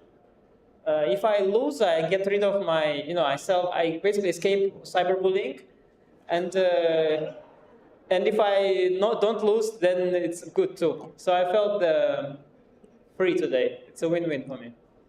Knight g8, okay, but I have like 1 minute. The game is it's such a stupid game. It's just crazy, actually. I think if he plays bishop e3 and you're on seconds, it's very But I saw that basically lost, right? No, but I would take knight f6. I feel it's perpetual. I didn't see a win. Engine said like +2 or something, so. Okay, but no, I mean I'm supposed to lose, but you have to see from the whole game. It's a completely ridiculous game. Actually, Anish, when he played BD2, were you shocked or not? I was extremely happy because I realized he underestimated c4, and I thought I'm better. And Why would he allow it? he blundered just He blundered what? c4. Just with a blind spot. It's a somewhat anti-positional move where you normally you think you maybe go, but it's not. It's actually very positional. If white gets like b5 and rook c1, it's falling apart. But I have c3 thread, so I'm in time to protect with b5. And actually, there was completely ridiculous. Yeah, you went queen c2. I can go c3. I went b5. It's also good, I think. just better. Knight g5 he went. Okay, I went knight f6, e4. I could just include h6, h4. I mean, how can you not include it? No, h6, no? But e5, epic move. Yeah, but include h6, h4 and then do the same. It's much better, I think. Yeah, then it's even better. Of course, and there was one logic. So after ed, so yeah, long castle. I mean, it's anyway so stupid. Anyway, c3 is anyway bad for many reasons. a5, right? Yeah, but a5, yes, with h inclusion it was better. So c3 idea was that now after bishop e1, I can give queen f4 check, and in the other line, the knight is protected, and now it's not. So that logic made me do it without. And after c3, I realized that he has king b1. I completely blundered the move king b1. Ah, you forgot that your queen was unprotected here. Yeah, and I spent so much time on all this, and now I have to think again, and okay, a5, yeah, and I have no time in this very sharp position. Yeah, in fact, at some point you got in trouble. Yeah, No, yeah. but I mean, I think with my time, I worse the whole time, the whole way. Position is way too complicated, and it's just not good. Yeah, bishop g4 was wrong. I mean, I needed more time there. I don't know what's. It's very hard to because I have clearly good position, but I need to back up my. You know, if I go ba a2 and nothing happens, I'm just a piece down because he has sort of a grip. So yeah, I went some material back. Yeah, and then this bishop h6 was a good shot in the dark. You were like, you know, you were holding your hand on the knight. You were like, Anish can go knight g8, knight It didn't g8. even occur to me knight g8. I mean, I was trying to activate the knight, not passivate it to g8. I think once you see knight g8, you play it, right? And then you win. I guess, but I loved so much that there is knight d7, knight c5, queen c2, queen h7, and this is so dirty, you know? This is so dirty. I saw it coming that somehow I was seduced by this. And also the knight d7, c5 was always the thing, yeah. Yeah, this is just over. Guys, we might not have tie breaks in the challengers as well because of Indian winning, which means Pranesh might become the champion. Vincent, I just wanted to ask, today we were saying that Vincent is not going to play for a draw or just he'll fight because winning this tournament is just one step in the direction of where he wants to go this year. The candidates reaching top 5 in the world, maybe 2800. Is this the right understanding we have? Are you also thinking this way? Yeah, I mean, the tournament was over in terms of standing, so I was only playing for my own feeling and rating. Actually, I was planning to be solid today, but then he surprised me, and I thought it's maybe not so smart to go to main lines, and that's why we ended up in this very fighting position. So it hasn't been like that I have planned this the whole night, that, okay, how do I get the game? How can I be active? Yeah, we also have to No, always that give way. credit. I think we have to be grateful now. We have to always give credit to our opponents who do this. Because if like Ray wanted to try to make a draw against you, it would be much harder for you to... Yeah, no, I think he clearly wanted to play. I mean, he can just go e4 and choose any normal draw, and he also not. I mean, it would be incredibly stupid from my side to play weird lines to avoid a draw. I mean, with a draw, I would still be in top 10, finish a great tournament, and life would be nice. So there's no reason to do anything very stupid. But yeah, it was an interesting game, and also then thanks to him for not making that draw. Which one would you call your favorite game from here? I think the game against Kartikeyan, I felt it's like the cleanest one. It was, I mean, I'm not playing e4 that often, but I have my ideas when I do it. So it's always the question that normally I felt that even if I get a good position, there's the question of whether I manage to utilize it because I don't really know the structures so well. But in that case, it worked well. So I got a very nice position out of the opening, and Ping played a more or less, at least from a human point of view, flawless game. That was very nice. And when did you, like after bishop c6, were you out of book right away, or? I knew that bishop c6 is a move, but not a very good one. So I knew it should be like slightly better for me now. And I felt that in my mind, like I remembered some very far ideas with like in this With h4, h5, did you come up with that yourself, or? Mostly, yeah. I mean, I was... Because I was quite like later after the game, I mean, I checked the game and I was quite impressed with the game. Like, especially if you didn't know after bishop c6, then they played out really, really well. No, I mean, I spent already 5 or 10 minutes for queen d3. So. Yeah, but you all spent time, but you guys have everything written down anyway. So that's why I'm checking if you... You know, I'm pretty sure it's written in the file, but that doesn't mean that I remember. So. Okay, but you have seen it before. But have you seen H4? Is H4, H5 somewhere in the file or not?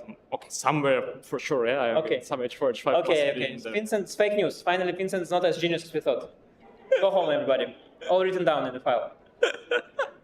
I think for you that goes for most things, right?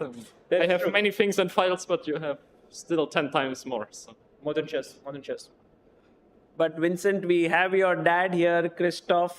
He has been there. We see him at tournaments in India with, it's a lot more different than playing in Europe. And having him around, could you tell a bit about his role and, how did it feel having him around here? Yeah, well, it's really nice. I mean, basically, I think it's very underrated to feel well during a tournament, like from a human point of view, because that can really influence the way you play. And in that way, here, even though like I have a good relation with most of the players during a tournament, you will most of the time not really have very friendly friendship-like interactions because everybody's focused on their own tournament and there is some sort of competition. So to have someone with you that also takes care of everything, and also sometimes, there can be some stuff coming up during the tournament that if I had to take care of it myself, it will be kind of annoying, and that's something he can take away from me and therefore give me more energy to focus on the game. So it's just generally helpful, I think. Yeah. Amazing. And where will we see you next in action? Yeah, I'll play the Grand Swiss, so that's the next thing. It's also rather soon. I think the flight is in around 2 weeks, so that's not too far away. But at least you get to go back to home, not like hop from one tournament to another, which you've been doing since Las Vegas, Riyadh.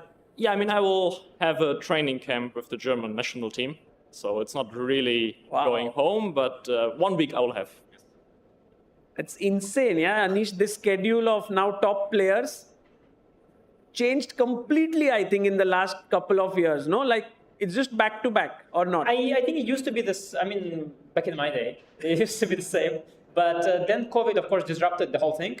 And now we are recovering. But now players can choose. Like Vincent, for example, this sort of tournament, you don't have to play this tournament. For example, you could only play the World Championship cycle events. But of course, the ambitious kids and some desperate grandfathers are trying to keep good classical shape, and they play a lot. I mean, Pragnananda plays also crazy, yeah, like Kuki obviously as well, Arjun also, and Vincent also is playing a lot. And I think it's benefiting nowadays. Yeah, you have to play a lot because also before, when you were having these training camps, you were looking at the opening theory, and it was much more meaningful than now. You would look at the same position for like 2 weeks, and you would have gotten enough material to work with for next 2 years. People would never catch up. But now, sitting 2 weeks looking at the same position is just wasting your time. So actually spending those 2 weeks in Chennai, beating everybody, is a better way of spending time than doing this. So yeah, it's kind of a bit funny because I also have training camp, but not with the national team, but... Not with the German national team this time. Yeah, this sounds... who is your coach? Is it a secret or...? I'm not sure whether it's a secret, so I will not say for now. And guys, to both of you, what is your aim till the end of this year, 2025 end, if you could share? But maybe Vincent first. Yeah, so first of all, take the rating up, not down. And second of all, there will be World Cup and Grand Swiss, so playing well there and hopefully getting a candidate spot. That would be, of course, amazing. But already, if I can play good events and finish the year, that would also be fine, but of course that would be like the cherry on top.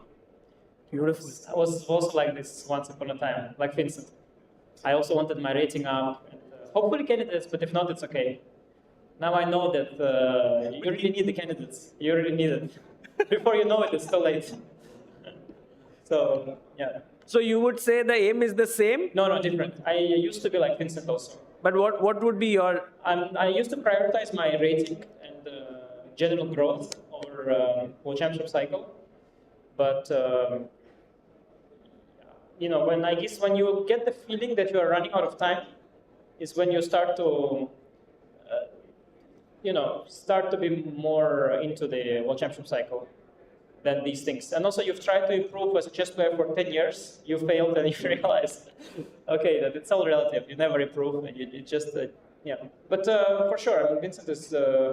Ideally, you have both, yeah. And usually it comes both, the rating and the candidates and everything. Like for someone like Mukesh, So. Amazing, Vincent. Thank you so much for coming here. Anish, thank you to you as well, and both of you for entertaining us with some amazing games. Guys, a huge round of applause to Vincent and Anish. Thank you, guys.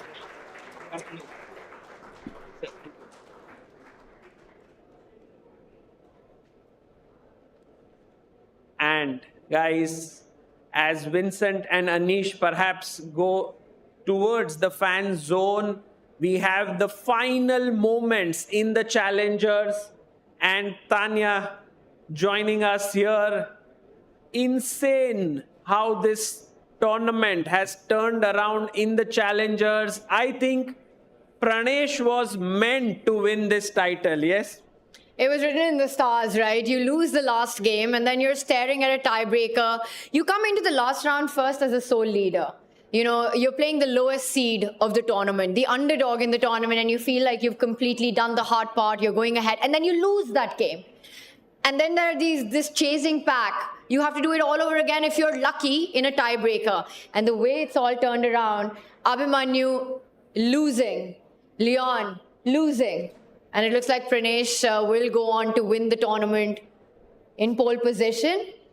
So crazy things happening in Chennai, but very well deserved for Pranesh. True. Although I think I've seen this endgame end in a draw once. That was, I think, VIDIT against Dingliren. Yeah, in some World Rapid. No, it was Tata Steel. Tata Steel, yes. I've seen it happen once. So maybe Abhimanyu has also seen that endgame, and he's still hoping for some trick there. But of course, I think this game is... With 30-second increment and 7 minutes, I don't think Indian is going wrong here.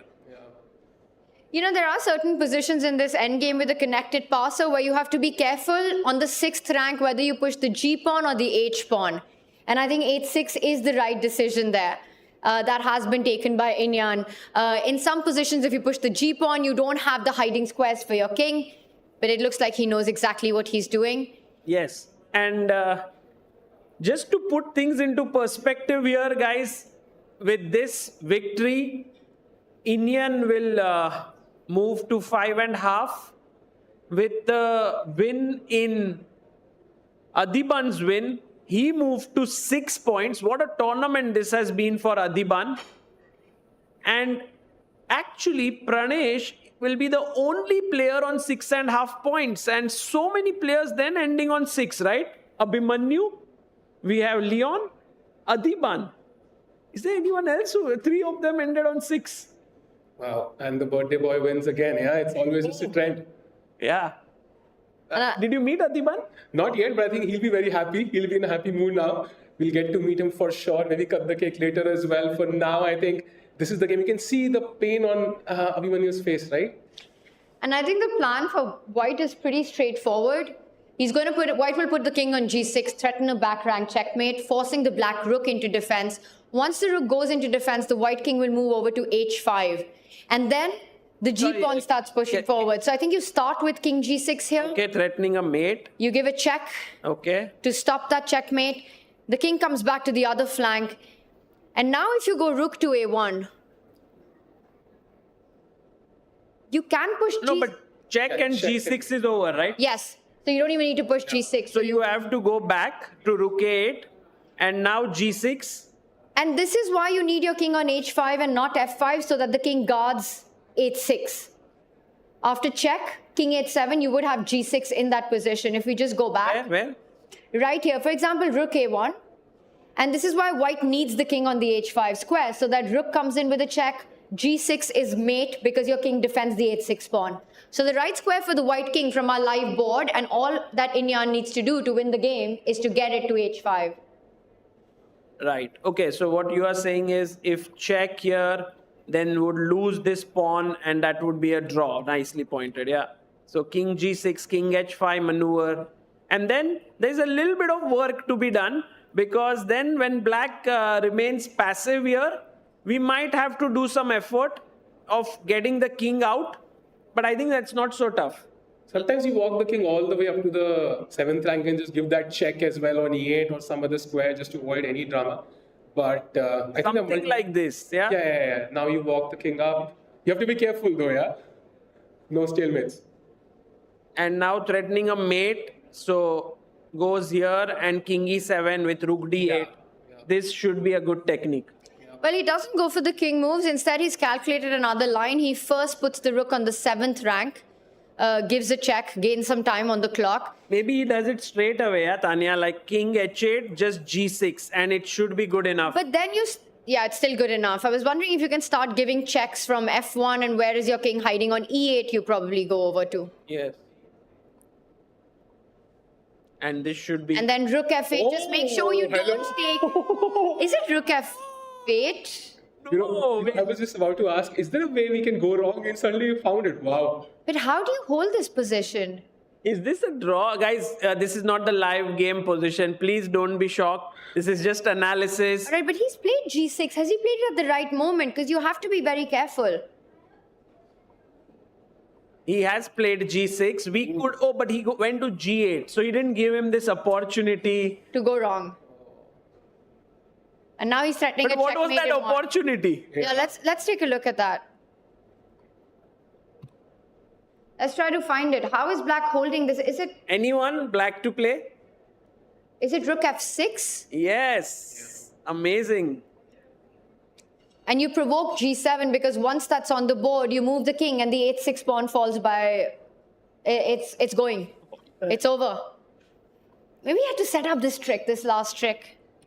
This endgame is tricky, a little bit tricky sometimes. If Abhimanyu holds this to a draw and forces tie breaks, that would be the biggest flip of this year, yeah? But he looks very dejected on camera. You know, Abhimanyu leading for the most part of the tournament. Exceptionally strong and tricky player. And feeling like if he does that, he gets that shot into tie breaks. He's checking, but the white king will just hide behind the rook. Walk across the board. Maybe he's even just coming back. He's just walking to the rook now, yeah? Check. But then once rook c8 goes, you need your king again, right? Oh, he's coming back. He's going to keep checking till the white king is as far as it can get and then bring his rook back to the 8th rank.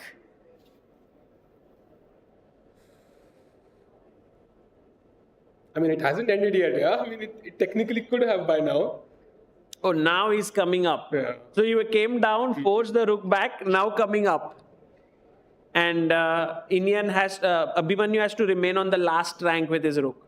And I think the winning plan is you go all the way to c7, attack the rook. The rook is running out of squares. The rook will go to a8. Then you attack it on b7. Your rook cannot leave the 8th rank. There's checkmate. You'll be forced back on another square. And then rook c7, rook c8 you can't avoid. Yes, that's a good plan. Just a very straightforward, clear-cut path. Yeah, very tough for Abhimanyu. Very tough.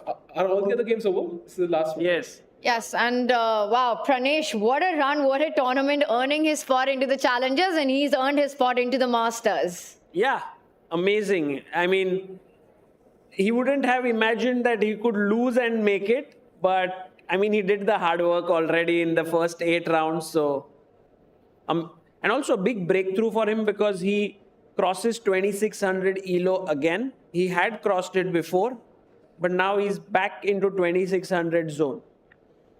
Imagine the roller coaster of emotions, yeah? He loses, realizes he's botched it up somehow. Then he sees, okay, Leon is winning. This is not turning out. He's depressed. And suddenly he sees, okay, wait, Uranik is worse. Suddenly, oh, what? Like, this must be an insane day for him. I don't know if we can get his thoughts at some point. Can we get him here? Is Pranesh here by any chance?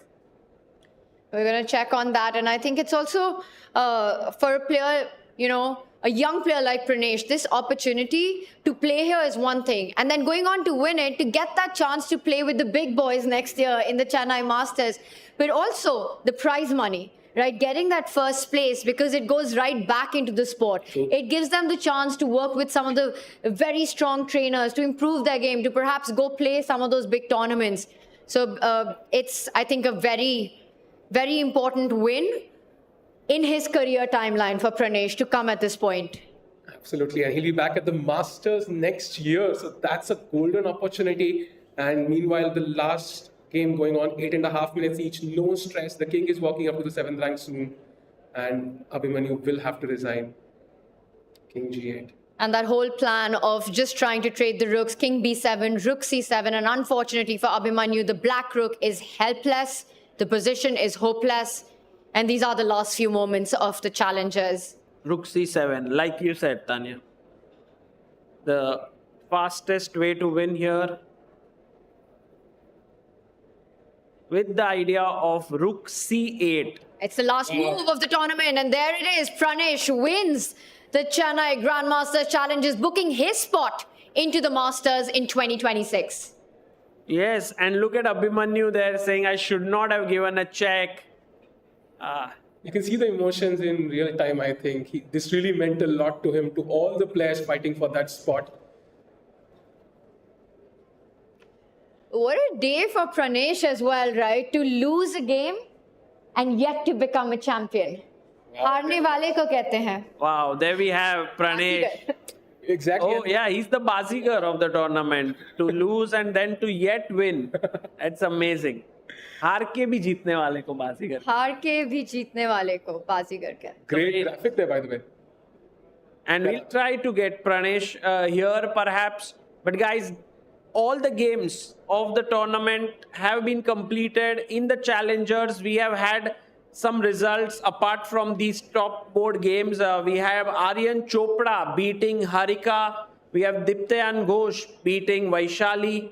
And Indian winning against Abhimanyu. Adiban beating Leon. And Pranesh losing to Harshvardhan.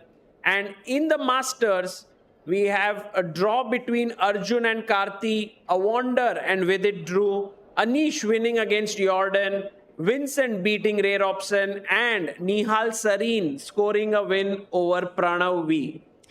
There we see the results, and Tanya and Sagar, I have a question for you. Yes. So in the first two editions, we saw how this tournament changed the life of one person each. It was Gukesh, then Arvind. Who do you think that player is now, potentially? Vincent, yeah? Yes. Tradition shows it, right? The champion of Chennai Grandmasters goes on to do big, big things. Vincent, with his win here, also crossed over to that world top 10 ranking for the first time. Finishes it on such a high, and the kind of confidence boost that it gives you, it sort of sets you on a path, you know, for what's coming up. He mentioned it, his aim for 2025, and I think the stars in Chennai all aligned for him. So I would agree. I think Vincent's been the standout performer of the tournament, and Pranesh in the challengers. Right. And for Pranesh also, it's a big thing. I think I'm actually expecting Pranesh to rise up the ranks in the next year before this. Maybe reach around 2650 at least. And yeah, we might get another super GM from India thanks to this tournament. And this is exactly the reason why we need such events in India. The Chennai Grandmasters, a big, big shout out to QUANTBOX and the organizers of the event MGD1 for putting this together. Yeah. Just brilliant stuff for Indian chess. And that's a fantastic point, you know, because of course there are the big names from India, right? You've got Pragnananda, you've got Arjun, you've got Gukesh, who get those invitations, who have the platform now being at the absolute elite to fight against the best in the world. But it is the likes of Karthikeyan and Pranesh and Abhimanyu Puranik, Leon Mendonça, who perhaps don't have as many opportunities, which is why we also see the hunger in them when they get that chance. True. And you know, the next event is going to be grander, of course, as it usually is. One question again for both of you. If you could invite one player to the next event, who would it be? That's a great question. So one in Masters, one in Challengers? Yeah, that would be fair. I mean, in the challengers, I think it's been all India based. So I think... I'd love to see Divya to come back in the Challengers. That's a good one. You know, as a World Cup winner, Olympiad gold medalist, I think it would be amazing to watch her fight. Maybe by then she's also... Won the candidates. And she's in the Masters for all we know. But I'd love to see her in Chennai. And I think in the Masters... Yeah, I think it's a great question. I mean, everyone would love to see Magnus coming here. I was just thinking, that would be the obvious pick. If Magnus would like to play, I mean, that would be epic. There's also Hikaru, if he's playing. Both of them play a little less classical chess these days. So we may not know, then maybe Caruana would be amazing to have here because he's like one of the best classical players in the world of chess right now. So you basically just took the name of the top 3 in the world. Said call any one of the holy trinity of chess. We can have Pragnananda and Gukesh also playing here. While Gukesh did play the first edition, Prag has never played yet. Yes. Oh, yes. Lovely to have Prag playing in his. Maybe he could travel from his home here. I think I would also love to see, the younger generation from Uzbekistan here. Nodirbek Abdusattorov, Javakir Sindarov, who's impressed us so much. The rivalries of India versus Uzbekistan becoming a bit of a legend in itself. So I think that would be very exciting. Maybe an Alireza Firouzja in the mix as well. Yes. Oh, yes. Yeah, I mean, as it keeps growing, I think more and more players will keep coming. And yeah, this is a boon for Indian chess. So thank you all for being here. Is Pranesh coming here? If Pranesh can join us, then we would wait. Or else, guys, we've done everything from here. We've covered it. And I think we have a few players in the fan zone. And okay, for now, Pranesh is busy with certain things and maybe we'll do his interview separately.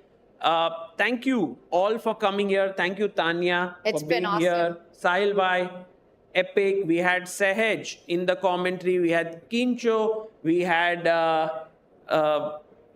Rakesh Kulkarni. And it was such an epic 9 days we had. It started with small fire that happened in the hotel, and then there was a lot of fire on the board. I think a beautiful event comes to an end. Thank you all. See you again next year. Bye-bye.